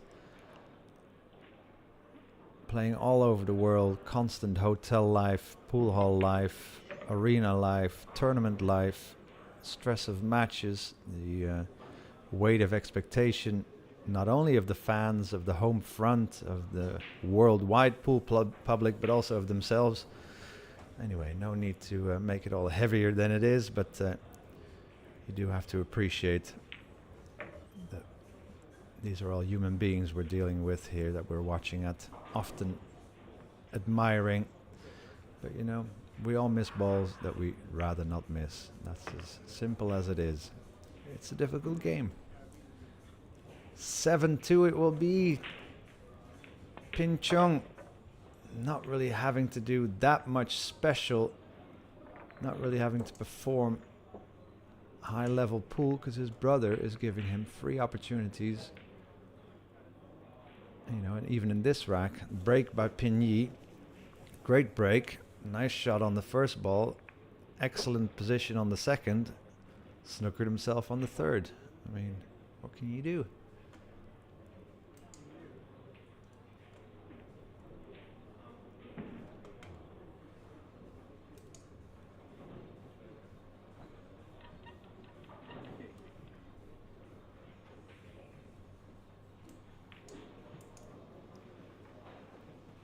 Okay, so looking to make the 1 ball in the left side, the red 3 ball bottom right, could also make the green 6 bottom right, or even get the 2 ball respect at the bottom kicked into the bottom right.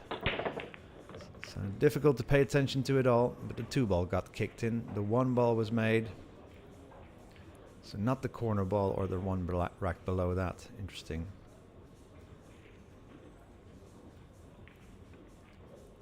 And an excellent chance to stretch his lead to go 8-2 up.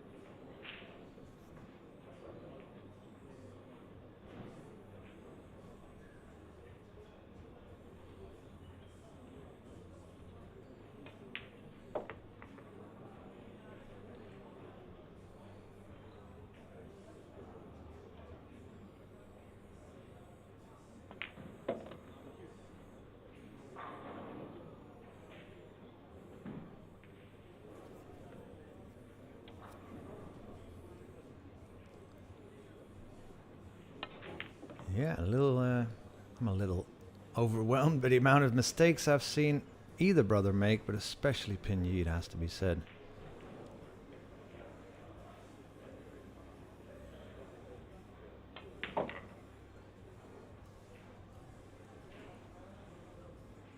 Yeah, I don't think they really enjoy playing each other. I think the competitive spirit seems to leave their bodies. If anything, they seem to be easier to psych themselves up and be in killer mode against anybody else in the world but their family. This is the second time they both played each other. We had a Zaan-Tip Invitational tournament as a warm-up tournament before the Mezz Bucharest Open, where we had 16 invited players, and it was the co-brothers also playing against each other, which was pretty special, really. And this looks pretty special, but quality-wise, it's not necessarily that special.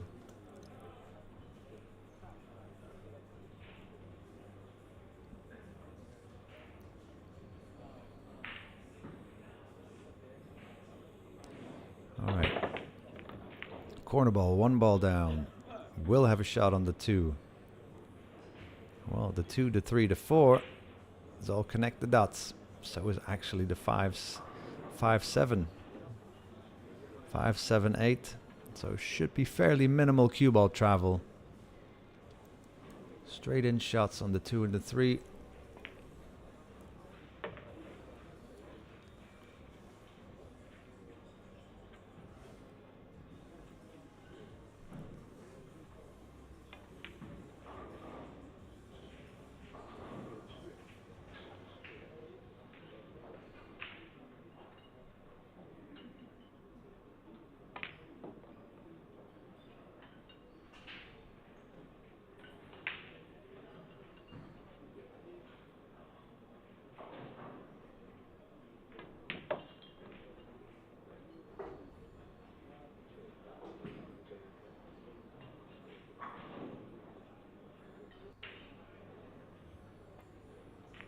So the whole tournament draw, the brackets, the previously played matches, all the players you can find at 9ball.ro website. So that's the number 9ball.ro.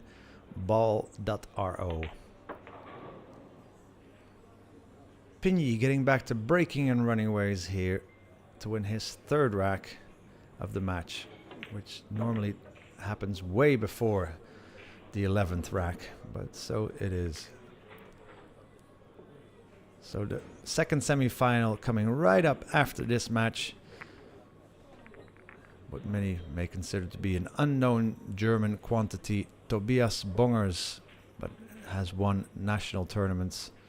Just looking for his first international one, and he'll be squaring off against a well-known Polish player, Konrad Jusichin, in the semi-finals following this match.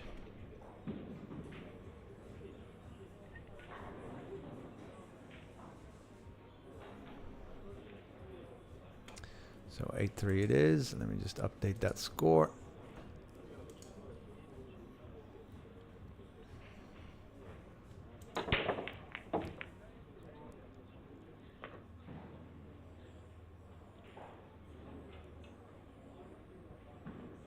Will he go for this cut? I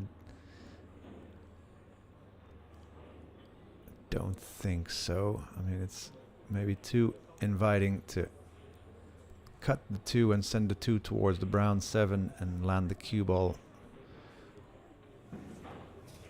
behind the 5, behind the 6, 9. No need to push the boat out and cut this 2 ball in.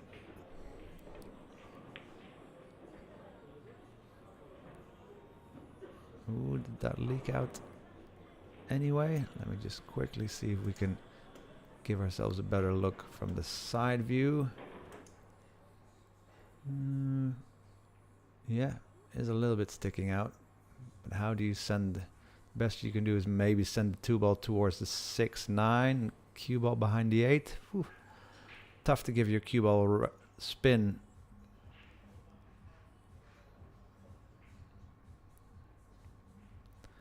And so it is.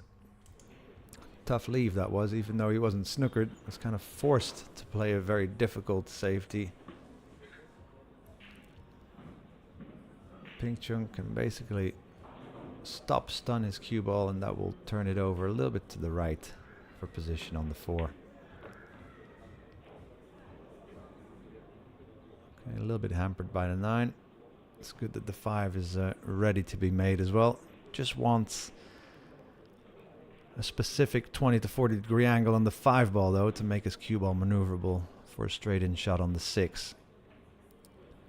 So would rather not leave himself straight-ish on the 5 ball.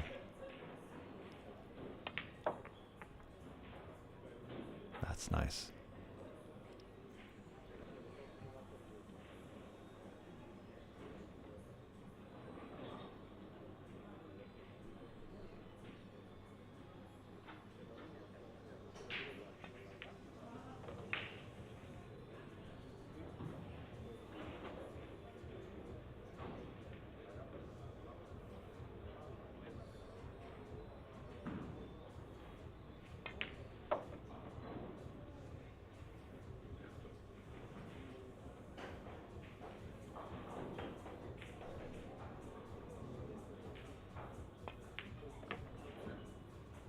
Whew. I mean, that was closer to the side pocket than he wanted to send that cue ball. But still in the realm of good directions.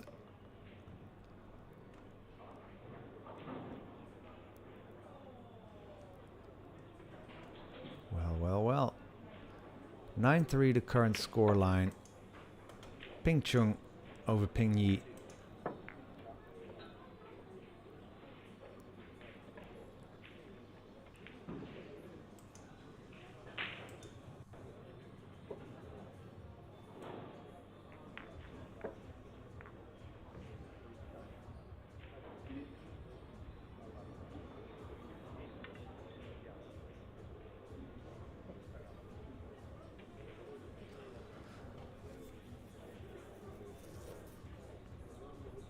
So previously he made the corner ball and the 1 ball in the side and was then reliant on the 2 ball for position. Let's see if that happens again. Well, that happened again.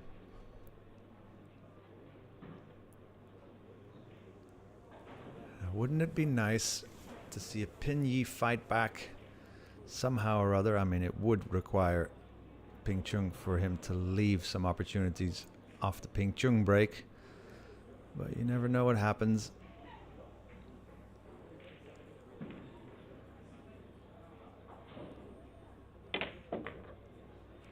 Nice zipping screwed back cue ball there, bottom left spin.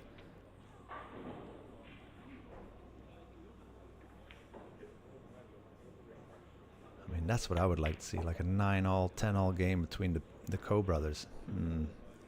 Can still happen, you know, even in alternate break.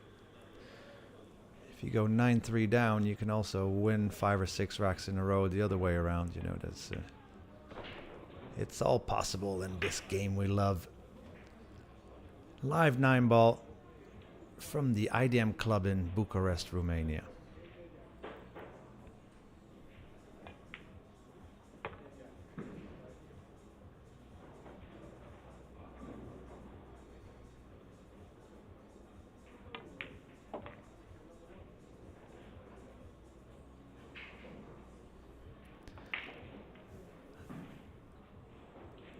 Quite strange to see that both players basically have almost identical cue actions. You know, I know if you train together your whole life, but still, you know, if you have 2 brothers, often you could be polar opposites in the way you play or the way you are, which they may very well be, but looking at their pull techniques, look so similar, you know. Strike the cue ball as soft as they possibly can, have a bit of a wrist flick action going when they need a bit of cue ball action to make that cue accelerate as smoothly and as quick as possible. You know, when they need screwbacks or high spin shots, that's when you'll see their loose wrist action. Hard to see looking at it from the front, but if you see them play from the side, you will see that happen. All right, so 9-4, update the score.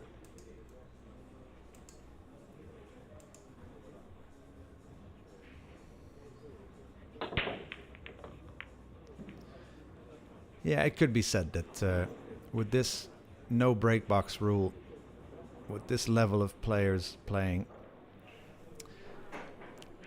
it could be said that it's too easy to make a ball on the break. I mean, even with the break box with 9-ball, you know, the 1 ball goes in so consistently. But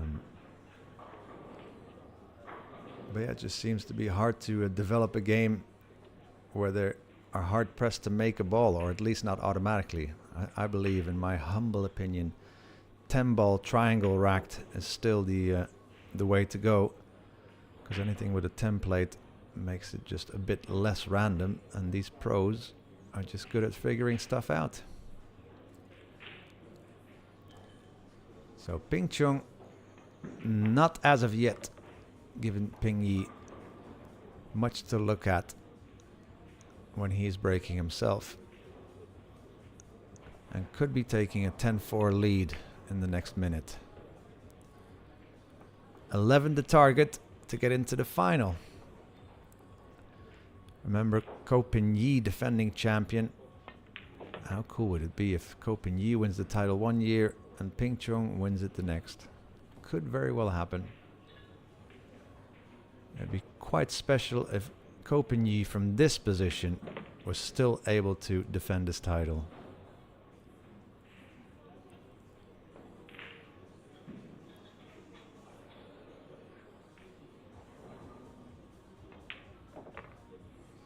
Straight in 9 for a pretty easy break and run out. Well, a good break and then keeping that cue ball on the string. 10-4 to score.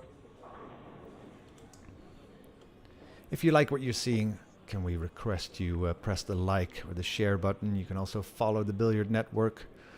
So whenever we post a video, you will be notified in your recommendations on YouTube.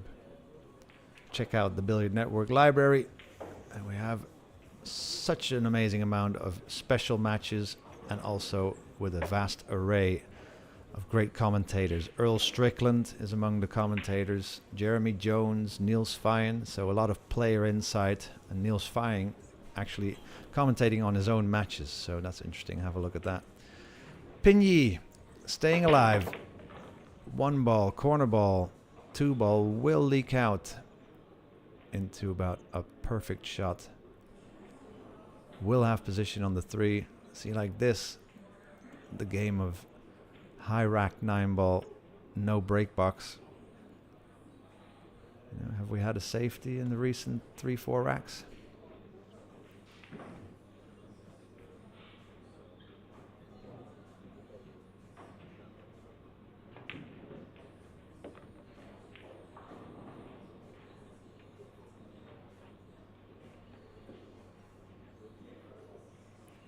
So the Ko brothers, after this, will be traveling to Spain to play in the Spanish Open in Lugo, and then will also team up to play for Team Chinese Taipei to try to capture the World Cup of Pool doubles title.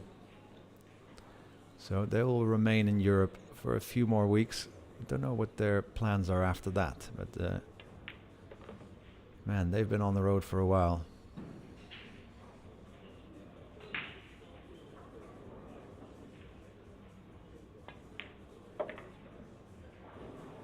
Yeah, Pin-yi playing a little bit quicker than he would be normally. I mean, it's not often he's facing a 10-4 deficit, but I think also the way he's been playing, it's just not his normal self, really. Right, 10-5 it is. Ping Chung to break. Oh, careful. 10-5 it is. I almost pressed the Ping Chung score already. Yeah, you know, how can you see it happen that Pin-yi wins the next 5 racks to give us a final rack decider? That's what I want. That is one of the highest forms of wishful thinking, I believe, with this format.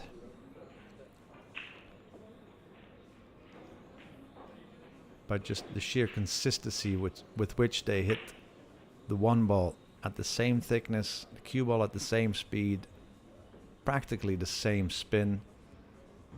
Like, it's so well timed. I mean, it's also about cue timing as well, because you can hit it at that speed, but it's, you know, then it's still the timing of with which you throw your cue through the cue ball.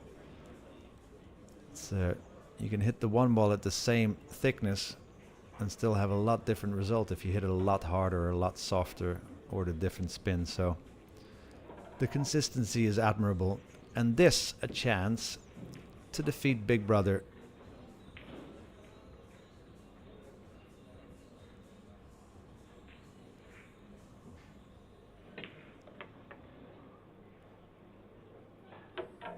Yeah, that's pretty good. The 8 ball is a little bit in the way if he wants to play the 5 ball in the right side pocket, where I think he's going to give it pretty extreme left spin, maybe even a bit of backspin to come 2 rails and out for the 5 ball in the left side pocket.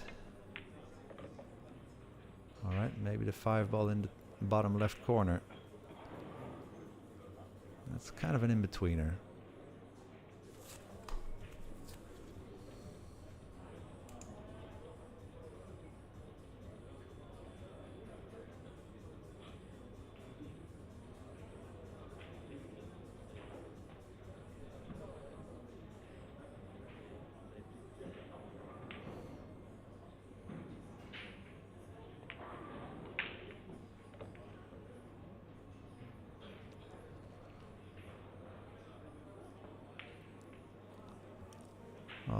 As we're looking likely to be closing into the end of this match. We have a nice amount of 2,500 viewers. Thanks so much all for joining us. Stick around because we will have a semi-final between two players you might not see that often in the semi-final. Tobias Bongers from Germany squaring off against Konrad Jushishin. So two players hungry to make it to a international pool final. And well, it's almost bound to be a little bit more exciting than this was. Match ball for Ko Ping Chung to get to the final against Ko Ping Yi. 11-5 it was. It is. Stick around. We'll be going live. Not sure if we're going to finish, if we're going to start in about 5 or 10 minutes, or if we're waiting until the planned 6 o'clock timeline, which would be 45 minutes. So I'm not sure yet. Let me just ask the organizer and I will inform you of that. And we have the first finalist, Ko Ping Chung, please show your appreciation for Ko Ping as well as the semi-finalist and defending champion.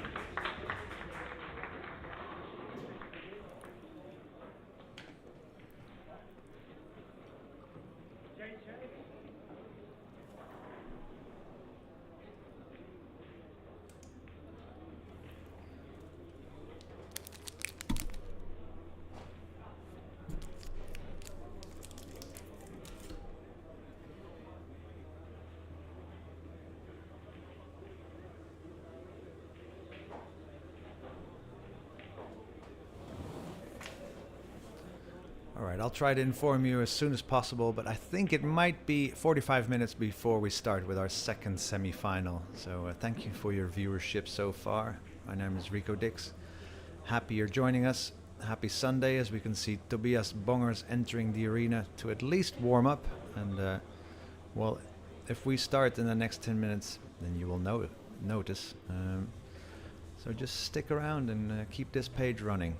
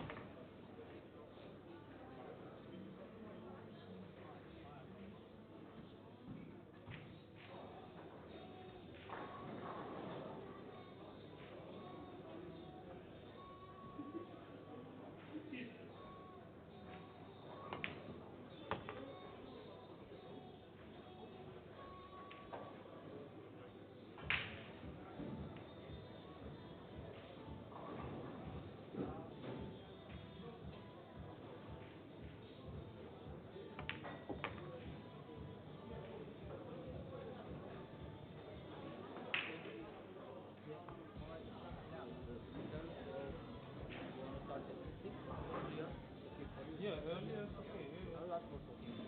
Yep.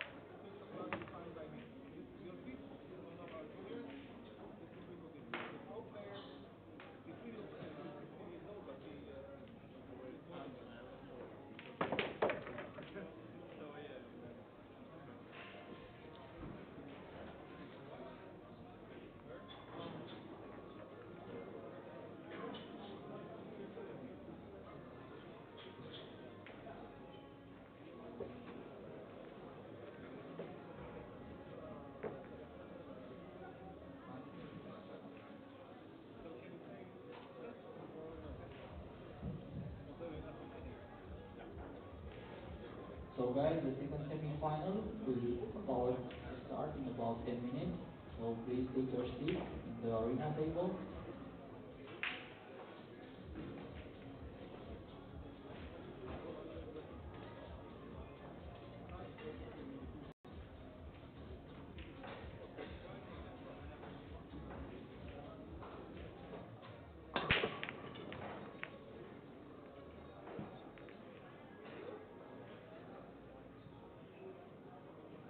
Okay guys, so 10 minutes we're gonna start. We're gonna have Recodix as usual, and we're gonna have a guest, Shai Eisenberg from Israel. He's a coach and he has lots of insight. So stay tuned, 10 minutes will be on.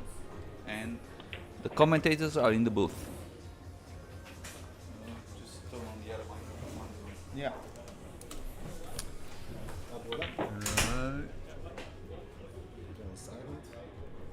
That's a good point.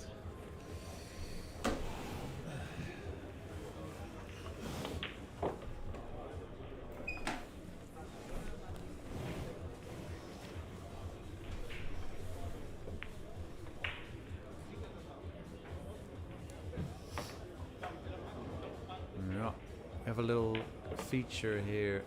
You can show the cue ball. So if you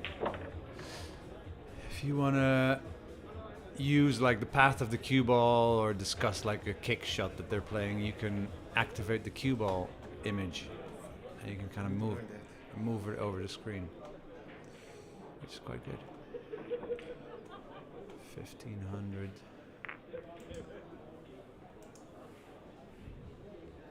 דודינקה, אני צריך שתגיע למועדון היום, אני חייב שתדבר עם רוברט, להקים את הלייב סטרימינג, הוא עושה פה דברים מדהימים, אני חייב שתדע את זה, חייב. Oh, wow. You're ill. What? Are you ill? What did you No, say? I'm envious of this, the level of the streaming, and I want my guy to be here and pick Robert's brain. Yeah, this is important, I think, for me. The cue ball, you know, you used to have those ability to draw lines and stuff, but that is quite ugly, actually. Yeah. Here now, let me quickly show you. You can see, and you can say, oh, he's gonna play the cue ball from there to there to there, and now it looks pretty shit. It's, But no, it's a nice thing. I'll give you my thought about streaming. In fact, I was fucked up and drunk last time, so if I'm duplicating things, so c'est la vie. no, The difference between if you are broadcasting in Sky Sport, yeah, 85% of people don't understand yeah, the game. So for them, you have to say now he will apply right English, etc. He wants to go here and there. yeah. On streaming like this, only someone who wants will take his time, Yeah. log in, okay? So in streaming like these, I find it less important to tell them exactly how are they're hitting the cue ball. Less, not at all. Yeah, you can go. Well, but you can actually go a bit more in depth. Sure. And you saw my commentary is a bit different. I hate the guys who think that you're not like this, because I listen to you, that the old guys think that they're still on radio times, that they explain what you see.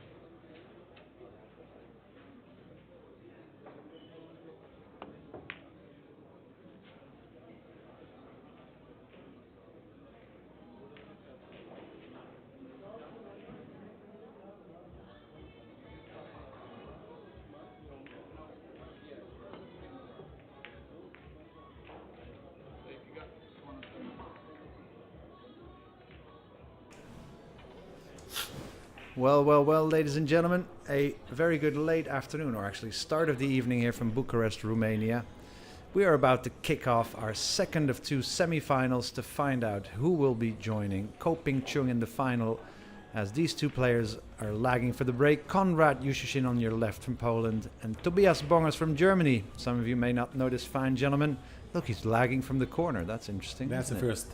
Wow, that is a first. Huh. Well, that's something new. Well, I am joined... Ooh, that's a close lag as it is. Konrad Juszczyszyn wins it, so he'll be breaking first. And I'm joined by a rather fine gentleman from Israel called Shai Eisenberg. Welcome, Shai. How are you today?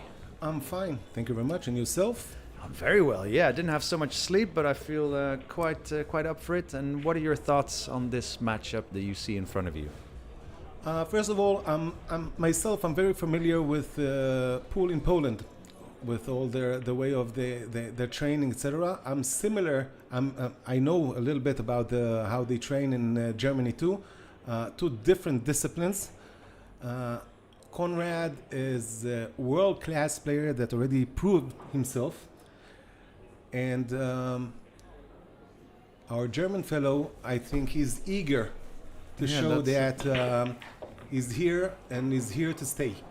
Yeah, that's a fair assumption. I mean, it's hard to shine the brightest in Germany when you have a kid like Joshua Filler at the top of the pile. But yeah, he's not yet a Euro Tour winner, not yet a Euro Tour finalist even, I believe. Konrad Juszczyszyn is a well-known quantity on the Euro Tour circuit. And even also on the European Championship too. Yeah. Although Juszczyszyn yet to win, a World Tour event, let's say. So he's also got stuff to prove, but he's a smooth left-handed operator, and he's got a chance in the first rack. So how will he play this position to the I think Konrad five? has something. I think that he dialed down the break. His breaks are leaving him very good positions. I've seen the quarterfinals against Shane. Shane struggled almost every break. Yeah. And Konrad had, let's say, an easier task. It's never easy, but easier. Wow, what a nice check side spin shot from Konrad there to solve that little problem he had to get to the 5-ball. And now in an ideal line. He needs to thump. Okay, I thought he'll thump it, the ball, but as you said, probably the line was ideal. I mean, a nice... He's a quick player. Yeah, he doesn't waste Swift much player. time. He has a very loose and soft touch. Yeah. No, it's clear to see that, the left-handed players seemingly, especially, as soon as they get down into the shot, they are lined up, it seems, correctly straight away or in the exact potting line, and merely have to double and triple check before they execute. All right. And first blood. So we are playing a race to 11, which is nice. I find it a nice distance. Race to 9 is also a good barometer on the day's kind of play. But a race to 11, you have a bit more time to perhaps go, 7-3 down, and you can still easily win that You're set. still alive, yep. Yeah. Rico, by the way, if we are speaking about the Polish, I'm speaking about the Polish system or technique. Konrad is a little different. Most of Polish players have a longer swing on you see Shevchik, you see Zielinski. Yeah. They take the cue longer. He has a more compact stroke. Yeah. Not a real compact, but less than other Polish players. It looks like they all learned in the same school of pool. Well, they kind of do. I mean, they do come from different parts of Poland, of course, but a lot of them are brought together as soon as they are talented juniors already, and then, get into training camps, get to spend time with each other, kind of not necessarily simulate each other, but, you take bits from other player, whether you sometimes notice or not. Yeah, and Poland has culture of pool. They have history of pool. So they use it well. Yeah, and it has to be maybe considered that Poland may be the strongest pool-playing nation in the world. Quantity-wise, look, let's say the Bundesliga in Germany, they're doing a great job. They also manufacture. we forget Oliver Ortmann, obviously Ralph Suke. So they brought powerhouses. Thorsten Hohmann. They brought, Joshua Filler. They're bringing powerhouses every decade.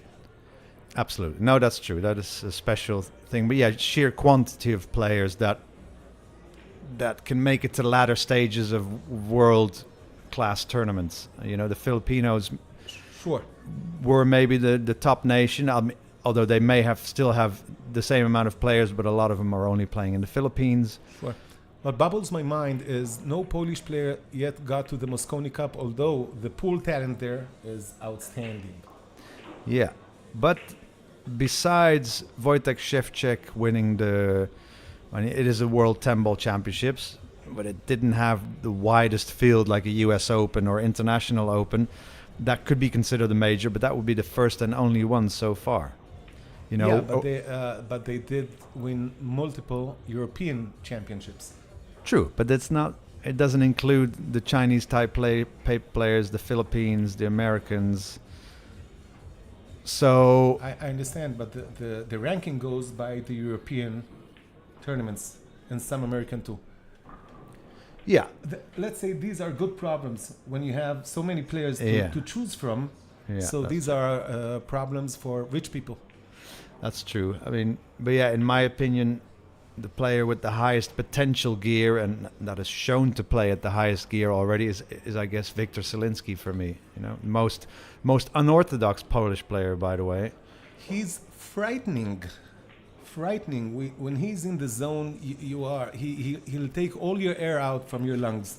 Yeah, because he makes it look so easy. Has his own kind of inimitable style.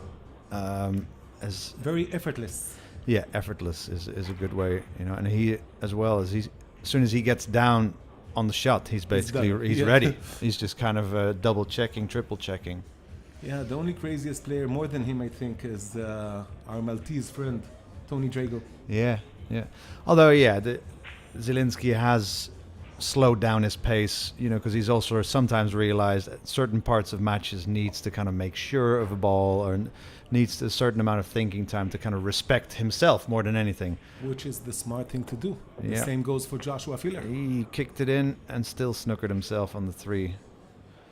So quite a tactical battle here in game number 2. And what will he do here?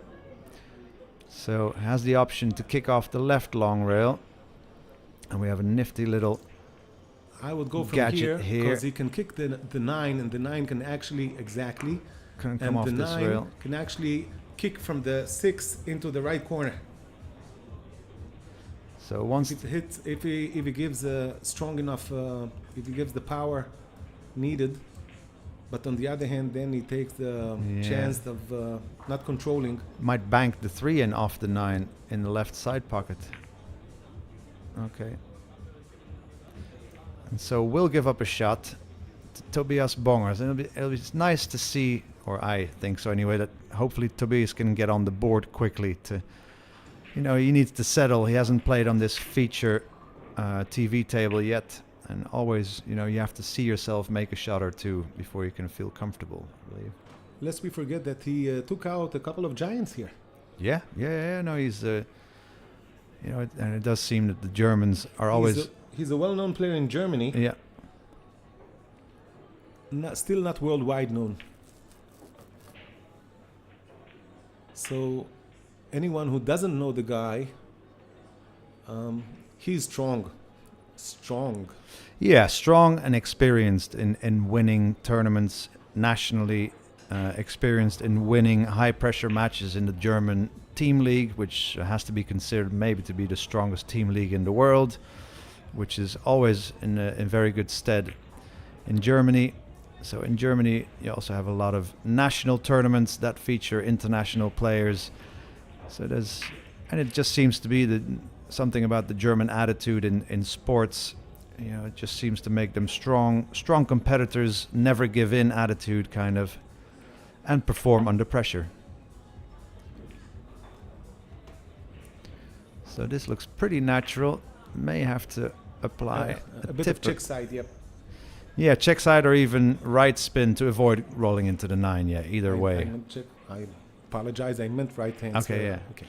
Yeah, could also do. Can use both in this case. Yeah, it's not smart because if you don't give enough, so I meant right side. That said, you can see that he chokes the cue a little bit. He doesn't. He's not a very tall guy, but he's not short too. And Ooh, there's okay, that big here, 9 ball. commentator, it's a curse. He holds it almost towards the middle. Yeah, we have. Well, to be honest, I'm interested to see him play and kind of what he does. I guess you know more of him already than I do. Now, what to do here? Can attack, can spin the 7 ball in with right spin in the top left corner, and then spin 2 rails to come to the short side of the 8 ball. 3 wheels. Yeah, well, 4.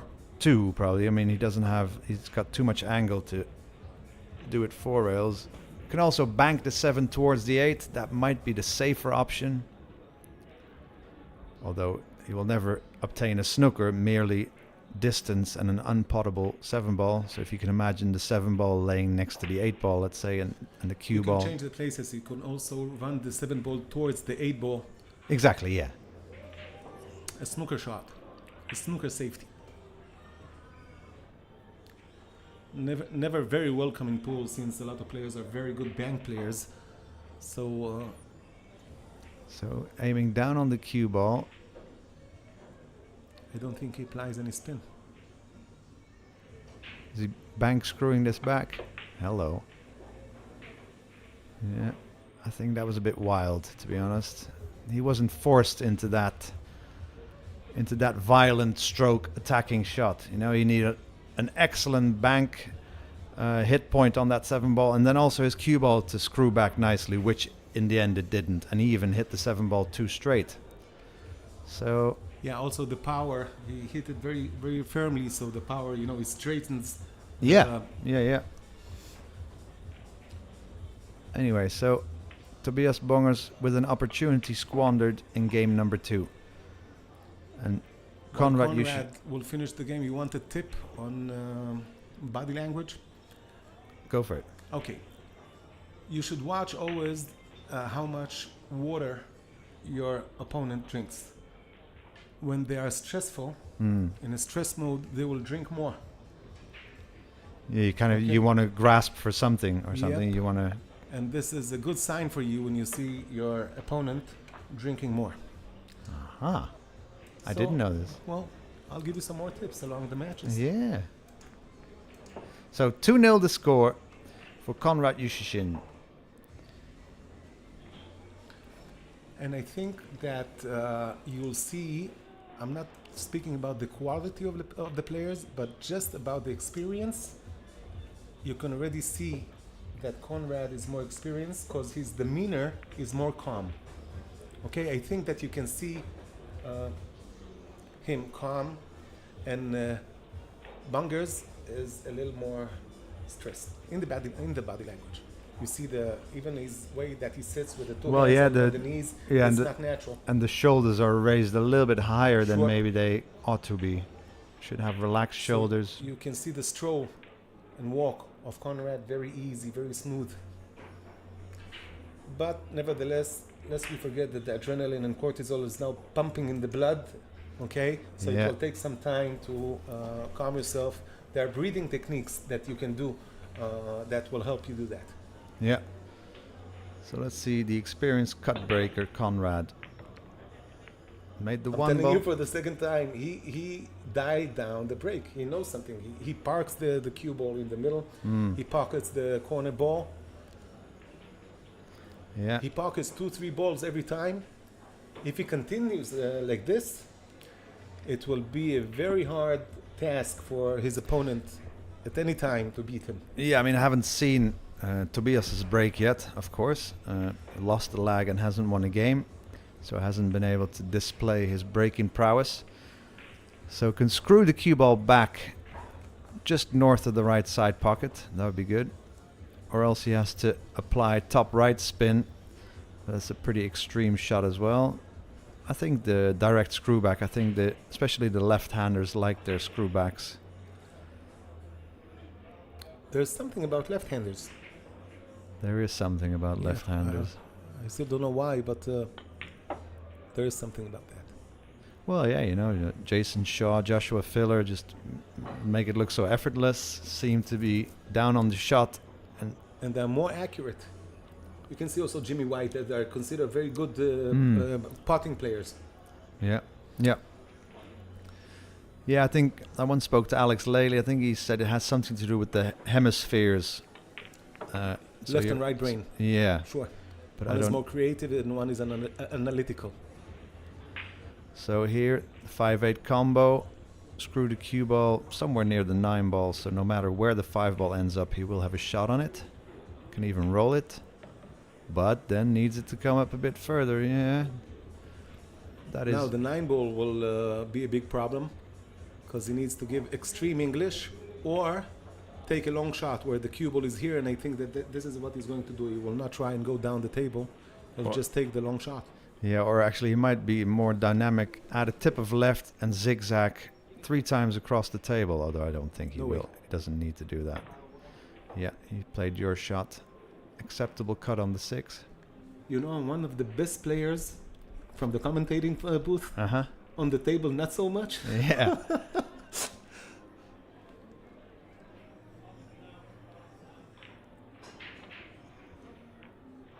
Yeah, and 3-0 is coming up. Is a big deficit in a race to 11. In any kind of race, I think it's so important. The first 2-3 games are so often write the story of the whole match. Yeah. They give the tempo and... first emotions are, let's say, positive for Conrad, kind of negative. I'll speak a little bit about momentum and how it changes and why it changes, if it's okay with you. Yeah, go for it. Okay, so while they rack the balls, very rarely you see 2 players playing at the peak of their game. Yeah. Let's say I'll give you an analogy. Let's say that there's 100% of air on the table. So if Rico Dix is breathing 60% of the air, I'm left with 40%. Okay, so usually there's someone who's leading the momentum, and you need something to change the momentum. It could be a fluke, it could be a good shot that you made or something like this, but very rarely, in any sport by the way, you won't see 2 players playing at their peak at the same time. The momentum is changing between them. Yeah, I mean, often, of course, the player taking the opportunities gives fewer opportunities to the other player. But of course, this is an alternate break format, so you both have an equal opportunity, breaking-wise anyway. Yeah, but momentum is momentum. It's like, a lot of coaches say something that they don't like, and they say, you're playing the table, you're not playing the player against you. Yeah. Obviously, there's a huge impact, because if I'm playing my son, so it's easy for me, and if I'm playing Shane, my hands are shaking. Okay, so it's not just the table. No. Obviously, we're speaking about pro players. This is a different level, but still, I promise you, every player that goes against Shane, against the co-brothers, etc., has an element of fear, even if they hide it very well. Yeah, or they have an element of influence. Yep. To make Perhaps things that's a better word. to make things a little bit different than your average opponent. Because of course, if you play against someone who you've seen on live streams and on, Sky Sports often, it does make it a bit of a different thing. Yeah, I'm trying to. You think he's taking the 9 ball? That's a brave. Luck favored the brave. I'm not sure he's it's correct. That is what he's looking at. I mean, is this forcing the issue? I think a bit. I mean, he might be able to follow the cue ball forward behind the 7 ball, and the 2 ball might travel north of the table if he misses it. It should. Like so, but yeah, that is not the way to go. And again, speaking about momentum, this is a thing like that could change the atmosphere. Although it's for lack of a better word, crazy shot, this was a tough shot to take. You mean had he made it? Had he made it, yeah, it would have made an immediate change. Yeah. So sometimes players will take the chance because they know it could change the momentum. But this was not the case. He wasn't forced. I mean, the safety was not straightforward. I'll give him that. But he wasn't put under this pressure to take such a long combination. And again, he didn't give enough time and thought for the safety. He immediately looked at the combination and tried to measure it. So he's definitely, the TV table, the single table setup, semi-final pressure is making him play different, is turning him into a different player than the rest of the tournament has. Because he's also fought his way through at least 7-8 races to 9 and came out on top. Yep. Playing probably, a high percentage pool, and this was not that. So Conrad, without any opposition, to be honest, has broke well himself, has played well. Yeah, not the best of outcomes here. He'll have to go forward or backwards. I think he's quite straight to the pocket. He's looking at leaving it there and accepting the cut on the 9. Elevation. I think he'll actually draw a little bit. So this 9 ball already for a 4-0 lead. Tobias yet to find any comfort. But that may also be because of his own actions a little bit. 4-0 for Yushishin. Race to 11. And the match can slip away from you quickly like that. Especially against a seasoned campaigner like Conrad. So... he already has a high mountain to climb. Yeah, because Conrad won his own 2 breaks and won both of his opponent breaks. Yeah, and is breaking again now, so... And breaking well. Yeah. So yeah, the voices you are listening to are me, myself, Rico Dix, originally from Holland, currently residing in London, former pro pool player, and fine gentleman from Israel, here partaking in this tournament, Shai Eisenberg. And we warmly welcome you all to the Billiard Network live stream here on YouTube. Wish you a happy Sunday. Well, this helps, isn't it? World-class 9 ball. It's always great to see that. Not the corner ball. Did make the 1. Needs another ball to pass the breaking line. That works. Now is he going to take on this cut? I think I'll he bet will. my left hand that he will. And I'm a right-handed, so you see, I'm not, I'm not betting everything here. Yeah, I like these shots in a way because the brief is fairly simple. Hit it as thin as you can. I mean, if you overcut this shot, that's more of an achievement and much harder to do and almost impossible. Whereas it's so easy to miss it by hitting it too thick. Yeah, and you don't have to apply any spin, just straight shot. Ooh, don't know if somebody said, yeah, it's difficult to overcut. Thank you very much, Rico. Yeah. I blame you and you only. He managed. He for his managed. miss. Okay, now, if Mr. Bungers will not take this opportunity to the full, it will be a huge blow mentally and yeah.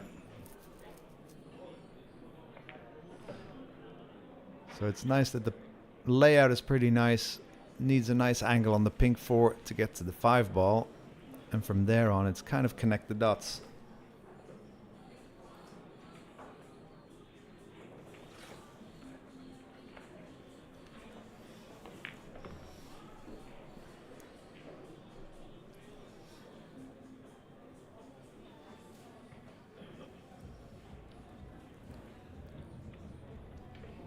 Yeah, that's a pretty workable angle. yeah, I'll try to draw perhaps a little bit of left side to draw down. I think he might stun it. Let out his stroke a little bit. Yeah, and it's obvious that Tobias has been playing great pool, so I'm hoping he can find his form again, because I want to see him play at his highest gear. And we enjoyed the quarterfinals very much. There was Shane against Conrad. Yeah. That was a solid match. Yeah, that was nice to talk through. Yeah, Shane with I guess he will say a few opportunities missed, but of course, everybody misses opportunities when they don't win a match. It really never happens that you're left without one. Now, if you can see his hand, it's really short. He holds it in the middle of the butt. Yeah, His right hand. that's true. Yeah, I mean he's not too tall, so that would also make a difference. But yeah, you're right. And if you kind of see him hit harder shots the way he just did there, his stroke kind of goes through the white, and then he kind of holds his. Not there. It was too smooth of a stroke there. But yeah, if he shoots balls hard, he kind of holds back a swing, so he doesn't let the elbow drop into his forward swing. Yeah. Are you a believer in the elbow drop? I am for bigger shots. Yeah, I think it gives you an easier, quicker, accelerating cue action. But And- usually in the club tables. But when you play pro tournaments and everything is new, you even if you have it's a little bit oily, that the cloth Yeah. didn't break down yet, so you can actually get perhaps more effect than what you are looking for. Yeah, perhaps. Yeah, I guess with the newest materials, the fast tables, new balls, you don't need a big stroke. But sometimes better you. tips, better chalk. Yeah. Everything was elevated in the past couple of years. No, I think that's also. I think it's noticeable that Shane has kind of toned down his dynamic stroke a little bit. He kind of used to have that wrist bending inwards in his final aim or something, and also on the final swing. He And- also has like a double pump sometimes, if you can see it. oh yeah. Let's say, the funny thing is, nobody can speak about anything bad about Shane, but if you had to analyze his technique, is far from perfect, but nevertheless, Yeah. who can touch a player like Shane? You'll never say anything about that. No. Shane has a different system that almost anybody in the world, perhaps Ralph Suke, can work the same thing. He works by force and power and talent. Shane is a player who can play the same shot 1,000 times. Yeah. Yeah. Okay, so you will break any kind of obstacle with force.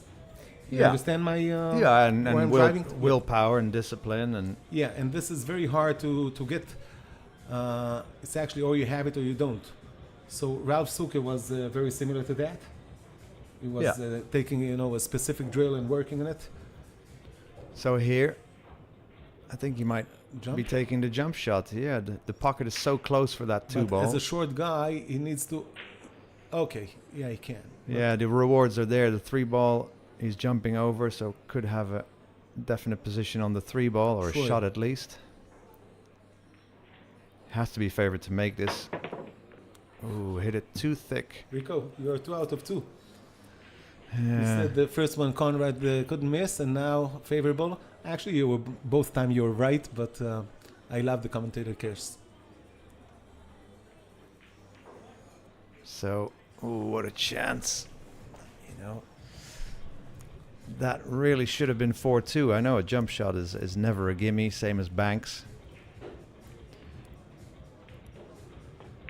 Yeah, so just not really in the zone of accuracy, let's Not say. yet.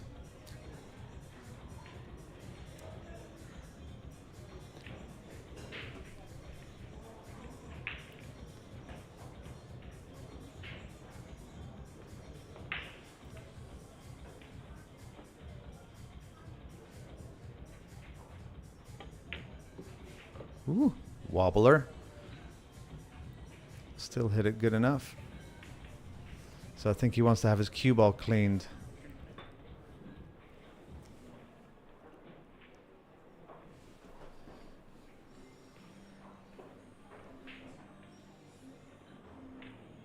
So Robert Braga entering the fold with his cue ball marker.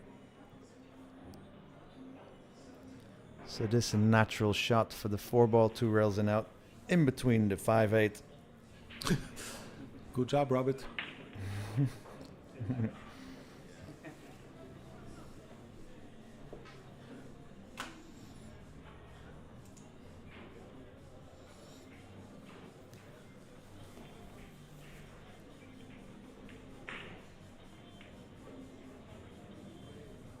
So that 3 ball wobbling in the top right corner pocket given Conrad a slightly bigger angle on this 4 than he wished for or played for.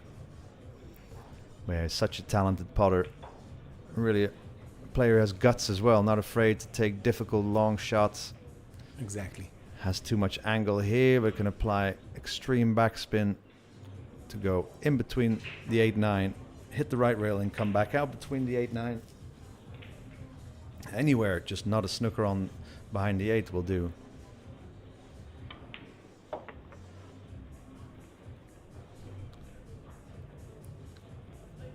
I love the smoothness of his stroke. Still, not effortless at all.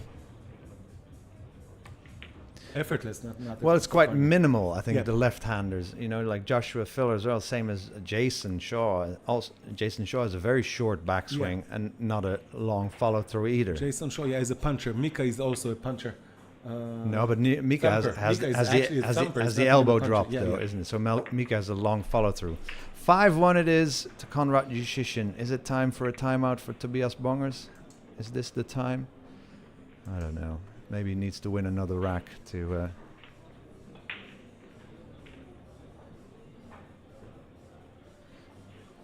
But thank you all for joining us here on this Sunday afternoon, or Sunday evening it is already, time flies, in Bucharest, Romania. Semi-finals of the Mezz Bucharest Open 9-Ball Championships 2023, the Dan Fisher Trophy. This is our second semi-final. These players vying to be the opponent of Ko Ping Chung in the final tonight at 8 o'clock. So Ko Ping Chung beat his brother twice. Beat his brother twice. And did you see the first semi-final? Nope, I was Yes. busy eating. Nice, good choice. Pardon me. No, that's a worthy hobby to have. Yeah, as So- you can see. So made the corner ball, didn't make the one, but that is quite handy in this moment. Yeah, Ko Ping Yi missed an incredible amount of balls. Missed at least 6 unforced errors, had a few safety errors, had an illegal break, which I hadn't seen him make all tournament. Yeah, he was really out of sorts. It had to be the brother dynamic that just kind of dampens down or takes away the killer mentality that I think they play on Yeah, I against agree anybody with you. else in the world. You know, I agree with you. It was different. Too bad. Again, Are you following me about what I said about Conrad dialing down the break? He has nice layouts after every break. Yeah. Yeah, also quite minimal, I guess. The original spread doesn't need to break it any harder. Yeah, I mean, this is a nice and flowy run out. Yeah, nothing too harsh. And that's the thing, if you operate the 9-ball cut break well, not the break box break, but this cut break, you know, 8 out of 10 times all balls are not against the rails, 19 out of 20 times there are no clusters. Yep. Some would call it too easy for these pros, really, to control that cut break. Because in my opinion, you know, the cut break you can hit at various points on the one ball with various, sometimes you hit him bad and you still make the A corner decent- ball, Yep. or you make the one ball still. Decent layout. You know, the same as the 10-ball break with the template. Sometimes players don't hit the one ball full on at all, but they still make 1 or 2 balls underneath the one ball, make 1 or 2 balls that go 4 rails.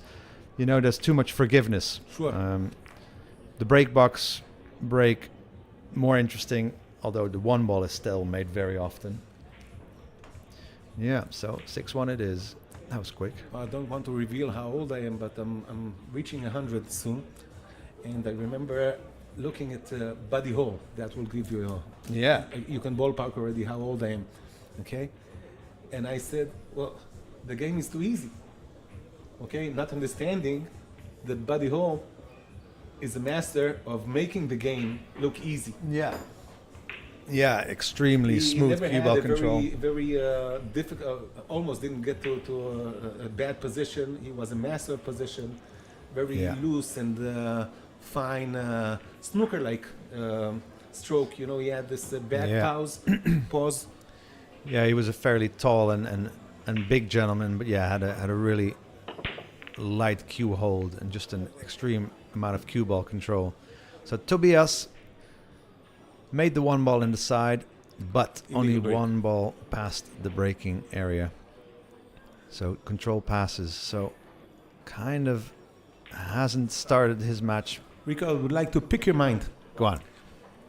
Because I have my answers for myself and some other people, but as a ex-pro player, when you're in this situation, you have to change something. Something needs to be changed. Are we on the same page here? So Well, do you quality- take a break? No, the momentum needs to change. Okay, it's not good for Mr. Bunkers. So, do you take a break?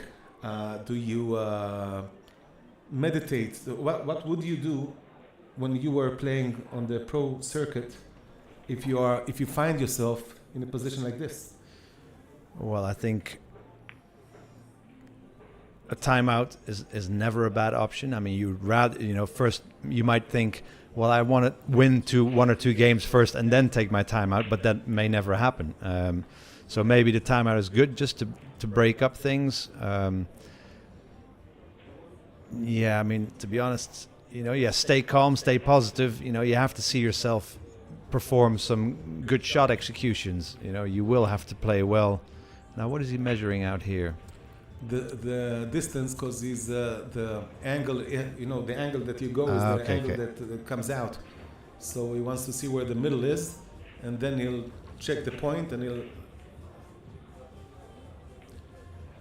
So I'm quite with you on this point. I think, but you should do other things, because stay calm is like telling you don't think on the color red. Whatever you do, don't think about the color red. So actually, you need to embrace. Because it won't go out of the system. If you're nervous and you'll try to fight it, you'll get more nervous.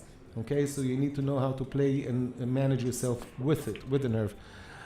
One of the better things to do are, in my opinion, okay, are several meditation techniques, which are not really meditation, like visualizing and finding like a happy place or a good place or place. It doesn't have to be specifically in pool. It could be with your friends, with your family, or something good. And this will assist you. And also there are breathing techniques that minimize the cortisol level. A lot of players think that the hormone that is problematic is adrenaline. It's not. Adrenaline is a good hormone for billiards. The cortisol is responsible for the stress, and you need techniques to reduce the level of cortisol. That's the reason you're not allowed to drink alcohol or take beta blockers, etc., because it reduces or controls the levels of cortisol. Nice. Interesting insights here from Shai. Yeah, it's good to hear people with opinions that have knowledge about other fields and are not just straight up pool players, but have passions and interest and knowledge and have studied. So are you implying that I'm not a good pool player? No. Because you'd be right. But I'm a decent club player. I accidentally took a couple of national championships in 9-ball, 8-ball, and 3-cushion billiards, which is my favorite game. Nice. Right, 7-1 it is. So that kick shot hit on the 2-ball from Tobias couldn't prevent him from hitting it so well that he wasn't going to give Conrad another opportunity. And so 7-1 it is. Well, with an alternate break format. I don't want to be the breaker of bad news, but it will be an extremely... something really bad would need to happen to Conrad and really good to Tobias in order to change this outcome. Yeah, I mean, and that's fair enough. In a way, he's made enough mistakes to go 7-1 down, but that's why I do like the winner break format, and no good pool player is against the winner break format. Yeah, because no one complains if you are 7-1 ahead. The other player can still have a feeling or realistic expectation that with some good play you can come back and win. Yeah, there are pros and cons to every system, I think, but since pool is fast and loose, mainly 9-ball, so I am with you on the same page here that winner breaks is more it has more of an edge, it has more, more blood. Yeah, you know what I mean. Well, it's just, that's why I started playing pool, that if you have just break and run out a rack and you're getting ready to break again, or even you've broken and ran 2 racks or something, the third break you're kind of walking around the table, you're a bit taller, Yep. You feel alive, and you just hit that break a little bit better with a bit more momentum, and it's a beautiful thing. And I think the alternate break format is just a little bit boring. Kind of you break, you try to run out, I sit down. I know it sounds fair enough, but also I think some players under pressure. There are only a few players in the world that, in an international tournament, latter stages, can break and run 3 or more racks. You know, there's not. Whereas everybody, or there are 1,000 players that can break and run 1 rack Yep. every time. Well, your countryman was a big advocate for the winner break. Who, Niels? Yeah. Yeah, no, I think it's Made a lot of noise about this issue. No, I think it's fair It's only enough, fair, and yeah. it seems to be working in the matchroom tournaments. It gives exciting matches. I mean, you also see more maybe 9-1, 9-2 score lines, but nobody complains about that either, or something.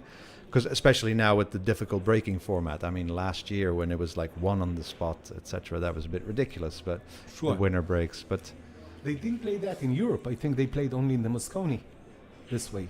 In Europe, I think for several years, 9 is on the yeah, spot. but the UK Open, the first edition last year, this yeah, the one was okay, on. this I didn't know. It was This- crazy, you know. So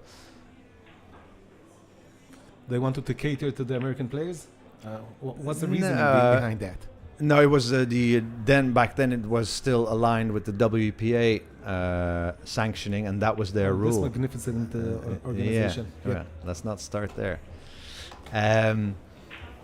But of course, the winner break format with this cut break, no break box rule wouldn't be good, because I think it's too easy to execute a break where you're left with an opportunity, even with the 3-point rule in effect. I have another opinion, believe it or not. I think that whatever system you will give these pro players, they'll find a way to work with it. They're so good. Yeah, Know what I no, mean? that's Obviously, you shouldn't give them a very easy way out. Like one on the spot is a joke. Okay. Yeah. When also 2007 when Ralph Suko lost the finals to Ronnie Alcano. And Yeah. Alcano is Yeah. outstanding player, but he just he didn't Screwed the even cue ball back 2 rails, right? Every time. He gave it such a soft touch, and every time he got like a Lego. Everything was built. Yeah. And this was a time where all the power breakers were, Shannon the Cannon, etc., and Were- Alice Pagulayan and all the Filipinos were smashing the balls. Yeah. He got the first one. Obviously, was Corey Deuel to find this. Yeah. No, it's a fair enough thing that players find out, the loopholes to get themselves Sure. easier opportunities. We were speaking about your countrymen. He was also speaking about Shane playing a little bit with the gaps between the rack. Yeah. But that is now nullified with the template racks, I guess. Sure. By the way, I love the turtle rack. I think it's an outstanding rack. Yeah. I haven't had any problems with it. I mean, It's durable. to be honest, it's not that difficult to develop a rack where all balls are touching. It's just a piece of plastic Do in you the remember end. the start of the rack? I do, yeah. Right, so Conrad stretching the lead, 8 racks to 1. You can maybe hear that we haven't talked about the game situations that much, because it hasn't really been a battle of tactics, of safeties, of kicks. Conrad, A bit misfortune. we will see another Tobias Bongers break, and let's see if he can create himself an opportunity. I do hope that we are yet to see the best of Tobias, even though it's an 8 rack deficit in a race to 11. It's actually a shame because all the people that are watching us now didn't get the chance to see how well Tobias played Yeah, throughout the tournament. He had No. a strong field and he played outstanding. yeah, it can't really be tiredness either, because all players have only kind of played 2 matches today, whereas yesterday they were playing at least 5 matches, which is unheard of really in any other game or sport, international tournament. Unless we forget the pressure of the cameras. Yeah, It puts some weight on your shoulders. a specifically designed arena. He's been playing the whole tournament on the outside tables, which feels like a pool hall because it is. And now, one table, brighter lights, bit different Even the table is a tiny bit different. Yep. Yeah, this is a So gold it- crown 5, and we're playing on gold crown 4s in the rest of the arena. And I think it's a little bit tighter pockets. Am I correct?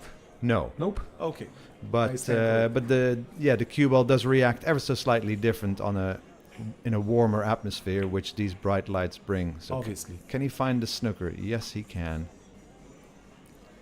Now, didn't really. Do you know why the cue ball runs more on these TV tables? Why the warmth of the lamps change the? Well, it makes the cloth grip the cue ball later. Yeah, exactly. What it does, it heatens a little bit the surface, Yeah. and then what it does, it takes out all the humidity from the cloth. Yeah. So it's a bit quicker. Yeah. Nice. So Conrad not opting to kick at this, maybe invited by the 2-6 possibility. Whether it's a combination, I think he's going for the carom actually. Yeah. So wants to hit the 2-ball half ball on his left side, our right, and then drift the cue ball into the 6. Tough shot. But he's an outstanding jump. He's outstanding with a short cue. Not that this showed it, but he has really good shots we've seen throughout the tournament. He draws. He actually goes to positions with I myself, I just kick and pray. Yeah. Okay, he does a lot of things. Yeah. So, opportunity for Tobias. We'll probably be playing either for the 3 in the left side pocket or for the 3-6 combination. Either way, needs some quality. And that is a Okay, good that start. was clean as a whistle.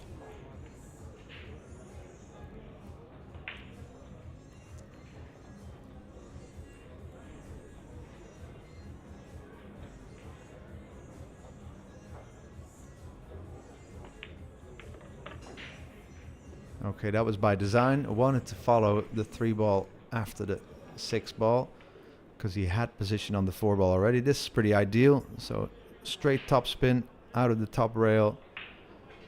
Would like a 20 to 40 degree angle on the 5-ball to make it maneuverable towards position on the 7. And this is a bit too Less little of an the- yep. angle. Yeah. And now needs to thump the cue ball or follow it through two rails. And he's a bit hampered by the 7-ball. Yeah. Anyway, you would expect him, however he does it, to still make his way through this rack.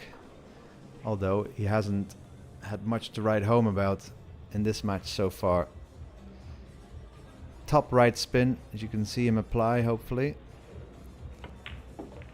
Nice. That's a nice recovery shot. All right. Still, it's Conrad's break after this, isn't it? It's all a bit of a blur. Yeah, Conrad started, so he's the even. Yeah.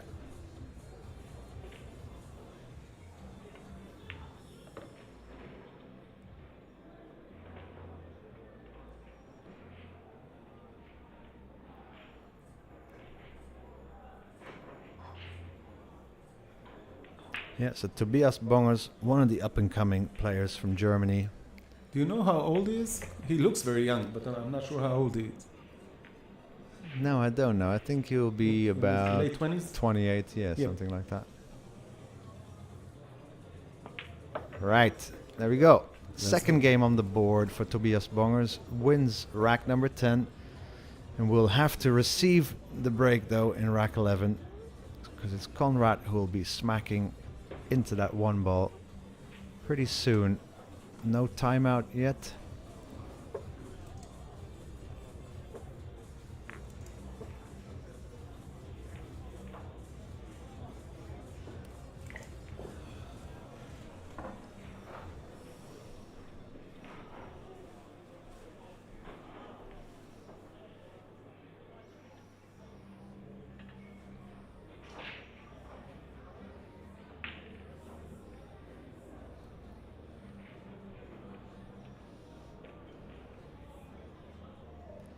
All right, let's see if Conrad can keep opportunities open after this break. Cue ball coming to a corner pocket near you. All right. So, opportunity Arises. for Tobias to make hay during one of Conrad's breaks, and then it'll be him breaking again.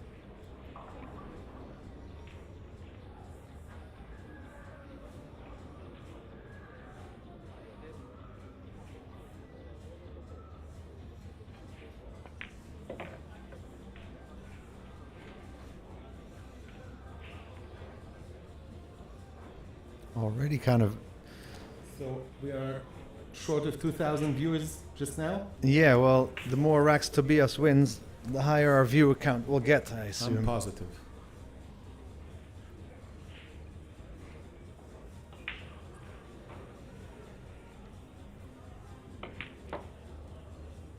Well, Well, you can thank you see, to all for joining us and watching this semi-finals here in the IDM.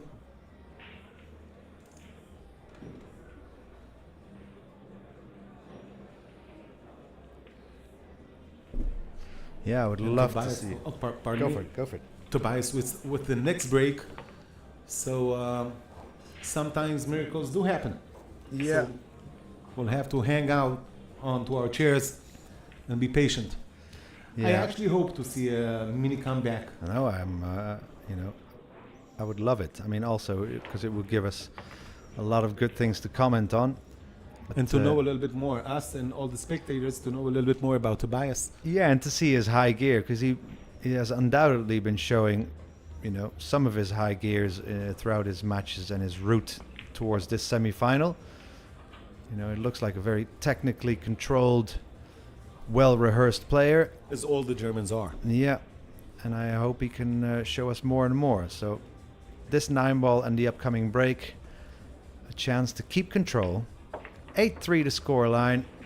Race to 11 to face off, or to have a chance to face off against Ko Ping Chung in the final of the Mezz Bucharest Open 2023 9-ball championships. Go Tobias.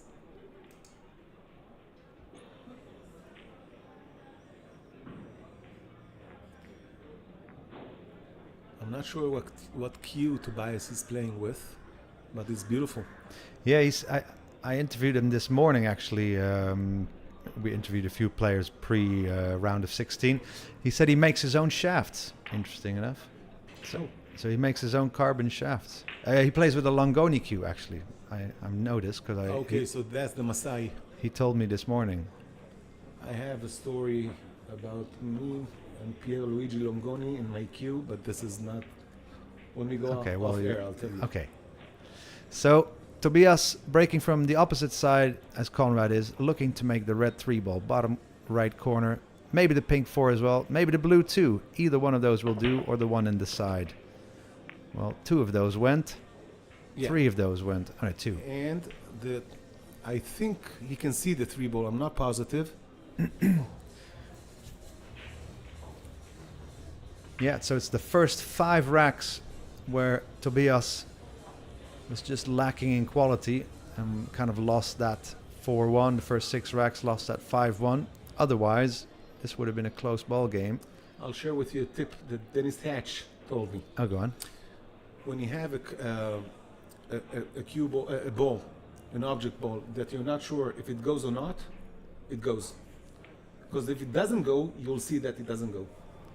Yeah, that's what I believe as well. Same as if you only have like half a pocket. Oh my God. Ooh. If you only have like half a pocket for a ball, then usually you actually have 2/3 of a pocket. So the eye deceives us, really. Sure. Wow, unexpected This miss is the there. badness. Yeah. I mean, of course, eventually caused by not aiming well enough, but I don't know if that was focus, if that was... I think that he, although he took a stroll around the table, I think he rushed a little bit to the shot itself. Yeah, I don't really know how Perhaps he... was eager to. Or was he wanting to open up that 4-ball cluster? Because, I mean, this position on the pink 4 wouldn't have been any good, of course. Conrad hitting that 3-ball pretty thick, but that will do. Now, he's either going to lock him up in between the 7-9, because in making this 4-ball, he needs a very short stroke. Sure. Yeah, exactly. Even points with the tip of the cue where he wants the cue ball to stop. Yeah, I don't think he's going for this. Just calling Robert Braga to make sure he doesn't double hit the cue ball because this needs a very short cue action. I mean, isn't it impossible to follow the cue ball through for position on the 5?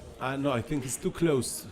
Or perhaps not. He's a good cueist. Okay. Yeah, see, that's a good shot, right? At that distance to get your cue ball to roll forward that much. Yeah, but he left himself a nasty cut. Yeah, but at least it's a natural shot with a tip of right. Cue ball will curl 3 rails around the 7-9, back up for the 6. That's the only good thing about that. Nice. And there.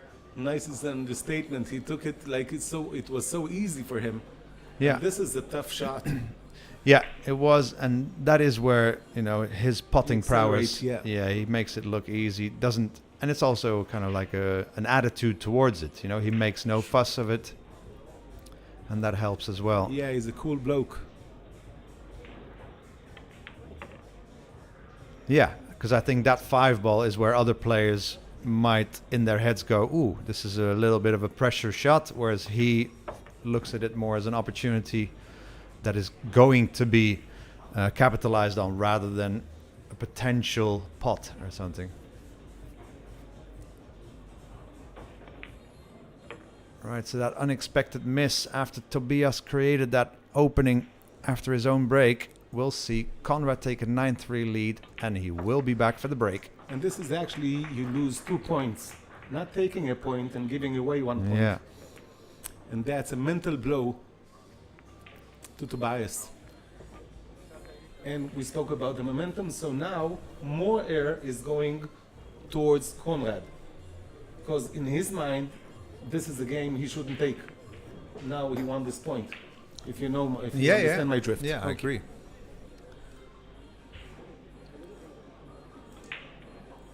So let's see if we can still get up to 2K viewers. We're almost there. So Conrad breaking from the opposite side. Although with the template, it shouldn't really matter too much. So yeah, let's look at the control of the cue ball, not breaking any harder than he needs to, but still with authority. Didn't make the 1 ball this time, so might struggle to make 3 points. Yeah, so made 2 balls, but that 8 ball doesn't count as a ball that crossed the breaking line. Control of the table passes to Tobias, and he just shook his hand and kind of told Conrad to get on with it. Hey, give me back. Conrad's still allowed to push out. Had Tobias accepted control of the table that passed to him, he wouldn't be allowed to push out. So at least a little bit of game left. 2-3 cluster, which may or may not be a combination. With the push out, always look for the furthest away area that you can play your cue ball, roll your cue ball to. So either the right corner pocket, top right corner pocket, although the 9 is in the way there. So top left of the table. Wow, this is an interesting push out here. Interesting way to push out, isn't it?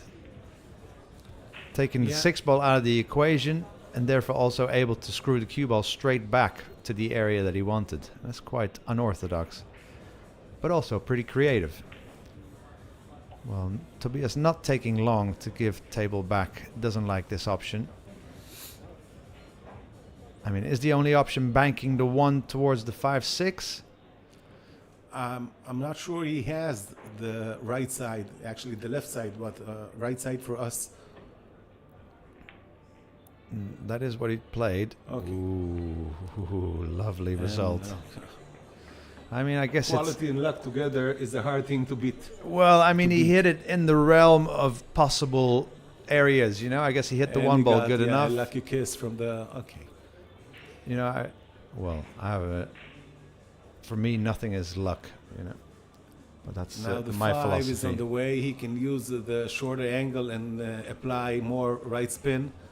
But easy it's not, and he can swerve also, since he needs to cash the cushion before the 1 ball.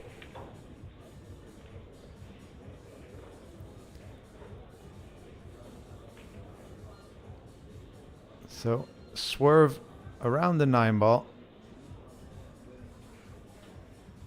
and it may not be all about this 1 ball, this rack. Whoa, what a shot. I think he didn't even touch the cushion before. I think No, he hit it directly. Okay. He did, yeah. So let's just get onto the side view and give us a proper view of this 2-3 conundrum. It's bankable, the 2 in the side, Sure is. but I think But it's. then you'll need to follow the cue ball, and this is a bit risky. I mean, it's better to bank it wide of the top side pocket and stun your cue ball behind the 3. Can he But roll then- the 2 softly into the rail and just leave his cue ball behind the 3? I think that. I don't know what he's doing. Let's see. I think he's aiming up to the bottom, so he's drawing. He's banking. And pardon. so he did do that wide bank, but didn't get the snooker. So back to normal view.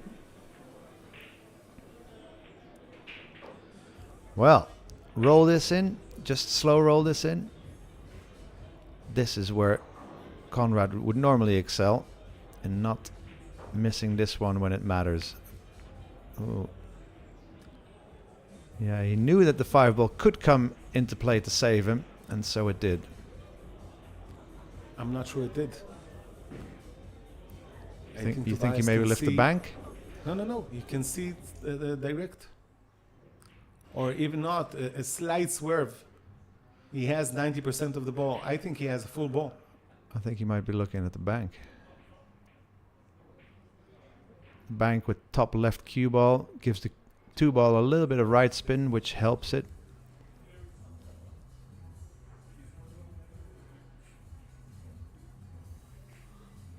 Well, it won't be the two-way first bank. time, I'm wrong, but Ooh, go 2 ball. All right. Don't call it a comeback. LL Cool J. So, well, this is lovingly lined up. Should hopefully be no problems to get to a 9-4 score line, and then it will be Tobias to break again.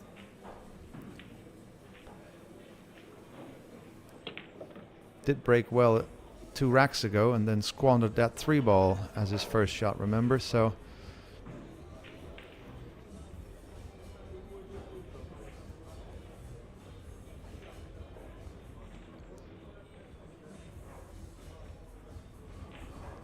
I mean, it can very well happen, especially if Tobias keeps winning the racks, that Conrad doesn't hit his cut break as smooth as he was doing in the beginning of the match. Correct. And that he, may make a ball, may not make 3 points, just may not get a shot on the lowest remaining ball. I mean, you hardly see players scratch on this cut break, isn't it? That's really Only if they get a kick from one of the other balls. yeah. Usually you are correct. One of the options that I do see that when they apply a little bit too much of a draw shot and then it goes to the corner pocket, but it rarely happens. Well, I've drawn it into the side, let's say, just not cutting it enough and then drawing it straight into the side from where you're breaking.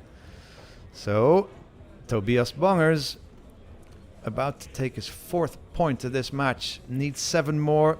Conrad needs 2. I mean, is that an unfathomable scoreline? Not really. Although we are breaking in an alternate fashion, so 9-4 our score. Is this a time for a timeout? I Nope. wouldn't mind, because then I can run to the toilets, but I don't think it's happening currently. I can keep the port for you. That's true, yeah. No one's going to steal our monitors here in the booth. And all the gold and money that we're getting, the thousands of dollars for every hour. Yeah. So here at the beautiful IDM Pool Club in Bucharest, Romania, for the Mezz Bucharest Open 9-ball championships, started off with 256 players from a variety of countries worldwide, all the way from Asia to all outskirts of Europe, And Shane North Van- America.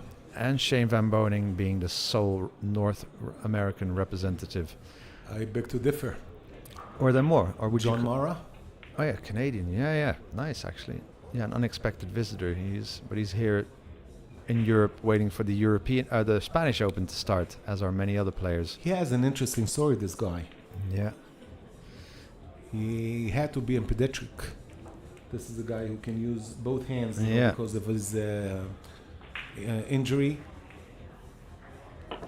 So playing very solid with the left hand. Here we go. We Shot have on the another 2. Romanian guy, Babkin, that plays also very well with the left hand because of an injury. Really? Yep. Now this is an outstanding break. Yeah, and an outstanding result as well. He hit him, well, if anything, let the cue ball travel a little bit too far downwards of the rack, but with the 2 ball being there, that was a great result. Yeah, he won't hit himself for this position. Yeah, and 9-5 doesn't sound all that bad, does it? But then if Conrad will find again his technique of breaking the balls. No, absolutely. You know, he's still, of course. Yeah, it's not in his hands. Conrad so is. This is just to agree with you. You know that he's now finding his momentum and his rhythm, and you can see his demeanor is more calm. Yeah. Okay. So if we would have take your thought of winner breaks, we could have a real match here on our hands. Yeah. But so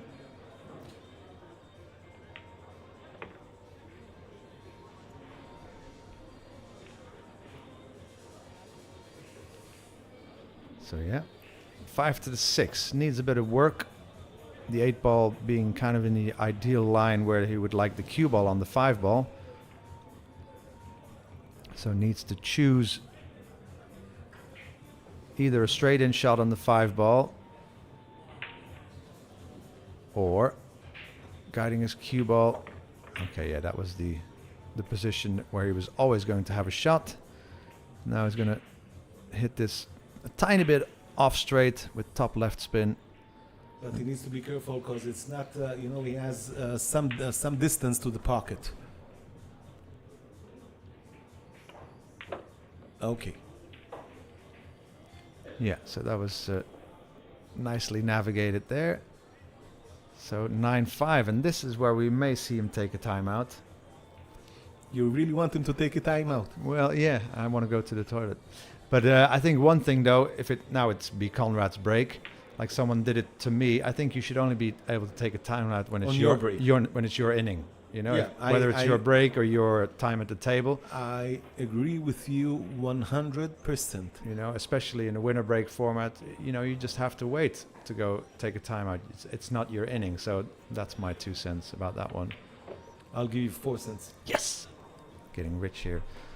All right, Tobias showing us the quality that he must have been displaying to get this far after a shaky start to this match, and strong play by Conrad throughout. The score now 9-5. You know, if you can keep Conrad needing 2 racks, it always makes you feel a lot more at ease than being 10-4, 10-5 down. So all to play for. However, I'll be honest, I think it will take a little bit more to shake Conrad, which is he's a seasoned player. I know, I'm just so hopeful of a comeback and just really want the action. Both of us.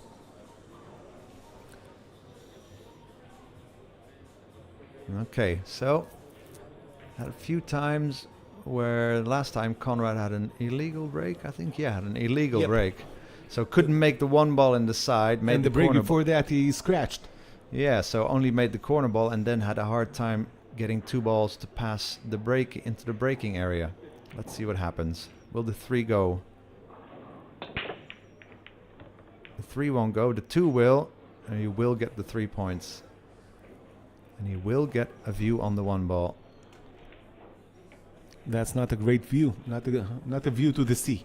Well, he can bank it softly, full on, and you know. He can play a good save here. Then the 4 ball. The 4 Usually 5 you want to see the 1 ball where you can pot it and take it from there.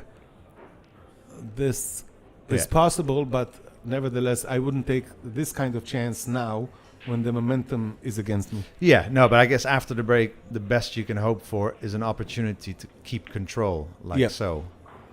And this is much better than just control. Yeah, because this is an unjumpable snooker.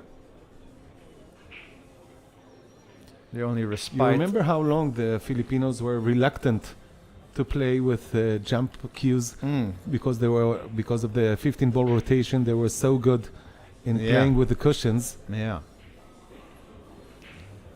Them and Earl Strickland. Yeah. Although I have seen Earl jump. He jumps tremendously. Once or twice. I mean, with a jump cue. Have you seen Joe Rogan imitates? Yeah. That's a classic. Yeah, that's a good one. I jumped with him, Yuchi. Okay, so we'll probably want direct contact. Not use the second rail, but can use either. Just I would love to come from behind actually and stop the cue ball there. hit the ball. Oh, I've seen this happen before. Hey, hey, hey, we've got a bit of momentum swing here. This wasn't happening in the beginning of the match at all. And this, I wouldn't call fortunate either. I mean, he hit it very well, very thick. Sure. Stuff can happen, you know, if he... No, the double kiss throws down 99 out of 100. You get a good position when you at least set some distance between the cue Yeah. ball and the object ball. So what to do here? Can kick off the bottom rail. I think he might kick at it 2 rails and try to use the... Oh no, 1 rail. He'll try and leave the cue ball behind the 9 ball and the 6 ball there. Ooh, this was... Either too much spin or too far along the rail, and this opportunity for bongers to come back to 9-6. It's perking our interest, isn't it, Shai? I have to agree with you. So this a pretty... a Can you bit go to the side yeah, a camera? bit I want to see if it's... Yeah, okay. It's thinner than we think. Yeah, thinner, but it's not an overcut. He still can do it and maintain control on the cue ball. A bit of right-left hand... right-left. right left hand. Yeah, that's perfect English. Yeah. Right-hand side. That's not good enough, really. Didn't really get that To be right honest, spin I to thought take. that he will come to the same approximately towards the 4 and the 5, where he can take the 3 ball easily to the So middle. This is a difficult shot. I mean, he's Hampered by the 7 ball, and Yeah. needs to cut to the blind pocket. Never easy. Yeah, so this a test of potting accuracy just when he's about to maintain his comeback momentum. All right, so resetting, that's a pretty good sign usually. Bottom left, keep position on the pink 4. Oh, nice. That's nice. Clean. By the way, that's a great tip for the club players. That once you go down to the shot and you don't feel that you have the shot, it's a good thing. Leave the ego aside, get up and go down to the shot one time. Yeah, it's all about self-management, isn't it? Exactly. And the true self, not the ego, yeah, let's say. Right. Rico, So, to those two bungers, I didn't think that he'll get so far. no. And I'm happy, we're both happy Yeah. that this is the situation now. And I think the audience is getting into this game more and more with each shot that Tobias That's short. execute right. Yeah. He still can cut it, but he wanted at least 30 centimeters more.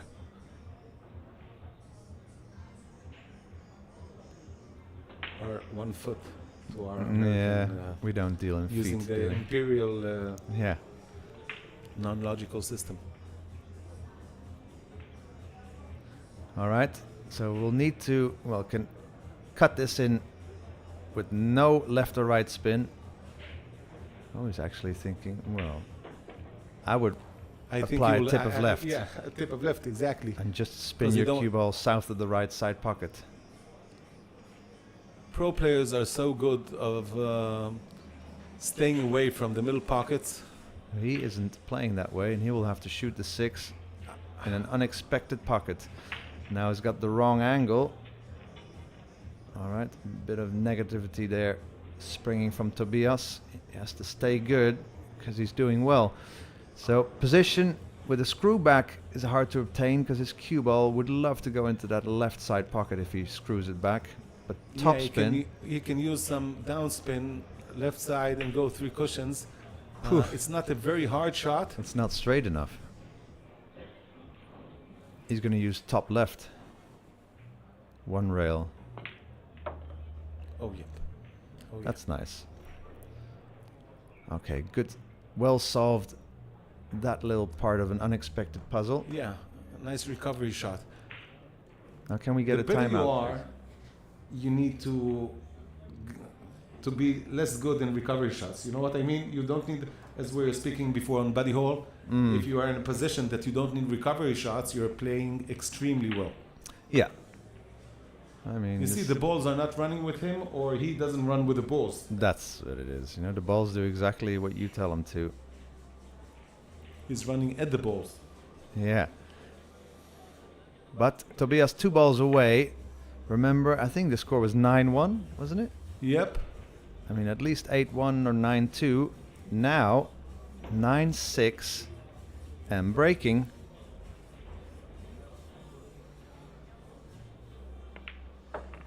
There we go. Tobias Bongers on the comeback trail. Timeout, even by Conrad. Okay, I might have to run to the toilet. Excuse. I'll leave you in the capable hands of Shai.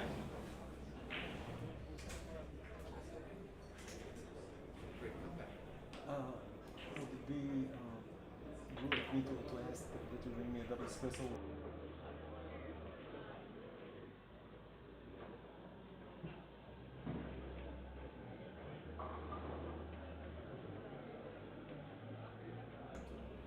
Oh.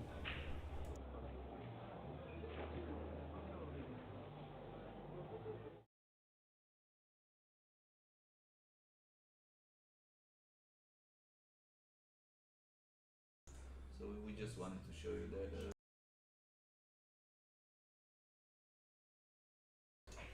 We just wanted to show you that Ko is practicing. So he lost the semi-final, but he's practicing.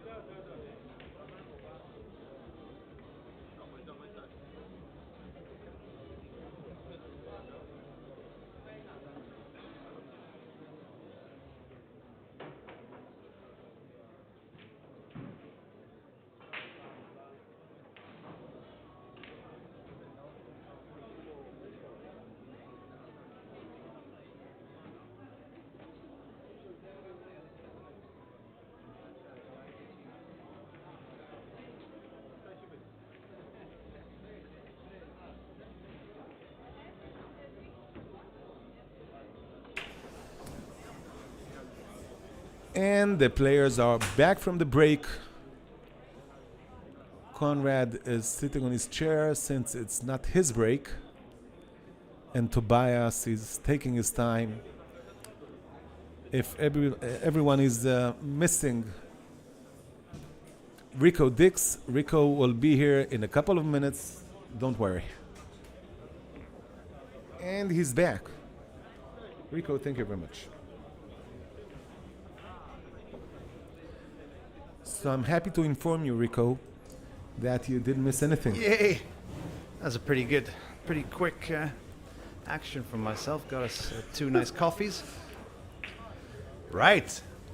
Can he keep the comeback trail going stronger and stronger? He's not far off making this an incredibly tense match. Can break and run out or keep control at least after the break. If he wins, it actually can pull the rug under our argument of winner breaks. Yeah, because Conrad hasn't done that much wrong, really. I mean, Well, right. Let's see what happens here. Wants to make the 8 and the 1. Made the 8. Didn't make the 1. But That he has a doesn't matter. position, or the 3 will block the way. Nope. I think He can see the 1 ball. I think he can bank the 1. I don't think he can bank it. What, backwards where the cue Corner ball is pocket, now? Yeah. Corner Okay, pocket? maybe I'm not. not sure. No. But he's got a chance to keep control, and that's all you can wish for. He could wish for more, but that's what he gets.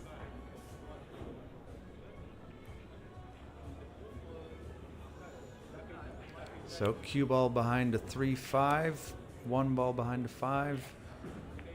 By the way, the Longoni cue that he's playing is called Masai from Africa. Okay. On the from name that of the Masai tribe. Yeah.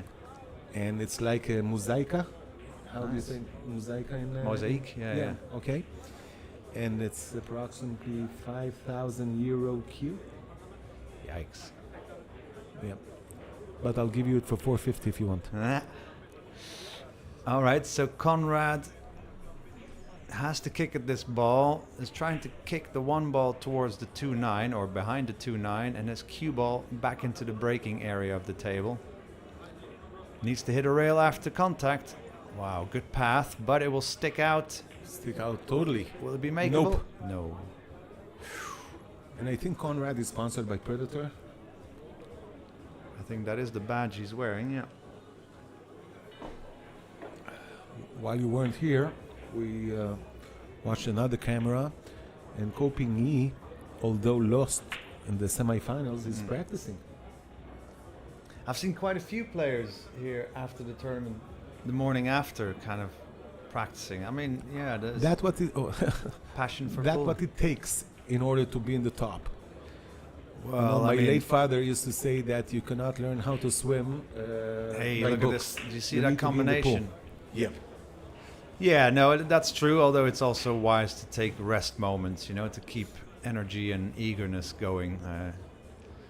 There's such a thing as overtraining yourself. I agree with you again. But here he needs to have about Tell that to Shane. yeah, I won't. About a 10-degree left-sided angle on the 2 ball, so stay low of straight position. Although he's a bit straight on this 1 ball. Yeah, The problem with straight balls is you can go forward or backwards. That's the reason that no player wants to go straight, even if you're on the last ball. Yeah. You always want some kind of an angle Could to work st- with. could stop the cue ball and play the 2 ball from where the 1 ball is now, but that's not an That's- ideal yeah. angle either. Well, it can be if he A cute angle. if he rolls the 1 ball in and rolls, let's say, puts the cue ball right next to where the 1 ball is now, to the right. That would be an ideal angle. An old guy like me, so my eyes don't work Okay, as fair good enough. as yours. So I'll take your word that you can stick there and play it. I wouldn't do that. All right, bottom right spin. Oh, Tobias! Thought about it so long that kind of took his eye off the pot. Oh, disappointment. And this We can even say a better word, disaster. is a chance that Conrad is not going to let slip, I think. He knows he was on the verge of being pegged back properly, and now, this is He totally rushed it. the wrong angle. Can I share with you one thing? When you get a position that you shouldn't get, okay, like Conrad just got, you get a boost, a rush of adrenaline in your body. You see, he leaped out of his chair. He Yeah. didn't. The best thing you can do is wait for 10-15 seconds to let the rush of adrenaline go down. It's the same when you do a great shot. Yeah. You Okay? make a bad shot you should after. you should wait between 10 and 20 seconds just to let the rush of adrenaline go down. And this is what happened. He overcooked the shot. Yeah. Ooh, went for the cut. Ooh, frustration for Conrad. Self-inflicted frustration, that is. Opportunities missed again. Ooh, and you see, this time Tobias was the one to kind of run to the table. Now, this is not an automatic position on the 4. Is maybe better off spinning 2 rails and out to the center of table. There's a bigger area for positional pleasure there. Oh, that cue ball's not that is not what he wanted to do, but he'll take it. He hit the 3 ball way too thick. It's always hard to judge the object ball when it's in the pocket. Yeah. It's a very specific hit required. Now you can even see Tobias laughing either towards a friend or just to himself. The tension in this arena is rising. Building up, yep. So now, left with such an angle, he can only play position for the 6 in the same pocket, most likely. And he needs to be careful from the 7 ball that could... Yeah, doesn't really feel like slow rolling this 5 ball. You'd rather use a fairly full stroke, but has to kind of hold his cue ball. So make the 5 and no more, really. Travel into the right rail and then towards the left side pocket.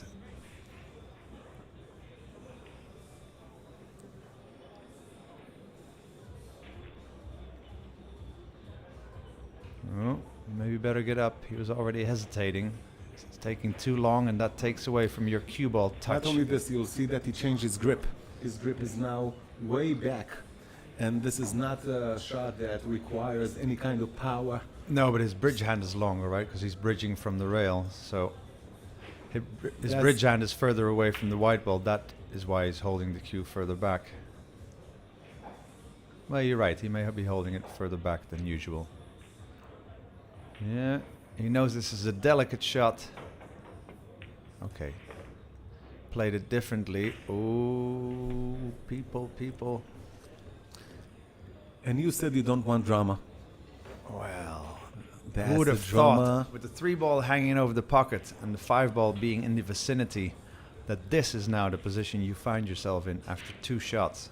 You know what's the curse of every good pool player? I never had this curse because I was never a good pool player. They always remember the bad shots. They don't give themselves credit for the great shots, Yeah. and it haunts them, the bad shots. Yeah, it's hard to play with a total clean database. Maybe. Oh my God!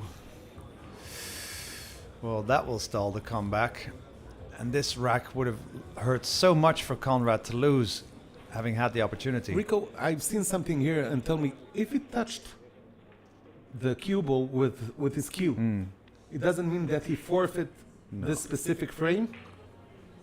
No, he's just kind of sometimes you strike it with your cue ball to kind of drift it towards your opponent to give him ball in hand. Which he didn't this time, but okay. No, or it would be a 2-foul situation. A couple of years he hit ago, the 7 in the ball. Moscone Cup, Niels Vegen, your countryman, Yeah. made the winning shot, left the cue, his cue on the Oh, table, yeah. if you remember. Yeah, ridiculous. And they wanted to. There was a big commotion after that Yeah. because the cue ball ran towards the. It was never going to go to a pocket, but Yeah. it wasn't a very smart move from Niels. Yeah. Obviously, it was pumped up from adrenaline, etc. Yeah, no, that's true. I remember that. So, all back to normal, kind of, isn't it? Whoa. Oh, who wouldn't have loved to seen a 9-7 score line with Conrad initially missing the opportunity to go 10-6? But nevertheless, we've seen Bungers taking his time more than once and more than twice. He wasn't comfortable with this shot. Yeah, but he did play it. I mean, if had he executed it well, the winner's always right. But he had to play it with inside, just to be able to stroke it a bit fuller. Hit the 6 on the way down. I think he still should have slow rolled the 5 with a natural white. All right, made the corner ball, didn't make the 1, and is going to have no shot on the 1 ball plus an illegal break. So Tobias will pass control, and that is for sure. because Tobias wouldn't be able to push out. And although I said that Conrad is not easily shaken, I think that the couple of last frames and bad breaks are getting to him. Well, and you see it in this break. This yeah. is obviously just my opinion. And if you don't agree with me, I'll never speak to you again. No, I think it's also negativity sets in, like maybe thinking when you're unlucky or unlucky Exactly. for Tobias to be making his comeback, but there's It nothing. changes when you're stressful. It changes a little bit the tonus of your muscles. Yeah. Okay, so usually when it comes, it has more impact to players with a long flow. Okay, so you are suddenly the muscle are strengthening a little bit more, and they contract a little bit more. Yeah. It's in millimeters, but it does make a change. So the push out played by Conrad. Now, the option for Tobias to play this. There's or no to way leave this. he'll give it back. He'll take this shot. Yeah, but should he? Well, yeah, I guess It's also he a has to. confidence builder, and if he makes it, he has an easy save on the 2-ball. Okay, yeah. Yeah, it's true. Yeah, I guess it's a good push out. You can't really give it back knowing that Conrad is such a good one-ball potter or potter of a single ball. And that could have happened as well. Oh my God! Aye! Living on the edge. Tobias Bongers will have felt momentarily, is this my last shot of the match? Whereas now, is he hooked behind the jaw? I don't think so. Let's quickly go. to No, the he's not. next view. He will park the cue ball Has to behind the draw it 9-ball. back, though. Has to draw it back ever so slightly. Nice. I think that will. Yeah, that is sufficient. Yeah, that's good with the 2-ball out in the open. Hard ball to hit. You can kind of imagine wanting to hit. Two cushions. Actually, it's not a very hard carom shot. Well, yeah, kind of one cushion, but then aiming like you're trying to pot the ball into the corner pocket. So hitting it. I There myself and would go straight two in- cushions and Okay. go from behind, but That's what he's doing. Nice. Yeah, going the shy way. Ooh, what a result here. Yeah, it was a good hit. that's a nice sentence, going the shy way. Mm-hmm. I'll tell everyone that I invented it, and I'll use it from now on. Okay, I won't need. I'll just take moral credit now.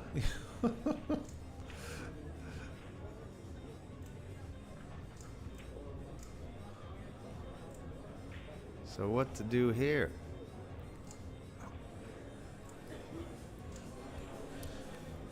I mean, you can kick at it, but it's so hard to get away with it. Yeah, but actually, if you kick it correctly, good thing, and with a little bit of power, good things can happen because the 3-ball can actually run to the 7. I know it sounds far-fetched, but it's not. And if you hit it firmly or straight, so the 2-ball will stuck to the left cushion, and you're kind of good. Good things can happen here. He's gonna hit it. Oh no. Yeah, that's what I saw. Ooh. I thought you will try and hit it fuller. I mean, a half ball kiss on the 8-ball would have snookered him, but as things stand, well, the cue ball will be stringing back and forth. No, that's a pressure shot. Now the question is, the cue ball will travel into the left long rail, but will it go forward? Now you've seen a little mistake. I used to. I'm accustomed to look at the body language. He has done no with the head while he was going down. Ooh, Which that's is- a nice shot. He was looking at the ball and doing like this, no, with the head, left and right. That's not really good, no. Nope. Although he potted it. So this is a chance to turn this slight, well, severe comeback by Tobias Bongers, grind that to a halt and win the last 2 racks and make it an 11-6 victory to make his way into the final against Ko Ping Chung. And that final will start at 8 o'clock if this doesn't finish later than that. Mr. Dix, if you remember last year, the finals were the same. A Polish player against the other co-brother. Yeah. So I think he feels a national obligation to revenge the loss of. So Konrad Yushin just composing himself. 2 balls for a place in the final. Oh, that's a beautiful shot.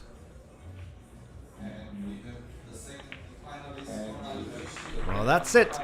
Thank you so much for watching. The final of the Mezz Bucharest 9-ball championships coming up. He's a victor with 11-6 over Tobias Bongers. I thank my partner Shai Eisenberg. And I thank you, Rico Dix. And the final will start in about 30 minutes. Stay right here. Go get yourself a snack. But this is going to be good. Ko Ping Chung versus Konrad Yushin in the final. It's going to be good. Stick around.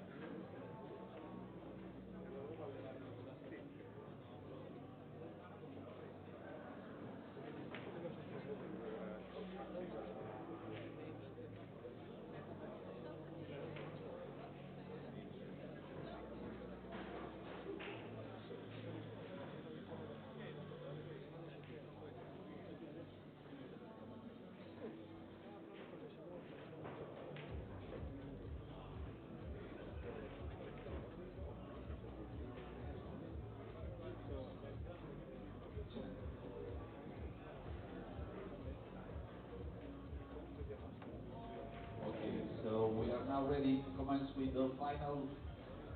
Ladies and gentlemen, please show your appreciation for the two finalists from Poland. Congratulations.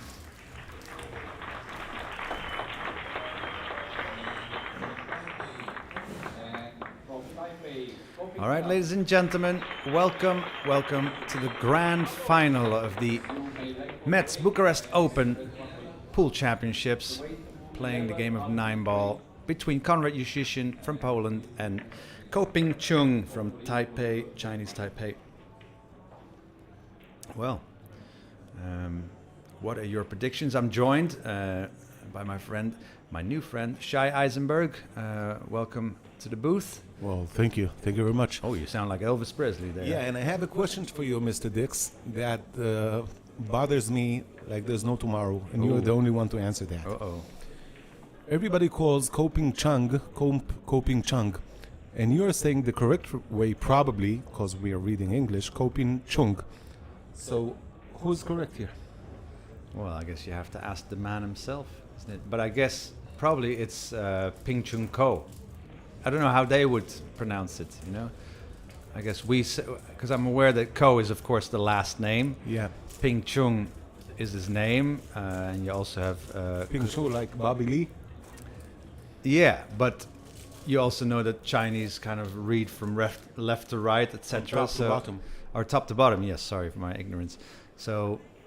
Left to right is the Latin. Oh yeah, but I think we're doing quite all right with... Chung or Chung. All right, game number 1. We are a race to 11. For the title, and more importantly, the honor of calling yourself forever the Mezz Bucharest Open champion. The money will fade or be spent, but the bragging rights and honor last forever. So, good break by Koping Chung, making the 1 ball, leaving the corner ball hanging. He's got a shot on the 2, and the 3 ball is not too far away from there. I don't think that you can be at the final with any kind of luck. You had to go through different and difficult matches. That said, Koping Chung was playing solid, with almost without any mistakes throughout this tournament. Yeah, except in the match with his brother that he faced in the semi-final, because that was a festival of faults, really. But anyway, we both agreed about that they cannot bring the killer instinct when they're playing family. Yeah, it's something I don't think that the word missing is the correct word, but they cannot activate killer mode like the Terminator. Yeah, like Schwarzenegger. Yeah, no, I agree. And so, well, this is a nice break, good opening shot, and just keeping the cue ball at the angles required. So both players fought their way. Through the winner's side of this tournament into the final 32, from which we played single elimination. So they won 5 matches to get into the last 32, and this is their 5th match in the last 32 side. So 9 matches played, 9 matches won by both players. Something has got to give, and it is this final that will show us who goes home undefeated and who goes home defeated. You know, Rico, all the documents that and all the checks that they've done, from the psychological point of view, it's easier to be number 3 than number 2. Because number 2 is frustrated. I was almost number 1. Number 3 says, "Hey, I have a medal." Yeah, no, and you know, yeah, no, absolutely. I guess I have to agree with that. Well, thank you for agreeing with me. Yeah, 1-0 to Koping Chung. You know, most of the Far East players didn't cave to the, as I told you before, to the carbon shaft. Yeah. And actually, they're playing with a custom cue. Both brothers. That, to the best of my knowledge, it's even not a low deflection shaft. Okay, yeah. Yeah, no. Very expensive cues. Yeah, Thousands of dollars, but beautiful cues. Well, no, I mean, I used to be able to play, you know, a 9-ball with a deflection shaft, and that went just fine. I mean, I guess if you have a no deflection shaft, you still have to adjust for the fact that you don't have to adjust so much, is the way I kind of squared that. Yeah, and I think it's more of a marketing point of selling, you know, because the pool is in the hands of the Americans, snooker is in the hand of English people, which are not very, they have more tradition and they're not very reluctant to move from that. So snooker cues are, there's no, like, take John Paris. He doesn't have 2 same cues. Every cue reacts differently. When you play with Predator, you play with Mezz, you play with any of the brands, they play very similar to one each other. Okay, so this is one. And we also see different kind of styles of the strokes. No, when true. Conrad is has more shorter and compact stroke, Koping Chung has more loose and more of a long stroke, but very soft and with a lot of control. Yeah, Koping Chung never seems to hit the ball any harder than he needs to. And yeah, so it's got a very nice trained, but looks very similar to his elder brother, technique-wise. So all square, 1 apiece, all according to the player that broke the balls wins his rack. So it's very important in this alternate break format, without the break box, to win the games where you're breaking, and then try to make inroads during the games where your opponent has broken the balls when you get an opportunity. 2 nights ago, you were with me when I tried to solicitate the co-brothers to have 1 shot of alcohol. Yes. It was funny. Only one of them agreed. And well, the other one's still underage. Maybe. Yeah. No, I guess Koping Chung looks about 13, but he must be over 25 by now, I think. So, have a look at Koping Chung's cut break. Really, well, on the other table broke a bit harder, but on this table I'm used to seeing him break fairly... Okay, he's breaking it a bit harder. Yeah, 70% of his power. The cue ball was flying off of that 1 ball. Because I have seen him break softer. But now, faced with an unreachable 3 ball from where he is. So looking at the push out. Looking at leaving his cue ball there. And that would give Conrad a slight look at the 3 ball. Probably not enough to bank the 3 ball in the bottom right. What else could he do? Well, not much else, to be honest. Because any look on the 3 ball, if he pushes his cue ball to the other side of the table, would leave the 3 ball open for potting. A jump is not really... It's hard to push out to a jump. So wants to leave his cue ball, or is thinking of leaving his cue ball exactly, but that needs to be an exact spot, and it's not easy to roll your cue ball to stick on that rail and not to come out, let's say, balls width, because that might offer him a whole different shot. Especially when you're hampered by another ball. I mean, look, because this is not where he wanted to push out to. Not as well. It's about 4 balls width away. Now he did leave the kick shot that he got back. I've even seen that was quick. Yeah, although, it's very doable to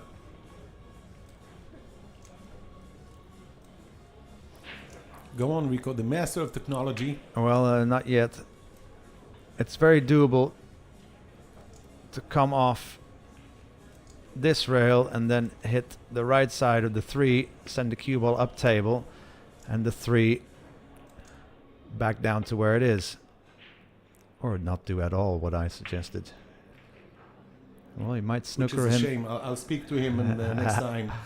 Well, It's he's, important to us that he will go exactly as our technology shows. I mean, he still snookered him in a very unorthodox way. Not only, I don't think, Conrad is looking to curve the cue ball. I'm not sure with my bad eyes that he has, but if he, okay, so perhaps he has the space to catch the cushion before. Well, obviously he does. Nice shot. And this will work out just fine. The spin will stop working. Ooh. Actually kept working off of that last rail. And now he's kind of totally in between shots. The cut to the left corner is extremely thin. The cut to the right corner is extremely thin. Oh, he definitely would go to the left corner, and then he could run, or, well, he's a soft player, so, okay. Oh, Exactly. 6 ball. Okay. All right, that was a good shot. That was the Lady Luck tapped him on the shoulder. 2 balls width before he stopped was the only situation where he could get a negative result, but that was a good stroke. Nice and positive hit. So this is a chance for Conrad to win the game where Ko Ping Chung was breaking. So we'll have a chance, should he run out, to break and run out to take a potential 3-1 lead. Race to 11, remember. All to play for, but these opening games... He's a little bit short here.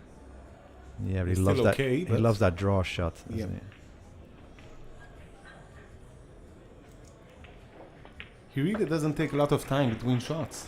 No, and of course, they've warmed up so much. They've really played themselves into the tournament. Have seen themselves win matches. Well, 9 to be exact, and are taking that confidence that they can gather from winning matches. Some players start each match all over again, but I think Conrad is a player who does exude confidence sometimes. Whereas, let's say, in Albin Ushan, he always looks exactly the same, doesn't he? You remember young Albin Ocean? I do, yeah. Yeah. He wasn't so calm and collected. Yeah, to say the least.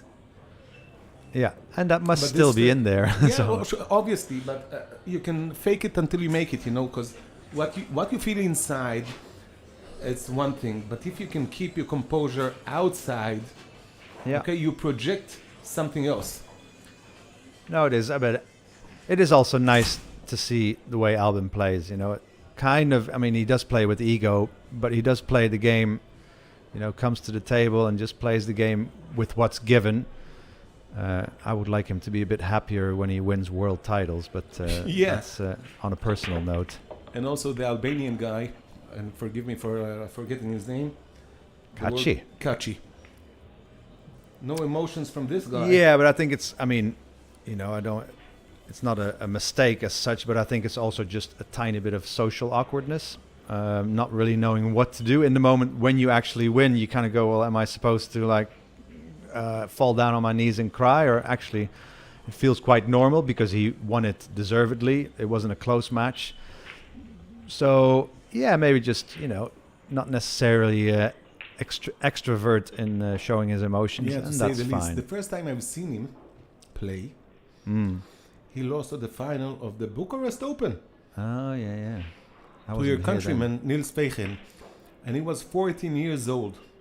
Wow. And he, if the name Terminator wasn't taken already by Niels, I would give him to this boy. He was calm, cool, and collective. He wasn't afraid. And Niels had his hands full.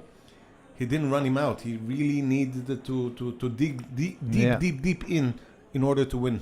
No, Kachi is just amazing that, from what seemed like international obscurity, just burst onto the scene. And this is one of the things I want to tell all the players, the club players who aspire to be sportsmen, etc. a lot of times you can see players like Kachi that they come from countries that don't have a lot of heritage of the sport. Like Neil Robertson, okay, from Australia, got to the snooker. Kachi, okay, here. So there is an option to do it yourself. Okay, at the end of the day, the responsibility is for you, for good and for bad. So there are ways to be at the top of the world, even if you don't come from a country with a lot of heritage of your sport. Yeah, that's a good point. Well made. So, Merci beaucoup. while we were talking about Kachi, Conrad was just doing his thing, breaking and running out and capitalizing as good as he could on that mistake in And the looking third good rack. while doing it. Yeah, Easy. yeah. So 3-1 the lead for Conrad Yushishin. Race to 11. Now time for Ko Ping Chung not to fall behind any further and try to peg him back to only half the deficit to 1 rack. Let's see, he breaks from the opposite side, trying to make the corner ball or the one below, or the 2-ball bottom right, 1 ball left side. Most right-handed players will break from the left side as opposed to most left-handed. You know why you can go, I told you, I think, you can go deeper to the table if you want, because the corner doesn't disturb you. Okay. Yeah. And it's funny that I'm speaking with you and moving my hands like anybody can see me. But I hope they understand me. Now you can keep using your body language. Don't stop. Yeah. My non-verbal communication while not shutting up. So, again, that 1 ball was made in the side, made the corner ball, and the 2 ball that was racked below got kicked into the bottom right corner pocket. That's quite interesting how that 2 ball so often gets kicked into the bottom right, where that is really not the direction it initially travels after impact. On the break shot, this shot requires a bit of cue ball accuracy. So is he gonna hit the 4 ball as thick as he can while still making it with bottom right spin and thread the cue ball to the right and back up to the right side pocket, or is he gonna? 2 rails. Okay, 2 rails indeed. Good call. All right, making the 5 will get him a shot on the 6. So he wants to improve his position, but not necessarily forego on the position.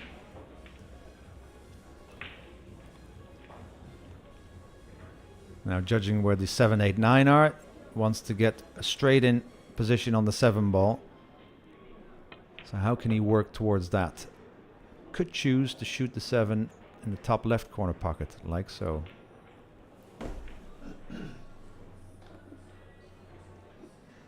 Okay, so the way of the least resistance, breaking and running out to reduce the deficit, is working pretty well so far. Yeah, the technique of moving the cue ball as less as possible is always safe and good way to go. Yeah, and that looks nice and straight on the 7.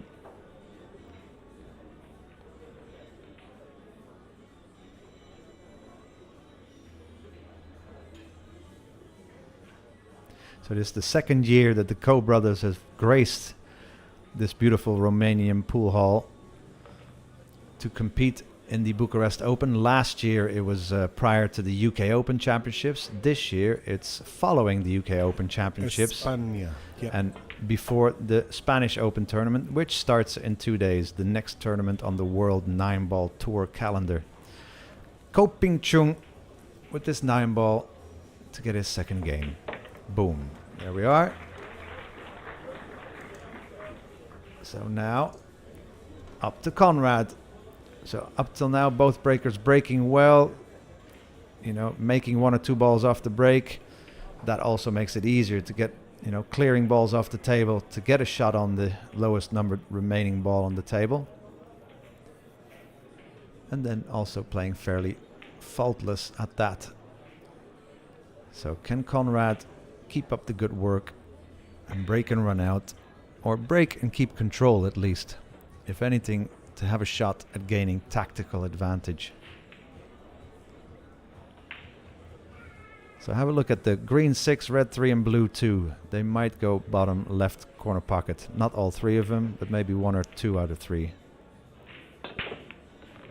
So 6 went in, the 2 and the 3 didn't. Made the 1 ball though, so... Oh, illegal break. Didn't he put 2 balls in the 9 ball? I think that's a Oh, no, it's legal not. break. No, it's legal break only because the 9 ball just crossed the breaking area. Yeah, still, it's a legal break. Yes, yeah. Yeah, Kopingchun got up just to check it. I thought... No, he even offered his hand because, you know, the 9 ball is really on the line. yeah, it's kind By of the way, silly, I'm isn't not, it? I'm not sure about this law. It shouldn't. It's not a full ball needs to go No. over, right? The middle of the ball. Any part of the ball. Any part of the ball is okay. Yeah, just to So make now it it's clear for easy. me. Yeah, kind thank of you very much. kind of easy, but it's a bit. You know, it was designed. It was well designed to when Corey Deuel broke so soft that he was guaranteed a ball, etc., and that really turned the game on its head. It was great that Corey Deuel kind of invented that shortcut or that easy way to principle, break the ball, yeah. but it wasn't really exciting. So they invented the 3-point rule, which is quite good, but in a way, you know, Conrad breaks him hard. Made 2 balls, and to then have to go sit down. Ooh, yes. Well, yes. I think say- you should change the yes to no. I say yes only because there's some tactical action going to be Oh. following. Well, jump shot from a left-handed player. How's he going to reach that? No, he's using an extension just to get to the ball. I think he will freeze the Okay, yeah. the cue ball behind the 7 Nice. with 9 ball in mind. Oh, that was close. Now, good And snooker, but 3 ball too close to the corner Yeah, pocket. actually quite easy. Well, Not just to hit, also to pot.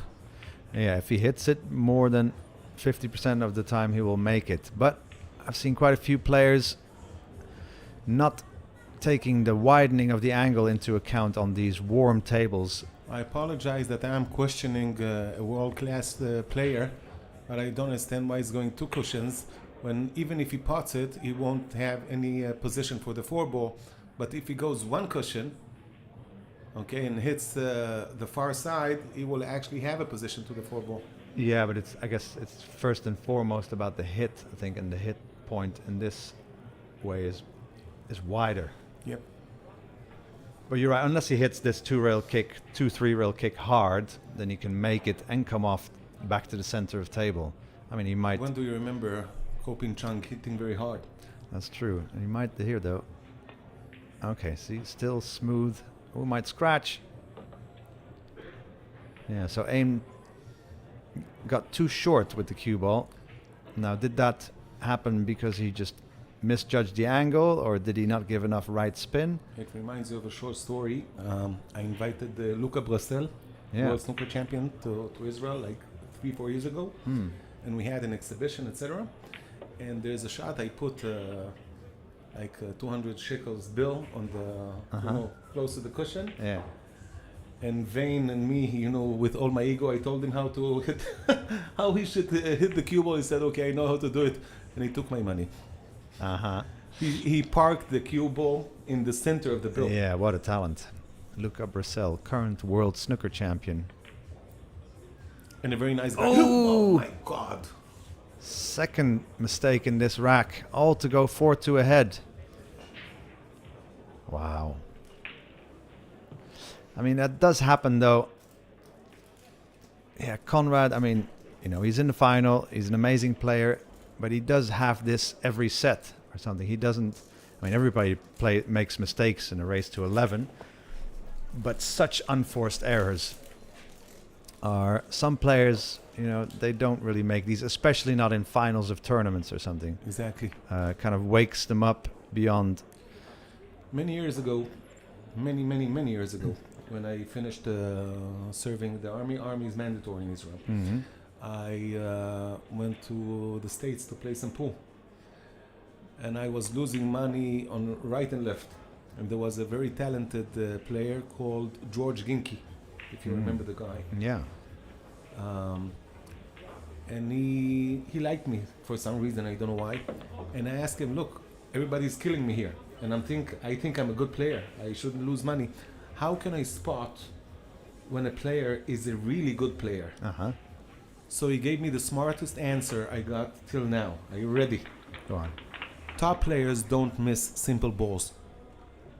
So, oh my God, he's correct, because everybody can miss, the very tough shots, etc. But if they're very consistent on the easy and medium shots, then you should be aware of them. They're strong players. Yeah.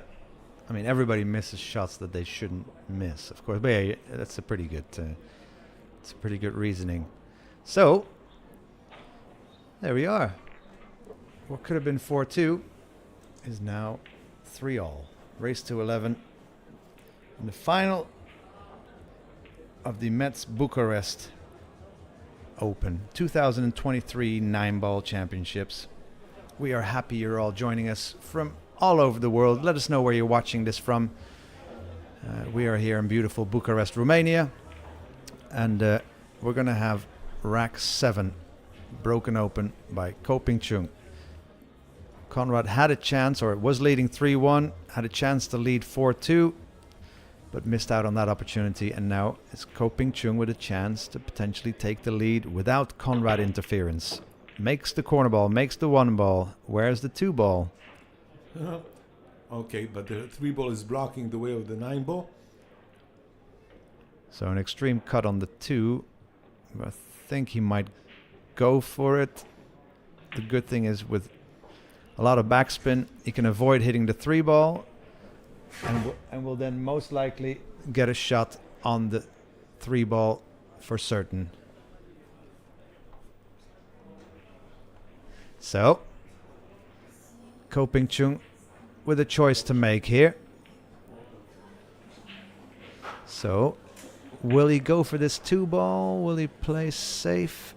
Still, if he has to go a minimum of 2 or 3 rails, and then the 9 ball becomes a very good, big cue ball, big disturbance, perhaps. I mean, what is the safety?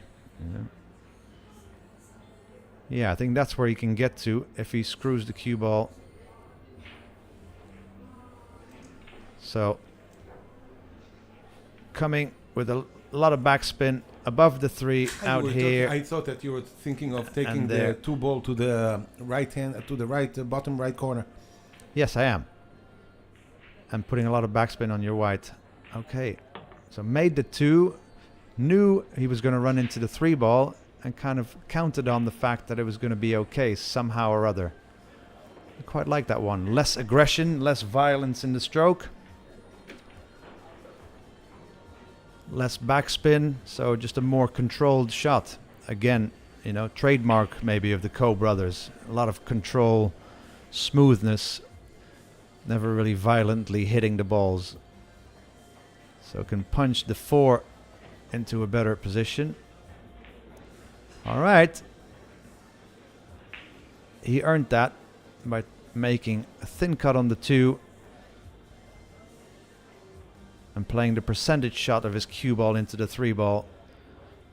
And this. Oh, careful. Well, that will work just fine. But yeah, there is a point, I think, in every match, especially of importance, where Konrad Jusicin can kind of achieve something more than he already has, where there's some demons there that seem to come out and he fails to hold positivity in his game. I mean, here he missed 2 opportunities to go 4-2 ahead. I agree with you 100%.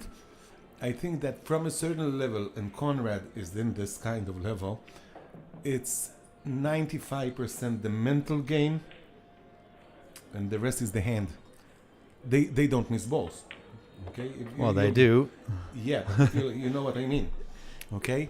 They are at the level of not missing, okay, and obviously they do, and I think it's not a chink in the arm or nothing else. I think it's in the mental side.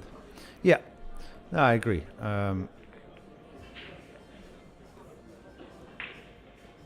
because Conrad has won these types of tournaments before, has won Euro Tours, has won European Championships, but to win a major, that's still a different level, Sure. I know there are a lot of Polish players in the draw to start with of tournaments, but often it's not the Polish player winning the tournament. You know, they have a lot of, often in the Euro tours even, they used to have like 8 players in the last 32, then they would Yeah. have 5 in the last 16, only 1 in the semi-final, and none winning And the they tournament. are always giant killers. They always clean the field, if you know what I mean. They take out.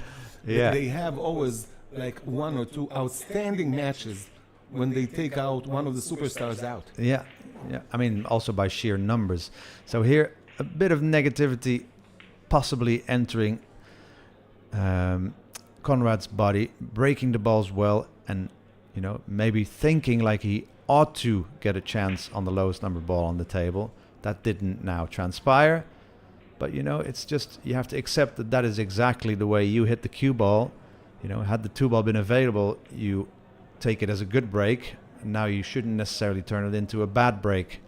So pushing out for a jump shot. Well, Ko is a pretty proficient jumper. But still, though, it's a long jump. That cue ball has a long way to remain on a straight path. Needs to. So Ko is just looking. If he just stops the 2 ball, he will have too thin of a cut on the 3 ball. So we'll Yeah, I need. think from this distance, it will be quite a difficult shot to also draw. Exactly. What And- you can do is also aim to the cushion, okay? Because it's actually quite easy because the 2 ball is close to the pocket, and then it will go 2 rails. That's true, but I mean, it's all. Are they favorite to make it?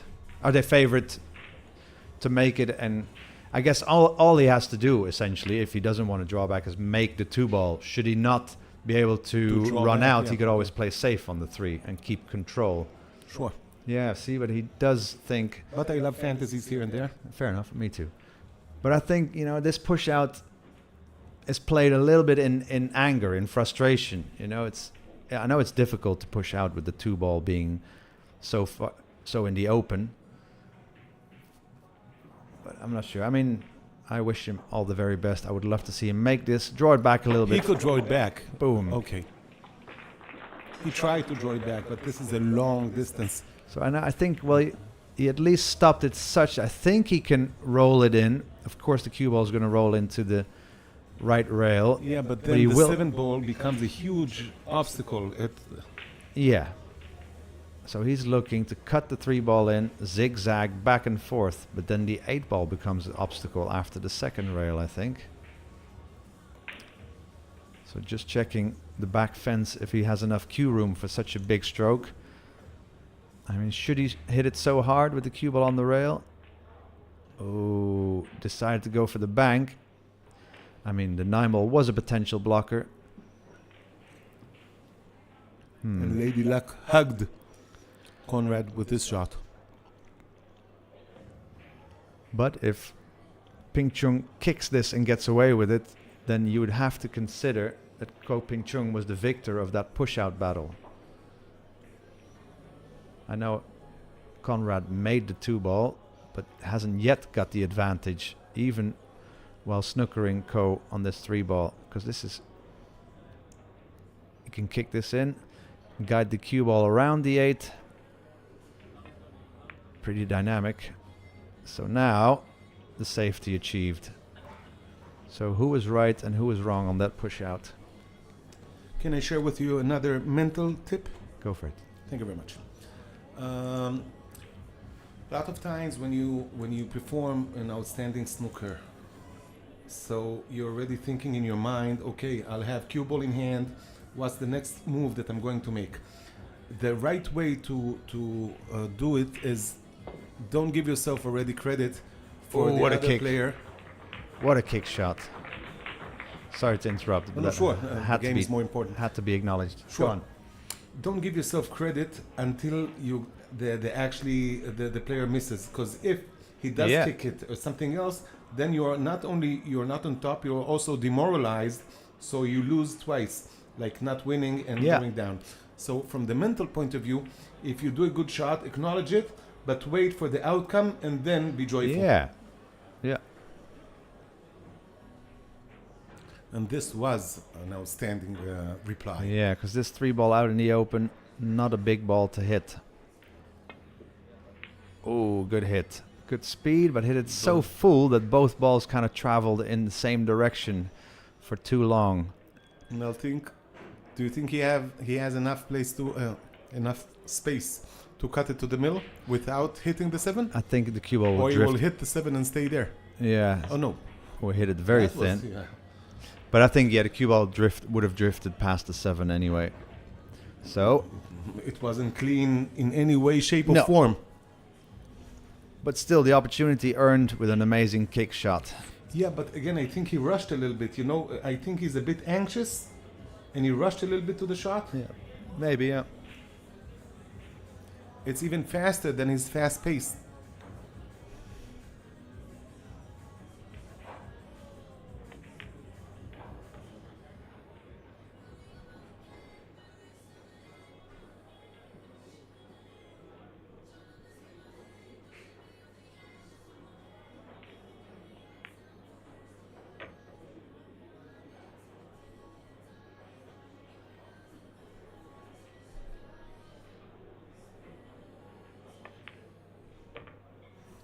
Yeah, nice. Well, what a I good know final that we have here. We shouldn't have a favorite as commentators, but I actually would like Conor to win, mainly for him to put a very nice tournament under his belt. Yeah. Yeah, it would also collect him World 9-Ball Tour points, which is always handy. I mean, not as many points on offer here as there will be next week, let's say, in an even larger tournament. But nonetheless, yeah, more for honor and pride. So, after all that happened, even ball game, and Ko Ping Chung, who won the lag, will be breaking this one and try to gain a 5-4 lead.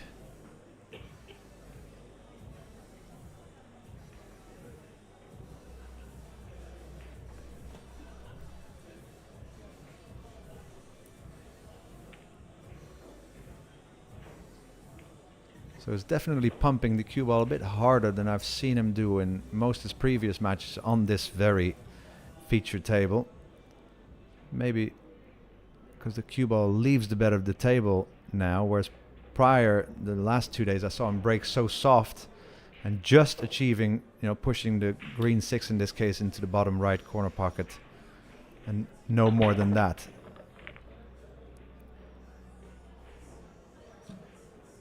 Yeah. And we're on to the races. Very good. Shot on the 3. The cue ball will naturally hit the top rail and come towards the pink 4. So we'll most likely hit the cue ball with about 1 or 2 o'clock tip position and come 2 rails around the 4 to leave it about there. Can handle many angles on the 4 to get a shot on the 5.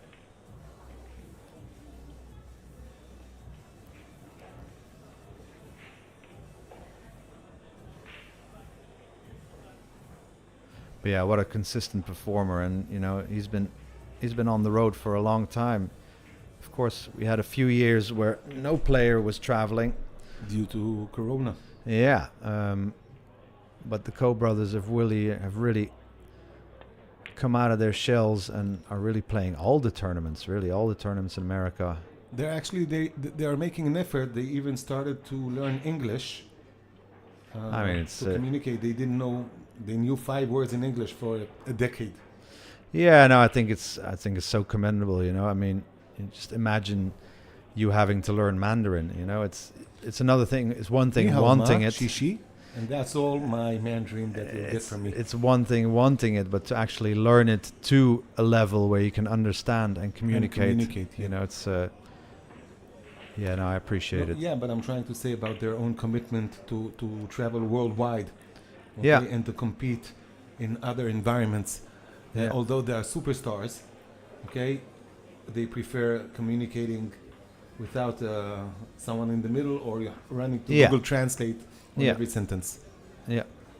So here we'll use top left and spin his cue ball either to the center of table or to where he's pointing now. It's just looking at what basically the highest percentage shot is with the highest likelihood of success.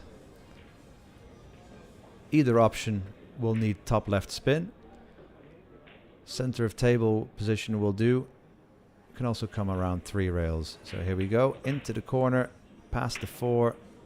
Ooh, don't snooker yourself behind the 9, and that's exactly where he knew he was going to hit that 3rd rail. So looking to win his break and take a 5-4 lead, and then, you know, kind of asking the question of Conrad, can you break and run out, or am I going to get an opportunity to potentially take a 6-4 lead? Of course, it's still 4-all. Well, that all. He did apply a bit of check side, I think. Yeah, didn't really grab, or maybe he made the object ball in a certain side of the pocket that made the cue ball travel different direction. Still all okay. Was never in danger of being snookered on the 9. This is a bit more angle than he wanted, but still a natural kind of center ball hit, tip below center perhaps to stun it. Kind Really, you won't roll it? No, well, that's an in-off. Yeah.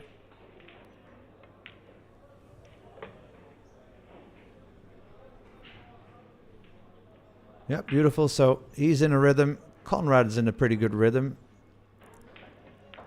And long may it last that both players are playing break and run out pool, you know, kicking as well as they both have been doing. I mean, remember that beautiful kick shot that Conrad played to create the opportunity.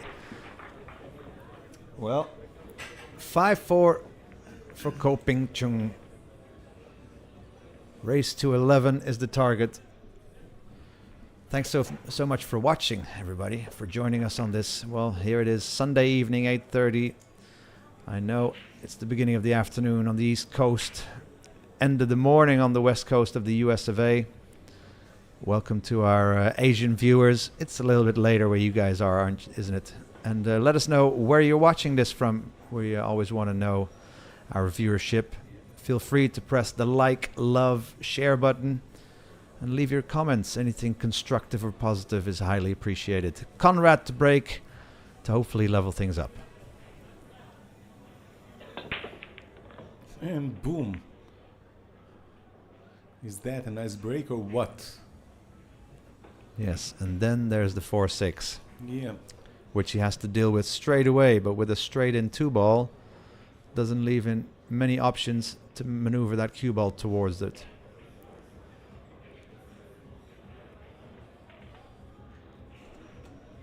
Actually, you can draw back to the cushion where the cue ball is, a little bit of check side, and it will run towards this area. And then if he has good position, great. If not, he can have a nice safety. Yeah, could play position for the bank. Yep, exactly like that. Oh, stop cue ball. That's what he wants. Too much angle. Too much juice in the shot. But it's extremely tough to know to get to this position when you draw and apply spin. Yeah. It's almost impossible. Definitely for me.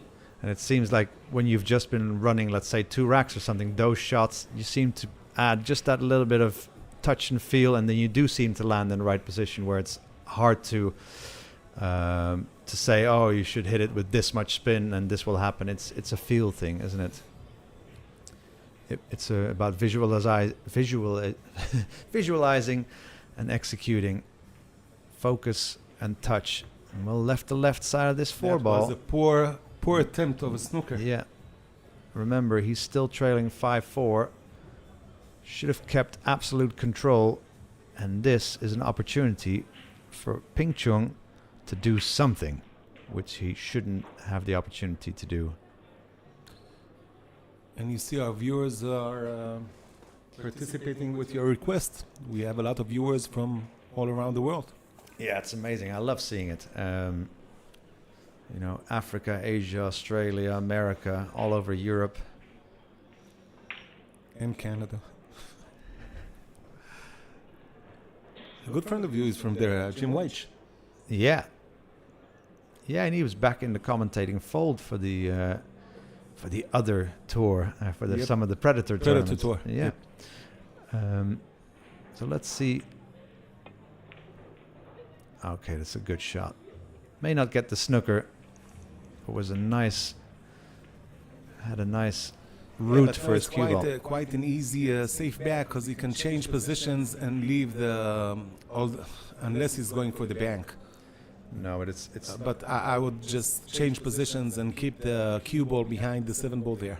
yeah, but you risk the double kiss too much. There's a double kiss if you want to bank the pink 4 straight towards the white ball. So you have bank. to. I just want to. It's not straight. They have a slight. That's angle. true, but one ball is too risky. So he will kind of have to bank it towards the 6 to be safe. I mean, you could If you always already do split the so balls. already, you can bank to the pocket. You can But always again, it's risky. safety. Containing safety would be to hit the 4 ball half ball on the right and split the difference. Leave each ball on each side of the breaking line. But the 4 ball will leak out. I mean, that was a tough shot. So, a bit of a tactical victory for Ko Ping Chung. And Ko Ping Chung shouldn't have had the opportunity to send the 4 ball into the position where Conrad couldn't deal with it. This was surprising, and exactly. And I'm taking you back to the body language. You see him already rubbing his face, okay, and sitting leg on leg.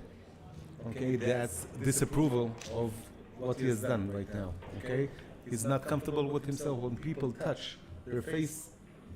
Okay, it shows you Are lying.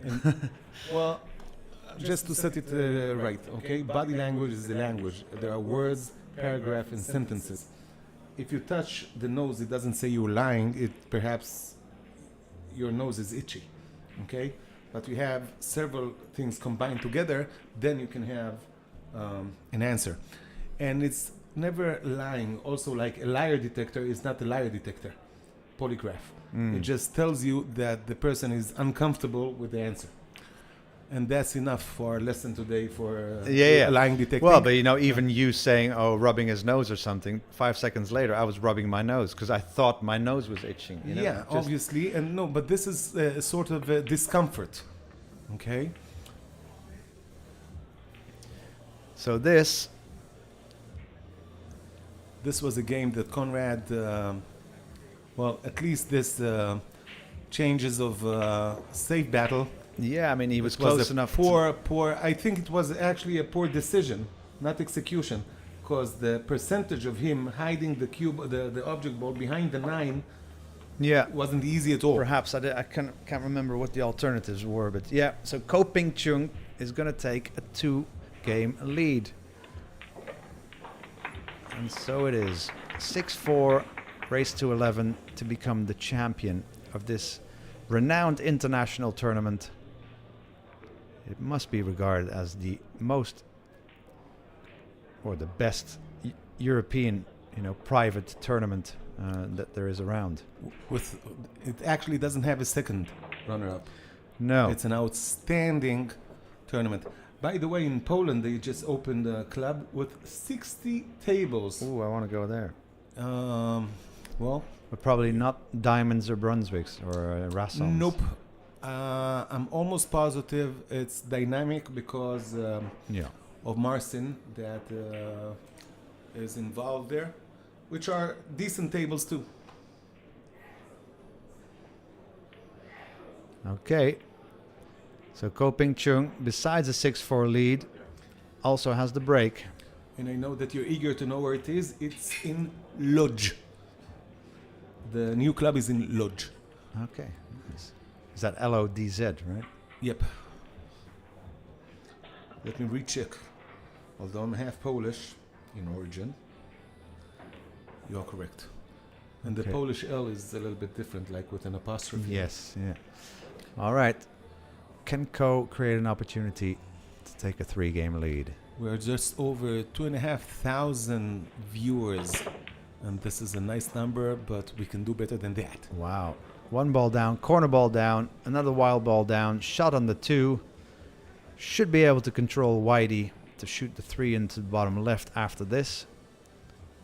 If not, he can maybe run the cue ball into the 6 and shoot the No 3 need, bottom you right. Can, yeah, I can hit it really soft, and if he knows something, and he knows almost everything, he's famous for his soft shots. So, but he did look at shooting the 3 in the bottom right. Really? Well, he's looking at the impact into the Perhaps 6. the angle is cuter than what I thought. It's not straight. No, definitely not. Okay, so. Oh, sure. I mistakenly thought that he has a straight angle. Now let's see what kind of angle he has here. Maybe we'll see it better like this. Should be able to top spin it with top left, 2 rails out to the center of table. Any kind of angle on the 4 will do. Even no angle on the 4 will be able to give him a shot in the 6. Albeit being so straight now. Yeah, I needs never like a straight angle. Of course. Even if I'm staying on the 9 ball, I don't want a straight angle. Because it's too much test of is your stroke straight. Something. Nope. I think that you should aspire always to leave yourself a certain kind of angle, because then you can work with the cue ball. Well, I guess, but on the final 9 ball, you don't need to, I guess, right? Yeah, but my mental way of thinking All right. is so I would be less stressful on the 9 ball. I think I'm playing 10 ball. So I'm saying I'm potting the 9 and I have to have position for the 10 ball. A simple position, but this is the way I cope with... I mean, I'm really getting to know you here, Shai. But I'm telling you all my secrets. You're a paranoid android. Yeah. Thinking you're playing 10 ball when you're playing 9 ball. I'm thinking only when I'm hitting the 9 ball. Okay. Okay, because I want to be sure, and I don't want the stress to kick in. Here, only the 9 ball and I'm winning. I don't want that. So I'm telling myself, okay, there's another ball. Nice. Yeah, it's interesting. Well, thank you. So, Ping Chung leaving himself a deliberate 45-degree angle. He just couldn't do any better with the position he left himself on the 4 ball. So now bottom right tip position to string his cue ball back and forth, basically keeping it at the same height and coming back kind of within that breaking funnel that the players, as you can see, there's a little funnel forming from the left break shot and the right sided break shot. Mm-hmm. That's the skid marks of the cue ball leaving the bed of the table and kind of bumping on its way to the rack. You know, this power generates a huge amount of heat. Yep. Yeah.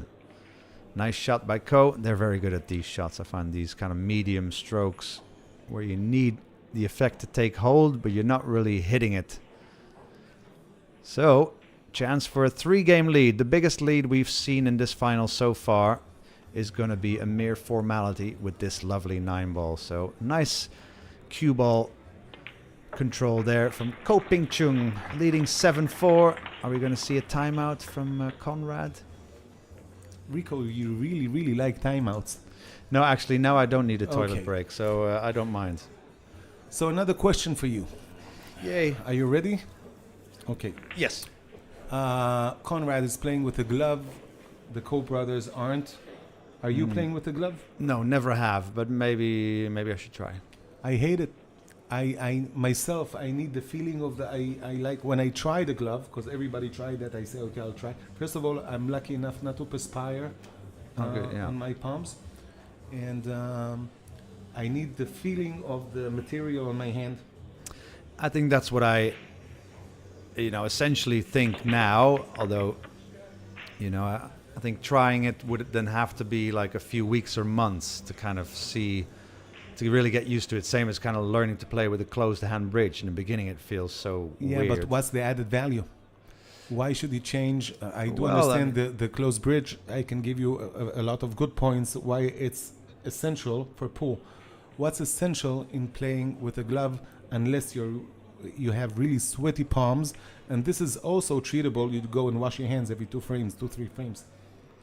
Well, yeah, but some players, but I think wearing a glove gives you a certain type of smoothness of of cue driving And consistent. past your fingers. Although still, if it's very humid, a shaft will just become more humid, and even a glove you will feel that it's less smooth than in very dry situations. Okay, Conrad has actually he's in a bit of a pickle, but not really tough. He can also go forward or draw a little bit, and he should be back on the saddle, as they say, and taking this frame. Yeah, it's a nice little reply.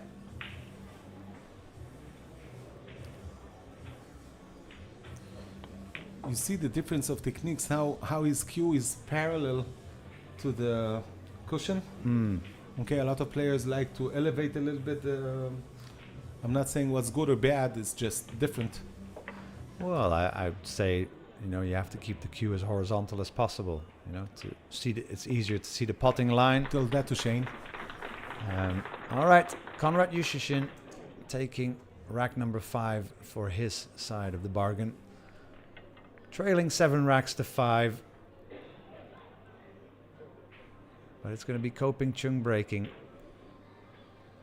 So, this alternate break format, if you've amassed a 2 or 3 rack lead, now I think we're going to see Konrad saying that he doesn't want Ko Ping Chung to rack the balls in the same manner. I think they're both always racking the 2 ball at the back. That is a rule, although not everybody adhered to it in this tournament. But I think Konrad so he's was against saying... pattern racking. Yeah, but I think it's not necessarily against the rules in this tournament. The rule is 1 ball at the front, 9 ball in the middle, 2 ball at the back. It would still be random. It So you can argue when random is fixed or not. But this is an argument for another day.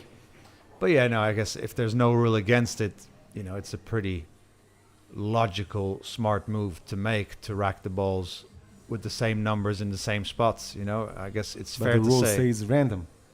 Yes.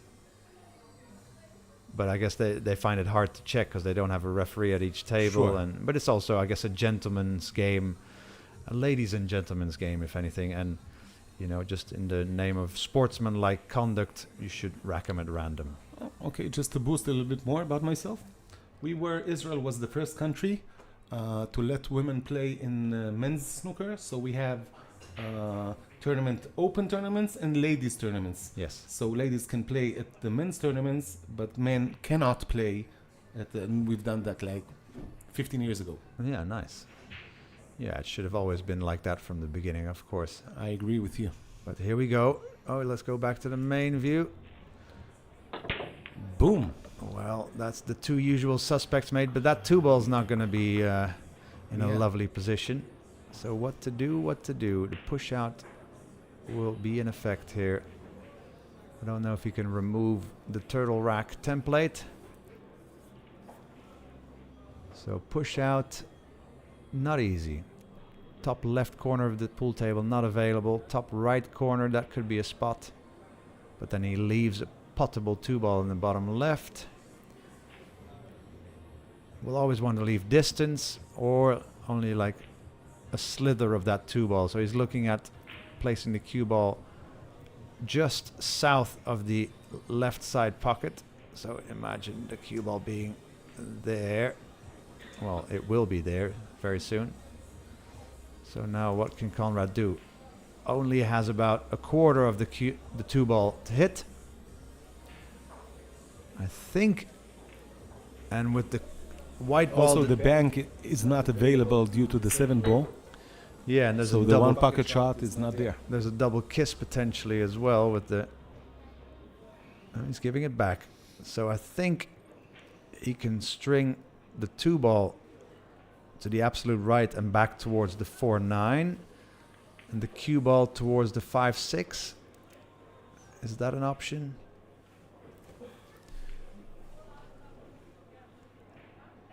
Let's see. Ko Ping Chung must have had a plan, of course, when he pushed out to here. Now he got it back. Let's see what he has in store.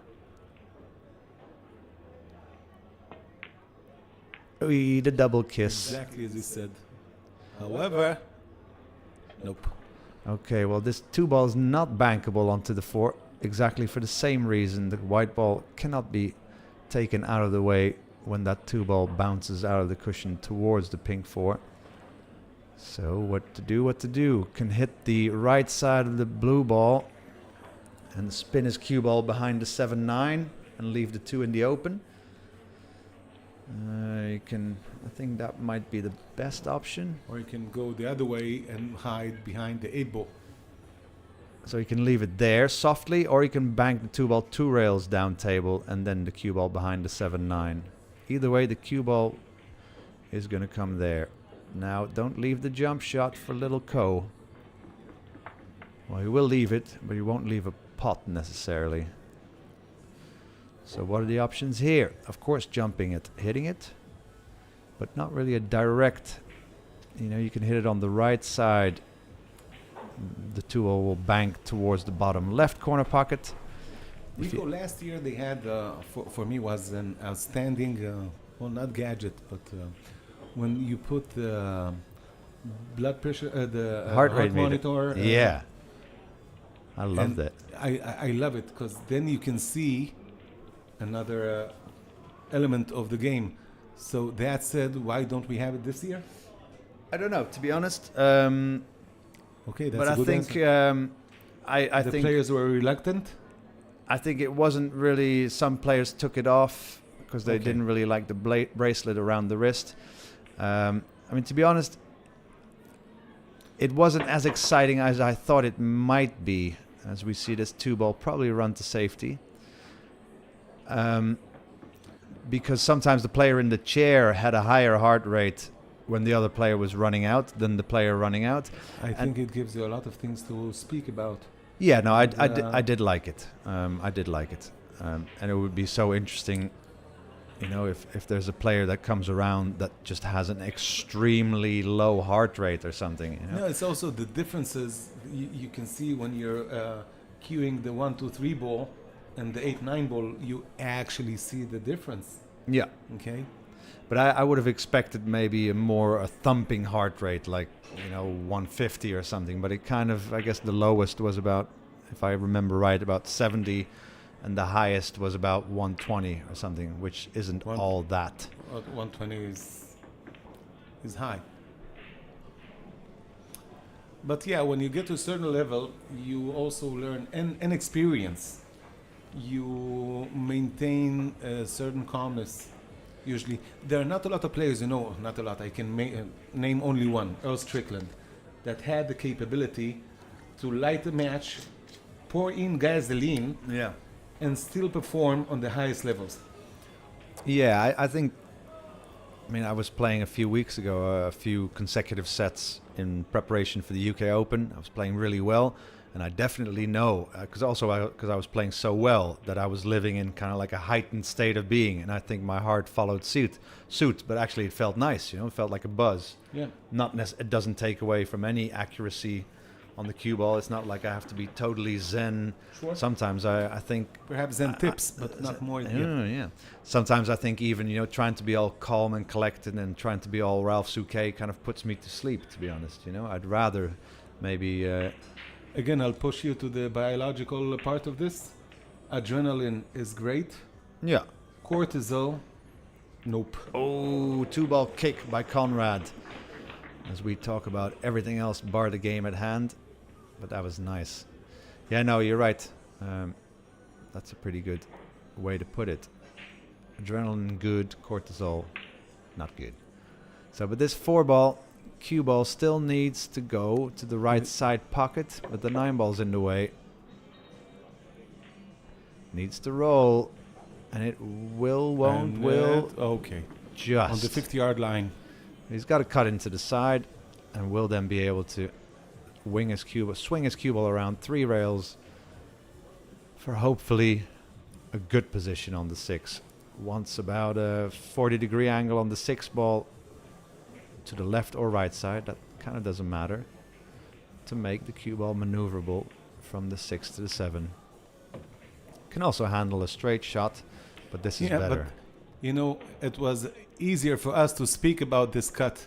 To the middle pockets, it's never easy, and it was a cute angle. A beautiful shot from Conrad. Oh, needs No, his that's cue ball not to good. go. That's not good. Kind of looked up as soon as he struck it, and I We mean, have to you really feather. I mean, he could have seven played ball. a lot softer and just land on the short side, the left side of the 7 ball, for more just a 1 rail position. You know, if you're running out in a freewheeling way, you can play those kind of shots. But was it the highest percentage shot? I don't know. Or maybe just call it a lack of focus. So, Chung is going to bank this one, I think.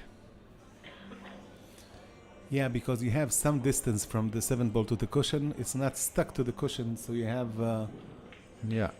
His cue ball, if he banks it at the not lightning speed, will drift towards the right side rail, which would give him a shot on the 8 and might miss the bank too straight and not leave him a shot. Ooh, not he's missing it way like that. bad. Okay, this has to give up a shot for Conrad. Yeah, this was a poor effort from the side of Yeah. Koping Chung. And I would say, from playing, you know, the more bank pool and 1 pocket games, I would say the Americans are better bankers than most Asians and Europeans. Specifically if you're from Kentucky. Yeah, bank pool country, home of Nick Varner.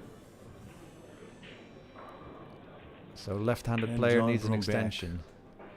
This Yeah. guy is a legend. Brumback. Yeah, not many rotation players know John Brumback, but look for some bank pool videos of John Brumback on YouTube and you'll find out. You know, an interesting story for you. Jayson Shaw won the Derby Banks, Yeah. and he said he bought the book of John Brumback, Oh, yeah. taught himself everything through the book and practicing, and won the book, and won the... All right. Okay. Timeout we have. 7-6. Conrad still trails by 1, but that is a lot better than 3. So I'll leave you all in the capable hands of Rico. And All I'll right. be back in 2-3 minutes. Take it easy. Do you want anything to drink?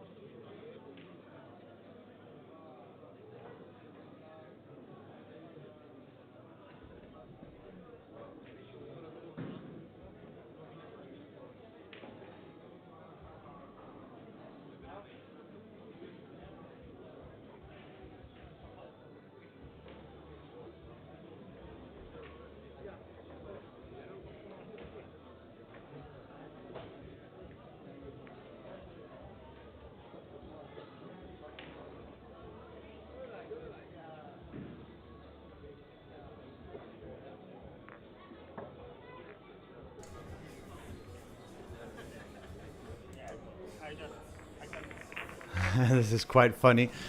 I think Conrad mentioning to Koping Chung that he was maybe pattern racking the balls, and now Koping Chung telling Conrad, weren't you racking the 3-ball in exactly that spot last rack, or something like that. Let's just see from the side view. I mean, I think it's widely known by professional players that the 2 balls racked underneath the 1 ball, or at least the 8 ball in this case, if you're breaking from the left side, the 8 ball will travel up table as well as the 1 ball. So Conrad breaking from the right side of the table from where he's looking will make the 3 ball move up table. So should he make the 2 ball only and not the 1 and the 3, then the 1 and the 3 will both be traveling up table. Have a look at that. If the 1 ball doesn't go, the 3 ball will travel up table. But in essence, still trying to make the green 6 or the orange 5 or the blue 2 bottom left. 1 ball right side pocket. Game 14. Ooh, made both the corner ball. Didn't make the 1 ball. Should have a shot. Lovely break. Good result. And Conrad will be happy with this.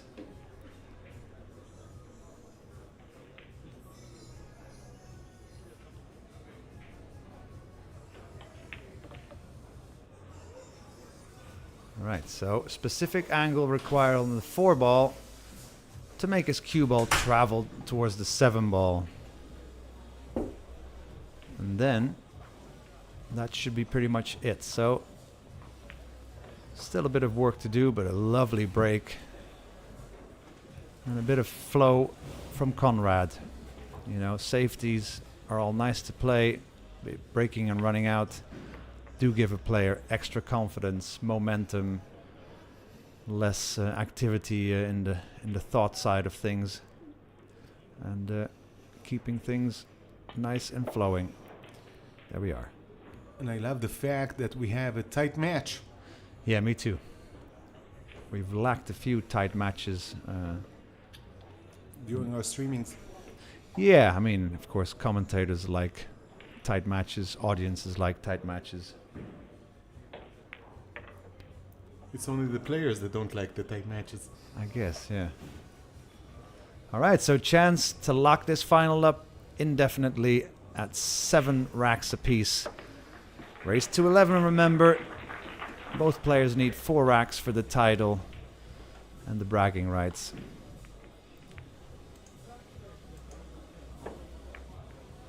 So Koping Chung, winner of the lag. So should we end up with a final rack decider, then it will be Koping Chung to break. And as you have been able to spot during this final, both players very good at this break. And you would have to say keep control at least 2 out of 3 times after the break. Rico, no, it's quite puzzling me that I don't see any of the pro players actually practice the lag. So if it's such an important thing and you have if it's hill, that's a huge difference. So if you have several balls to practice, yeah, I would practice minimum 2 balls to feel the... Yeah, good point. Another one, huh? Yeah, you're full of good points. Well, from now on, give you some bad points just to equalize the... No, please stick to the good points. Oh, okay. All right.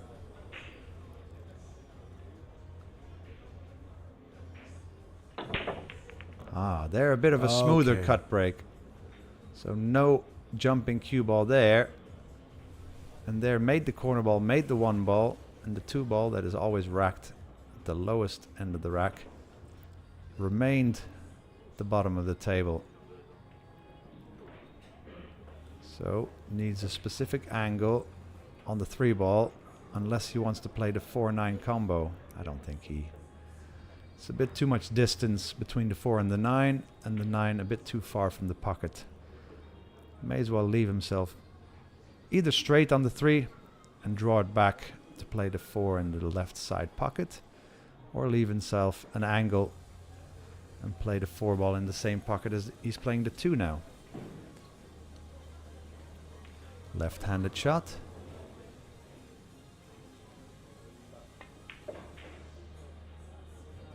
Yeah, so maximum Yeah, angle. Yep, he left himself an angle to go towards the middle of the table a little bit. Yeah, so tip below center will make the cue ball react directly to the left of the 3 ball he's striking, and that will lead him. Okay, you can hit it a bit higher if he wants to. Rico, what kind of tip are you playing? I don't speak about the brand, but hard, soft, medium, super soft. Medium. Medium. A lot of club players like to play with soft and super soft, and now especially when you go to tournaments where you have brand new conditions, medium is the way to go, since you don't need this extra control. It can run away, you know what I mean? Yeah.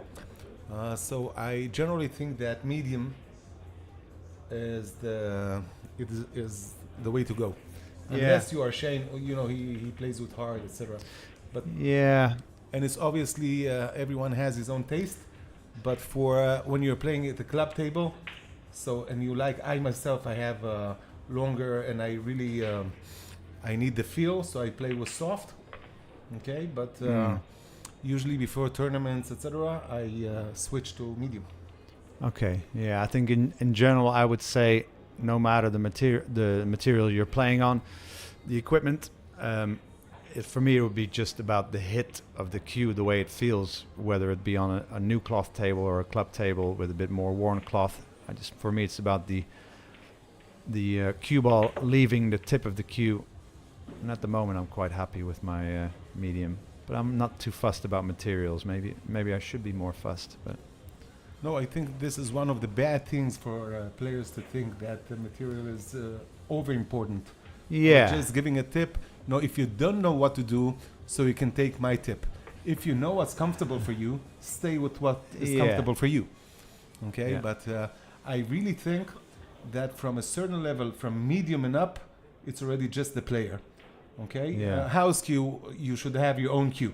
Okay, you should preferably not buy a cue for $60, $80, but go higher. Yeah. But let's say from all the known brands, even the not very expensive ones, you are in good hands. This is my way of thinking. Yeah. Yeah. No, I agree.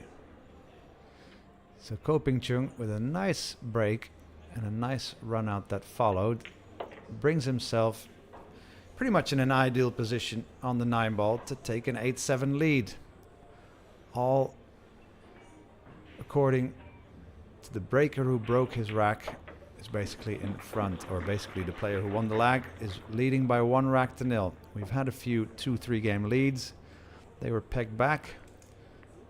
From both sides, which is nice. Yeah. So, yeah, I mean, I would love to see a final rack decider. Let's see how we are in the stream. 2,600 of you. We warmly welcome you from all over the world. All fans from America, from Europe, from Asia, from Africa. Welcome one and all to the Billiard Network. You are talked to by myself, Rico Dix, and my new friend, Shai Eisenberg. And yeah, we're excited to have a close final, and still going. Race to 11 for the title. One of the reasons I love a hill-hill match, it never goes as expected. Well, Yeah. not never, but a lot of times, you know, Yeah. something happens. Yeah. Something happens. Usually you don't have the 9 ball of the break, or you don't have an easy out. No, true. So let's see. Conrad can keep his good breaking going. Didn't make the 1 ball again. Illegal break. Only 1 ball down. Only the 8 ball. So if he doesn't make the 1 ball in the side, he's liable to not get 3 points on the break. He always makes the the corner ball, or the one below it. Always gets 1 ball past the breaking line, but then needs to make another ball, and now the 1 ball didn't go in. And that's that. So this the point and the opportunity that Ko was hoping for to take a 2-game lead, and then will be breaking himself again. He's applying a little bit too much chalk to my taste. Yeah, maybe it's a sign of nerves. Have you seen the test that Dr. Dave conducted about chalks? No. magnificent. You should all go to Dr. Dave On YouTube. Yeah. Yeah, he's a nerd that knows that he's a nerd, and he says if you just want, if you're just interested in the outcome, go to minute so and so, because he goes in depth, Wow. really in depth. But at the end of the day, he said that all the chalks are the same. There are two chalks will leave a little less mess on the cue ball. Do you want to tell that I'll tell you the brands, or we'll leave it out? Go for it. Taom and Mezz. Leave the least. Least. Yeah. Yeah, I think the old school master and triangle chalk leaves quite a bit of chalk dust. isn't it? Kamui is a disaster to my taste. Okay. It Yeah. leaves so much, because So it's many very marks, yeah. buttery, Yeah. and it leaves a lot of marks. Oh, he's gonna hit the. Wow. I mean, wanted to hit the 6 ball full ball to leave himself straight in on the 4 ball.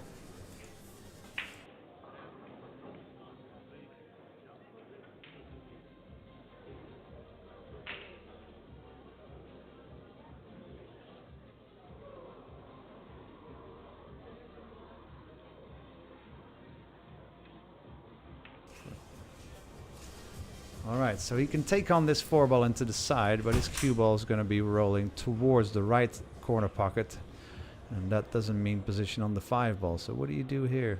Do you roll it in softly and take on the bank on the 5? We still have the 6-7, Which are not easy. yeah, which In any way, shape, or form. I mean, he wanted to roll the cue ball fully into the 6 and therewith dislodging that problem right then Or you and can there. do the Albinosian shot. Do you remember this crazy shot when with check side he went like a carom shot to the long rail, short rail, Ah, okay. contra false? Oh, that was crazy, outstanding, and beautiful together.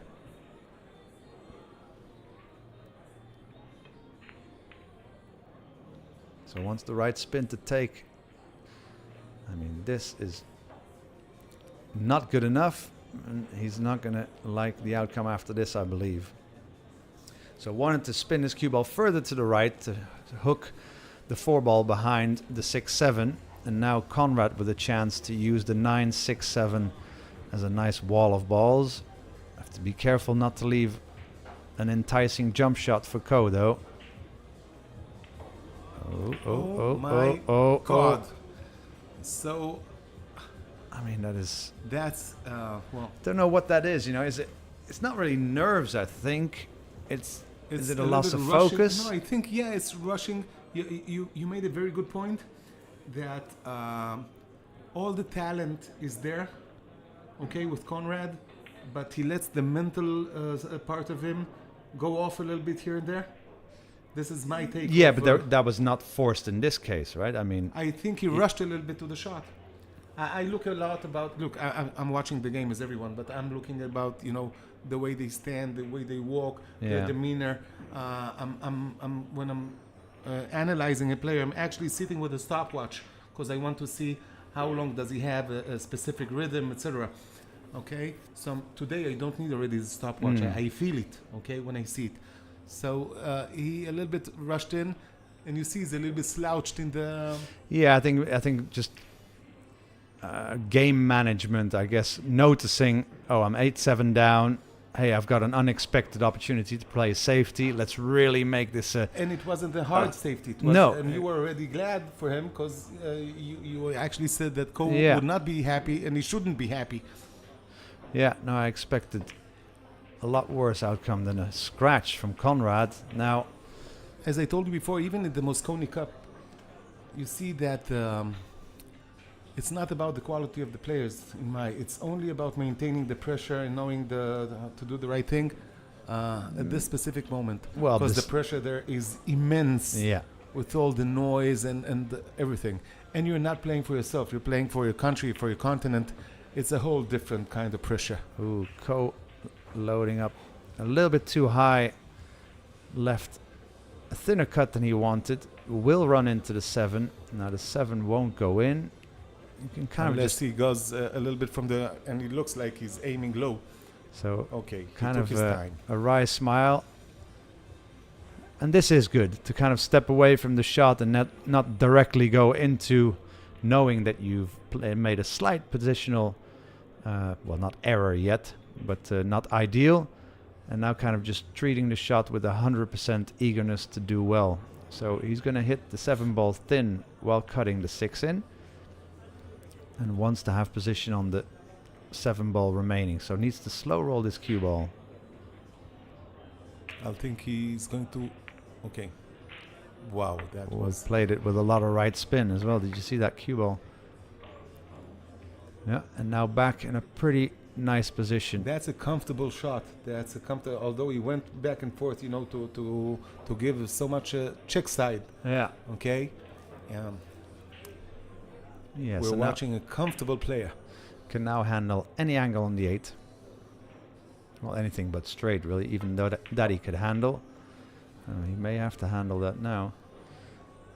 Now, will he? He's smiling again, right? Yeah, because it's not ideal, Yeah, is it? it's not he ideal. needs more stroke action. So is he aiming low? So is he coming straight back towards the right side pocket? Zip, not enough zip, but a Yeah, do. he was afraid to overcook the shot. Yeah, And what happens is you stay short. But in these kinds of shots, preferably being short, then yeah.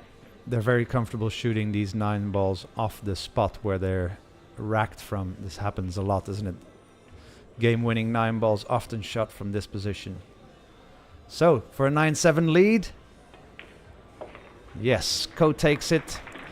Konrad Yushishin to break, but squandered an opportunity there to at least hook Ko Ping Chung in a pretty nasty fashion. And didn't even hook him. Didn't even leave him an open shot. He gave him ball in the hand. So that was far from ideal. But then still, you know, it happens to the best of them. Then to not let that take away any confidence or any, not to let it sow any seeds of self-doubt. Keep your approach the same, stay positive and all that stuff. It's difficult, you know. When you really want to win the final and you're maybe in parts not performing the way you think you ought to then have the...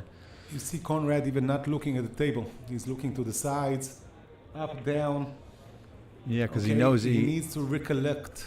and he can't he's- influence the outcome in the next minute or two. Because he's kind of imagining Ko breaking and taking control of this rack, at least. So let's see if Ko breaks a little bit softer than he has been doing at the beginning of this match. Previous break he broke as soft as possible almost, still pushing the pink 4 bottom right. 1 ball in the side. And then he left the 2 ball kind of at the bottom of the table, although that's not easy to predict with all those balls flying around. So let's see. Oh, I hit him pretty hard. Made the 1, made the 2, looking for the 3. A look on the 3 he has, and that's ideal. Made 3 balls on the break. Ideal to say the least. And a pretty nice angle on this 3 to kind of roll. Draw it a little bit. Yeah, stun, draw it. Right there. Any 10 to 40 degree angle on the 5 ball will do for a nice shot on the 6. So this opener might be the most difficult shot he has to shoot, because it's a bit of an in-betweener. But yeah, I believe both the Ko brothers so adept at these kind of shots where you need the effect to still grab when it reaches the object ball, but you don't want to punch it either, because that will make your cue ball possibly come off too far of that top rail. So to really kind of drag, stun, drag, and still make it have some backspin left. During the semifinals, I talked to you about drinking during the match. You've seen now, I'm positive he's not thirsty. It was to recollect his thoughts. Yeah. Okay, he took a big gulp Oh, of the water. oh, he hit the 3 ball in the pocket too thin. Oh my God. Wow.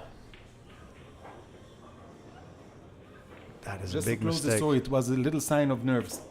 Okay, going and taking a big Yeah. gulp of water and drinking. Now, still, of course, he will hit this ball. Might make it off one rail, might make it off two. But he might also hit it and give away a chance to Conrad. An unexpected chance. Actually, if he goes 2 rails and pockets it, there's a natural position for... oh my. That is quite a surprise. I So, would bet my left hand that he won't miss it. Yeah, I mean, Luckily, that's there's no one who wants my left hand. crazy. So, rather than taking a 10-7 lead, which looked likely, although in finals nothing really is likely, and he is also feeling the pressure there with not playing the shots as relaxed as he maybe usually does. Now he needs the extension. Also here, you see it was a little bit of a careless outcome here. Okay. Yeah, his he cue rushed ball. to the shot. Okay, he could leave it 15 centimeters Yeah. shorter, and no need for stretching himself or being in a. Yeah, I guess. And also, this is not an ideal position. No, it's not, because he cannot. I mean, He's maybe on the he 50 yards line. He can take it to the top corner. He can obviously cut it, but he'll have to manipulate a little bit the cue ball, and this is a position he didn't need. No, I mean, he might have the cue ball ability to roll in between the 8-9, but he's applying draw. So, yeah, more talent required, and that's not ideal.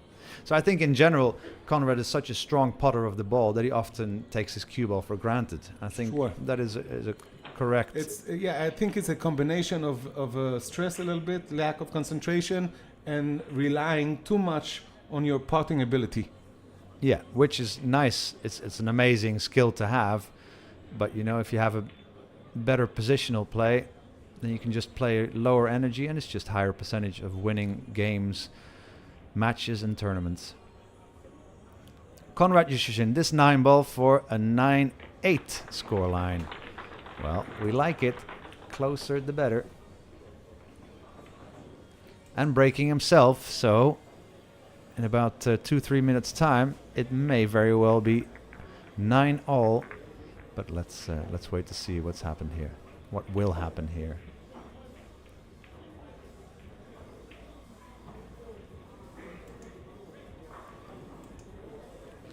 So we appreciate all 2,900 of you joining us from all over the world, and stick around. If you feel like pressing the like, share, or follow button, then you're more than welcome to. We'd love to bring you this world-class 9-ball action at the Mezz Bucharest Open 9-ball Championships, and a pretty nifty final we have for you here, isn't it? 9-8 the scoreline.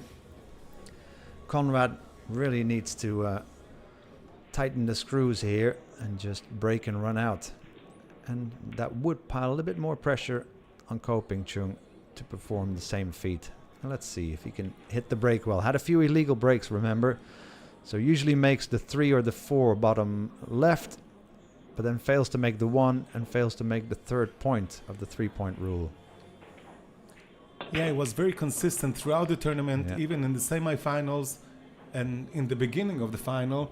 He lost it a little bit during the way, but now we see he has it in a good position again. Yeah, because he made the corner ball and the 1 ball. And control the cue ball. Yeah, well, I mean, he usually does that, but if he doesn't make the 1 ball, then often he doesn't make 2 balls past the head string. Sure. Now he made 3 balls and got 2 balls past the head string, so 5-point rule adhered to. But this thin cut into the bottom left, that will make his cue ball go into at least the north side of the 9-ball. This will avoid all of that, but needs to make it out of the corner for an easy shot on the 4. Nice. That's a confident shot. Yeah, and that's where the potting ability does come to the 4. Now, run a tight ship, Conrad, to make this an even ball game. So this The problem is here, not staying straight. Okay, and it's not easy to maintain an angle.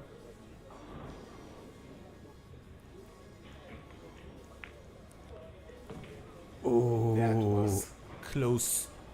Well, because he wanted the cue ball to roll forward as good as possible. Had he made it in the middle of the pocket, Obviously, he wanted to cheat it, a Yeah. little bit to get to receive an angle. Nevertheless, the Nice. ball cleaned his feet before entering the door, Yeah. the pocket. And it was allowed in. So, This angle is also not great.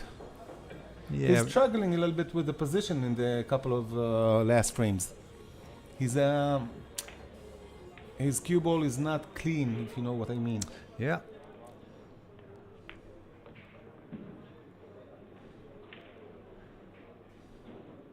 All right. Where we are bound to go over 3,000 worldwide viewers here We for were this final. for 2 minutes. We're going there again. 9-all scoreline with the famous Ko Ping-chung in the final. And the talented Konrad Jushishin, part of the strong Polish, powerful pool nation. Here we are. That's nice. 9-all the scoreline. Both players need 2 racks to crown themselves champion of the Mezz Bucharest Open 9-ball Championships 2023. Remember, Ko Ping-yi, Ko Ping-chung's brother, won last year. Wouldn't it be fun if his little brother could take the title this year? Well, Yeah, and fun they're for playing them. now on the second table for the third place. Am I correct? No. No, that's older. Oh, Yeah, so no, we don't do third place playoffs. Rico, we see a lot of players adding today an extension to their queue. And I think that nobody really knows why. They say they have more balance, etc., which I'm not sure this is the problem. I just think that they're following a trend. And forgive me for having a different opinion. I can tell you as a tall bloke that I am, I just ordered my butt is 30-inch and my shaft is 30-inch. Okay. Okay, so no need for extension, and I'm really tall. I'm almost 2 meters. Okay, but do you find any? That's a nice break again. Yeah, the 7-ball. Oh, I'm not sure he has a 3. Do you know, or did you try playing with an extension? No, never. But I might try. You're a bit of an old school. Don't knock it before after. Well, I don't play that often anyway, so Yep. I don't. I have nice material. I've had nice material for the last 20 years, so I'm okay. But I might change cues, but that's I for another only time. buy cues because I don't buy a lot of jewelry, so I take it like jewelry. You know what I Nice. mean? Yeah. I don't think that I'm a better player because of this, because I'm not. Nobody is. No. Lest we forget that all the great ones played without the carbon shafts, etc. Yeah. So can he make this 3-ball? He I'm might not be able sure. to spin it in with left spin, but then his cue ball will travel into the 7 and doesn't want to be blocked on the 4-ball, which is right next to his cue ball. The good old stick safety.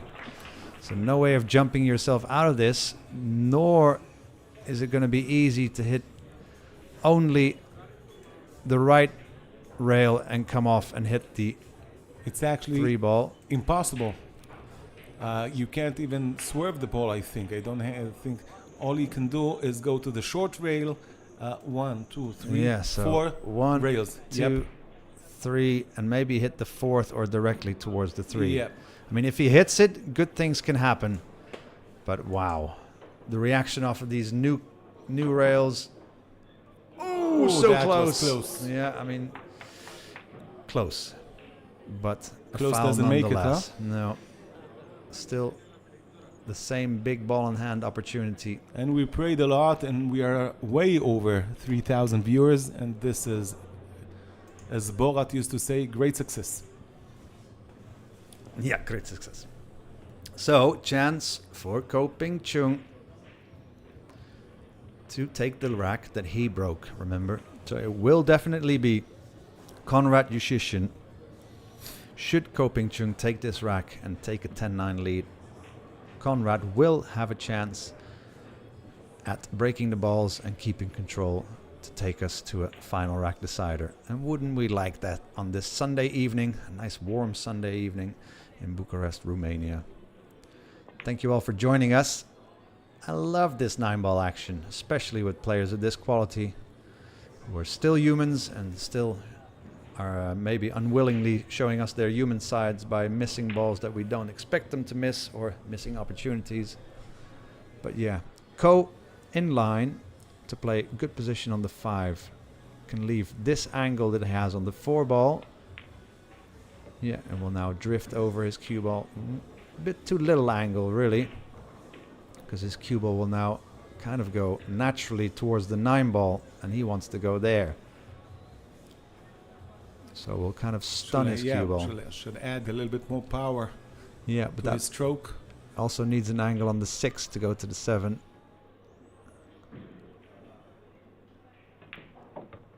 Nice. But you could see he had to punch that 5 ball harder to make it all happen. Good shot though. Nice angle on the 6. This is ideal so far.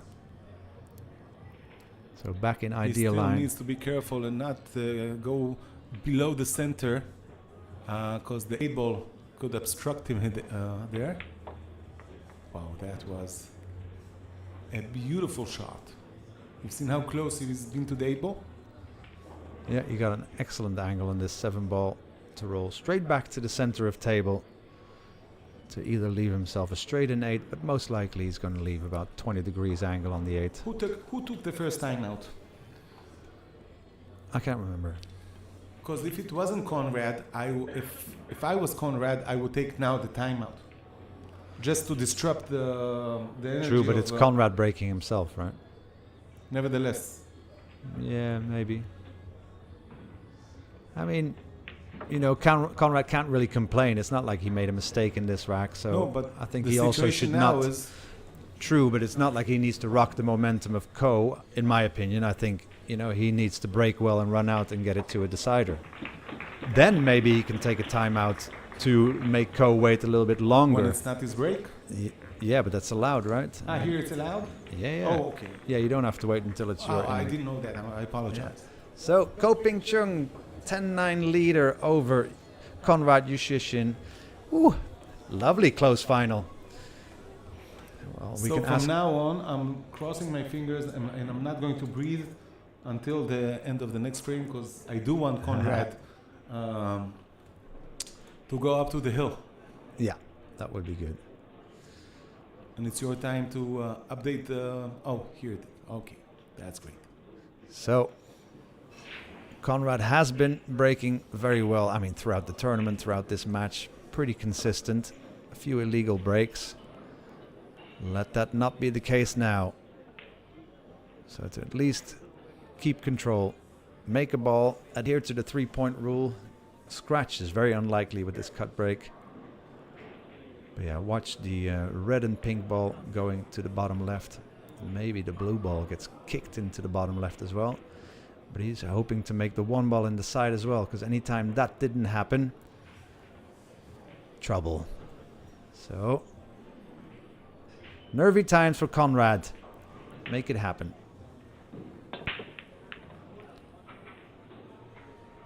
Oh, 6 ball needs to reach and does. So, well, at least he keeps control. But the best thing he's got is a push out. Ooh, interesting. Where would you push out to? Look at the far distances. But Myself, I'll push out to the approximately where his left leg is, where you cannot see the 2 ball to cut it, but then you have a good angle to take it out. okay, so quick decision by Conrad. This will probably be left to push out to a kick shot. Challenging.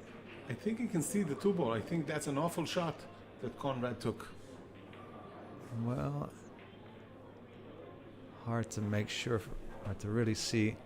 Yeah, so he's challenging, I think, in essence, to a kick to hit the 2 ball full on, make the cue ball stick where the 2 ball is now, and Okay, send if the he's 2 ball up aiming table. here so he doesn't see the...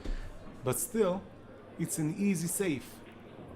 And again, who am I to tell him what's the correct shot? But Well, I think that maybe he should have left him that shot, but maybe at least leave the cue ball on the top rail. So it's Yep. a bit harder, a bit longer distance. Now he's got such a nice bridging. So that is one sound. Yeah, precisely. because I mean, he would expect Ko to hit this well. So maybe he should have left him a shot where he needs to spin the cue ball to make that kick and stick happen. Let's see.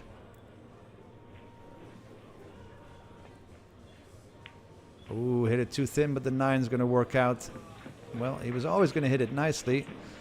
Conrad is going to take out the jump stick. That's a pretty close 9 ball, though. Hard to make it. Doesn't want to hit it half ball on the right side. A lot of big scratching possibility. A quick decision, isn't it? Quick to the table. Quick into the shot. Ooh. And quick for the luck. I mean, doesn't have to tap the table in apology, really. Because vice versa, had he left the 2-ball over the corner pocket, it's not like Little Co would have apologized. That's how I see this apologetic table tapping. So what do you do here? Maybe the more I start to talk, the more nervous I get in this Yourself, tight and final. we're here, Yeah, with air conditioning and everything, and Yeah. nothing on the line for us. Yeah, nothing whatsoever.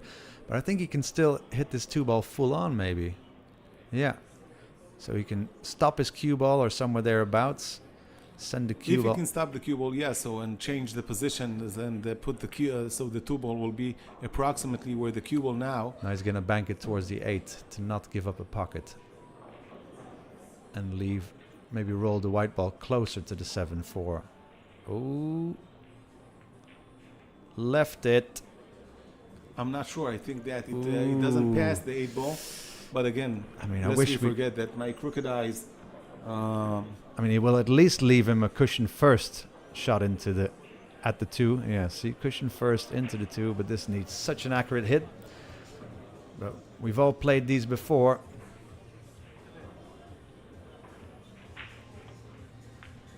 Whoa, Konrad Yushishin coming up with the Beautiful shots. shot, and he deserves more. A good friend of mine that commentates with me says that you cannot use the word deserve in sport. Nevertheless, he No, made exactly. a beautiful shot, Yeah, and well, it's it happens. You know, you have to take ownership of every shot you shoot, isn't it? But he's got the 3-ball over the pocket, favorite to make it. Will he keep position on the 4-ball? He will. I mean, I do have to say he makes quick decisions in these vital moments, quicker than I've seen him play. exactly, I think he's rushing it. Yeah. Nevertheless, it works for him, and Yeah. Puffing the cheeks as he came to the table there. So a bit of pressure relieved there because he's got a run-out chance to take us to 10-all.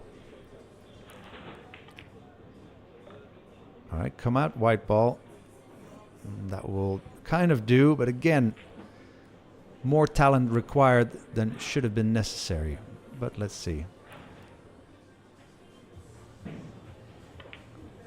All right, making the 6. We'll give him a shot on the 7 while the 8-9 is right there. is it straight to the 6-ball? All good, doesn't matter. Come on, Shai. We've got ourselves a final rack decider. Well, almost. Commentator's curse. Now he's going to miss cue on the 7. Please don't. Yes, this stop shot on the 8-ball. And I think it's a deserved final rack decider. Neither rack player really able to make the difference. Unless we forget that the last hill was a couple of hours ago between Conrad and SVB. Yeah, so he's had a few. Both players will shake hands before the start of this final rack. Now, Conrad, if he hasn't taken the timeout, could do that. No, he won't. 10-all, race to 11. Doesn't get any closer than this. One rack to decide Now look at the honor. body language. He's looking straight to the table, you see? Yeah, he's He's eager. more focused now. He's not looking for excuses. He's ready for this last frame. Yeah. Okay, guys, so one more round of applause for the final. The red thing, we have a final.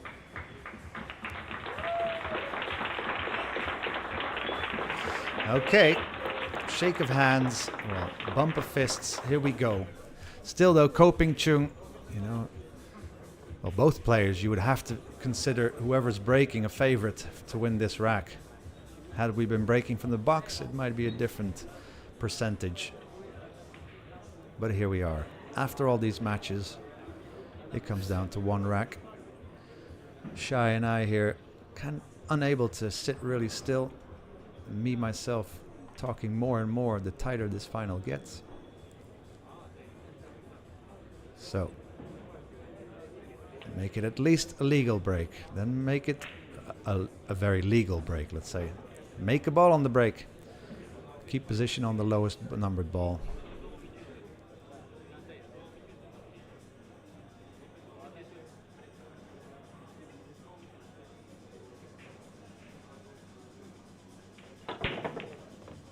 Oh, only made one ball. Ooh, but 2 balls passed and he's got a shot.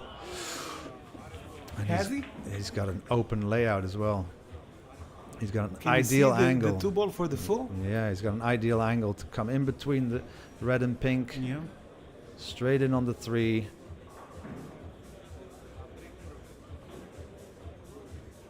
He's already looking from the 7 to the 8.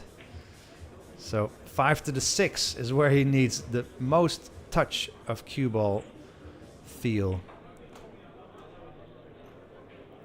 Well, no rack is ever easy when it's the final rack decider for a tournament victory of this stature. Yeah. So any kind of angle on this 4 ball from 10 to 40 degrees will do. To maneuver his cue ball, it needs about a 20 to 40 degree angle on the 5 ball.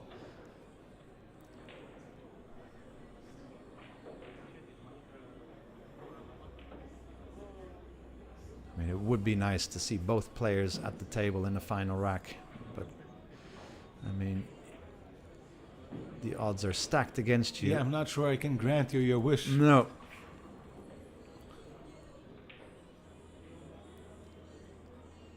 So Bako definitely not rushing, knows he has the opportunity, and this is good game, tournament, match management.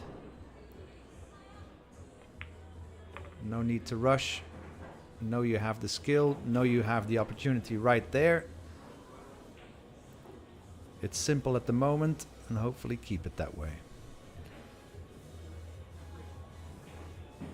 Yeah, so once the thread is cue ball off the bottom rail. It looks like he in wants between. to run the ball, the cue ball, between the 9 and the 7. Yeah. Wouldn't you go 2 rails? Just No, to because be then you end up positive? straight on the... You might end up straight. Here we'll have an angle. As long as he doesn't roll to the center of table all the way. Well, even can handle that. But it's so natural. Yeah, he's not as cool and collected as he usually is, isn't it? But why should he? I mean, how can you be? This is we what are you... struggling here in I the know, booth. I know. So what about them? I mean, this is what you play for, you know, to have potential success like this. Would love an angle on the 6. Straight in would be Less desirable. less desirable and requires more talent for... Because the 7 ball doesn't pass bottom right. Oh, we've got a little bit of action here. Because he needs to draw his cue ball back past the 7 ball, I feel. Doesn't want to leave the cue ball where the 6 is now for a thin cut on the 7. Because then position on the 8 is not going to happen easily.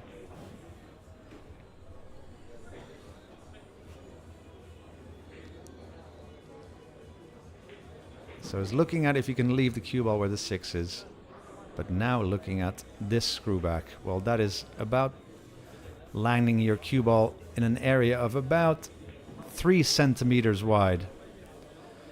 But you can also overscrew it to potentially have a shot on the 7 in the top left or right corner pocket. There's no way he's going to try this fine position to the middle pocket. Well, I think This he is is crazy. that, or maybe a bit more, as long as he bit doesn't. more, that's okay, as long as he but doesn't draw it less. You know, it's the position play. You have the funnel that gives you. It's too close. I know. Definitely for this kind of hill match. He might frame. he might even bump the 7 and leave a nice shot on the 7 bottom right. Well, he did try to go precisely. Yeah, and has it to the And- top right. But position on the 8, how do you obtain that? Is he going to follow his cue ball? Draw his cue ball 2 rails and out with bottom left? Or just bury the cue ball behind the 9 ball. No, never. But you'll have to take that's the chance in your hand. You have to do everything. Perhaps he has a strong draw. Ooh. Here's I mean- another tester for you. It's only half a pocket from this angle for that 8 ball. ladies and gentlemen, this is about... And everybody hates the middle pockets. So this, the final difficult shot, he'd hope. Oh! Missed the 8 ball as he sinks to his knees. Will leave a shot on the 8. Thin cut it is, but Conrad's definitely going for this. You see the smile on Conrad's face. Yeah, you know, thought he was... By the way, easy it's not. And please take your time, Conrad. Left-hander would rather have the shot on the other side of the table. Needs a bit of check side, I think, to come up and down, travel south, north, and back down south towards us for the 9 ball. Or It has take to it make with the no 8. spin, and it will run 3-4 cushions and stay. But again, Wow, smooth cut. ooh. Well, he was able to keep the cue ball short. This for a €3,000 difference in prize money, by the way, as well.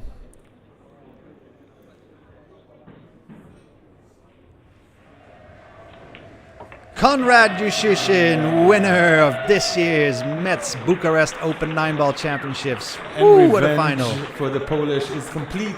Wow. After losing the Polish guys, we're losing last year's final. Konrad is now the winner. Konrad the winner. I'm going to run to the arena to do some interviews. Rico, thank you very much. It was a pleasure working with you. It was a pleasure likewise.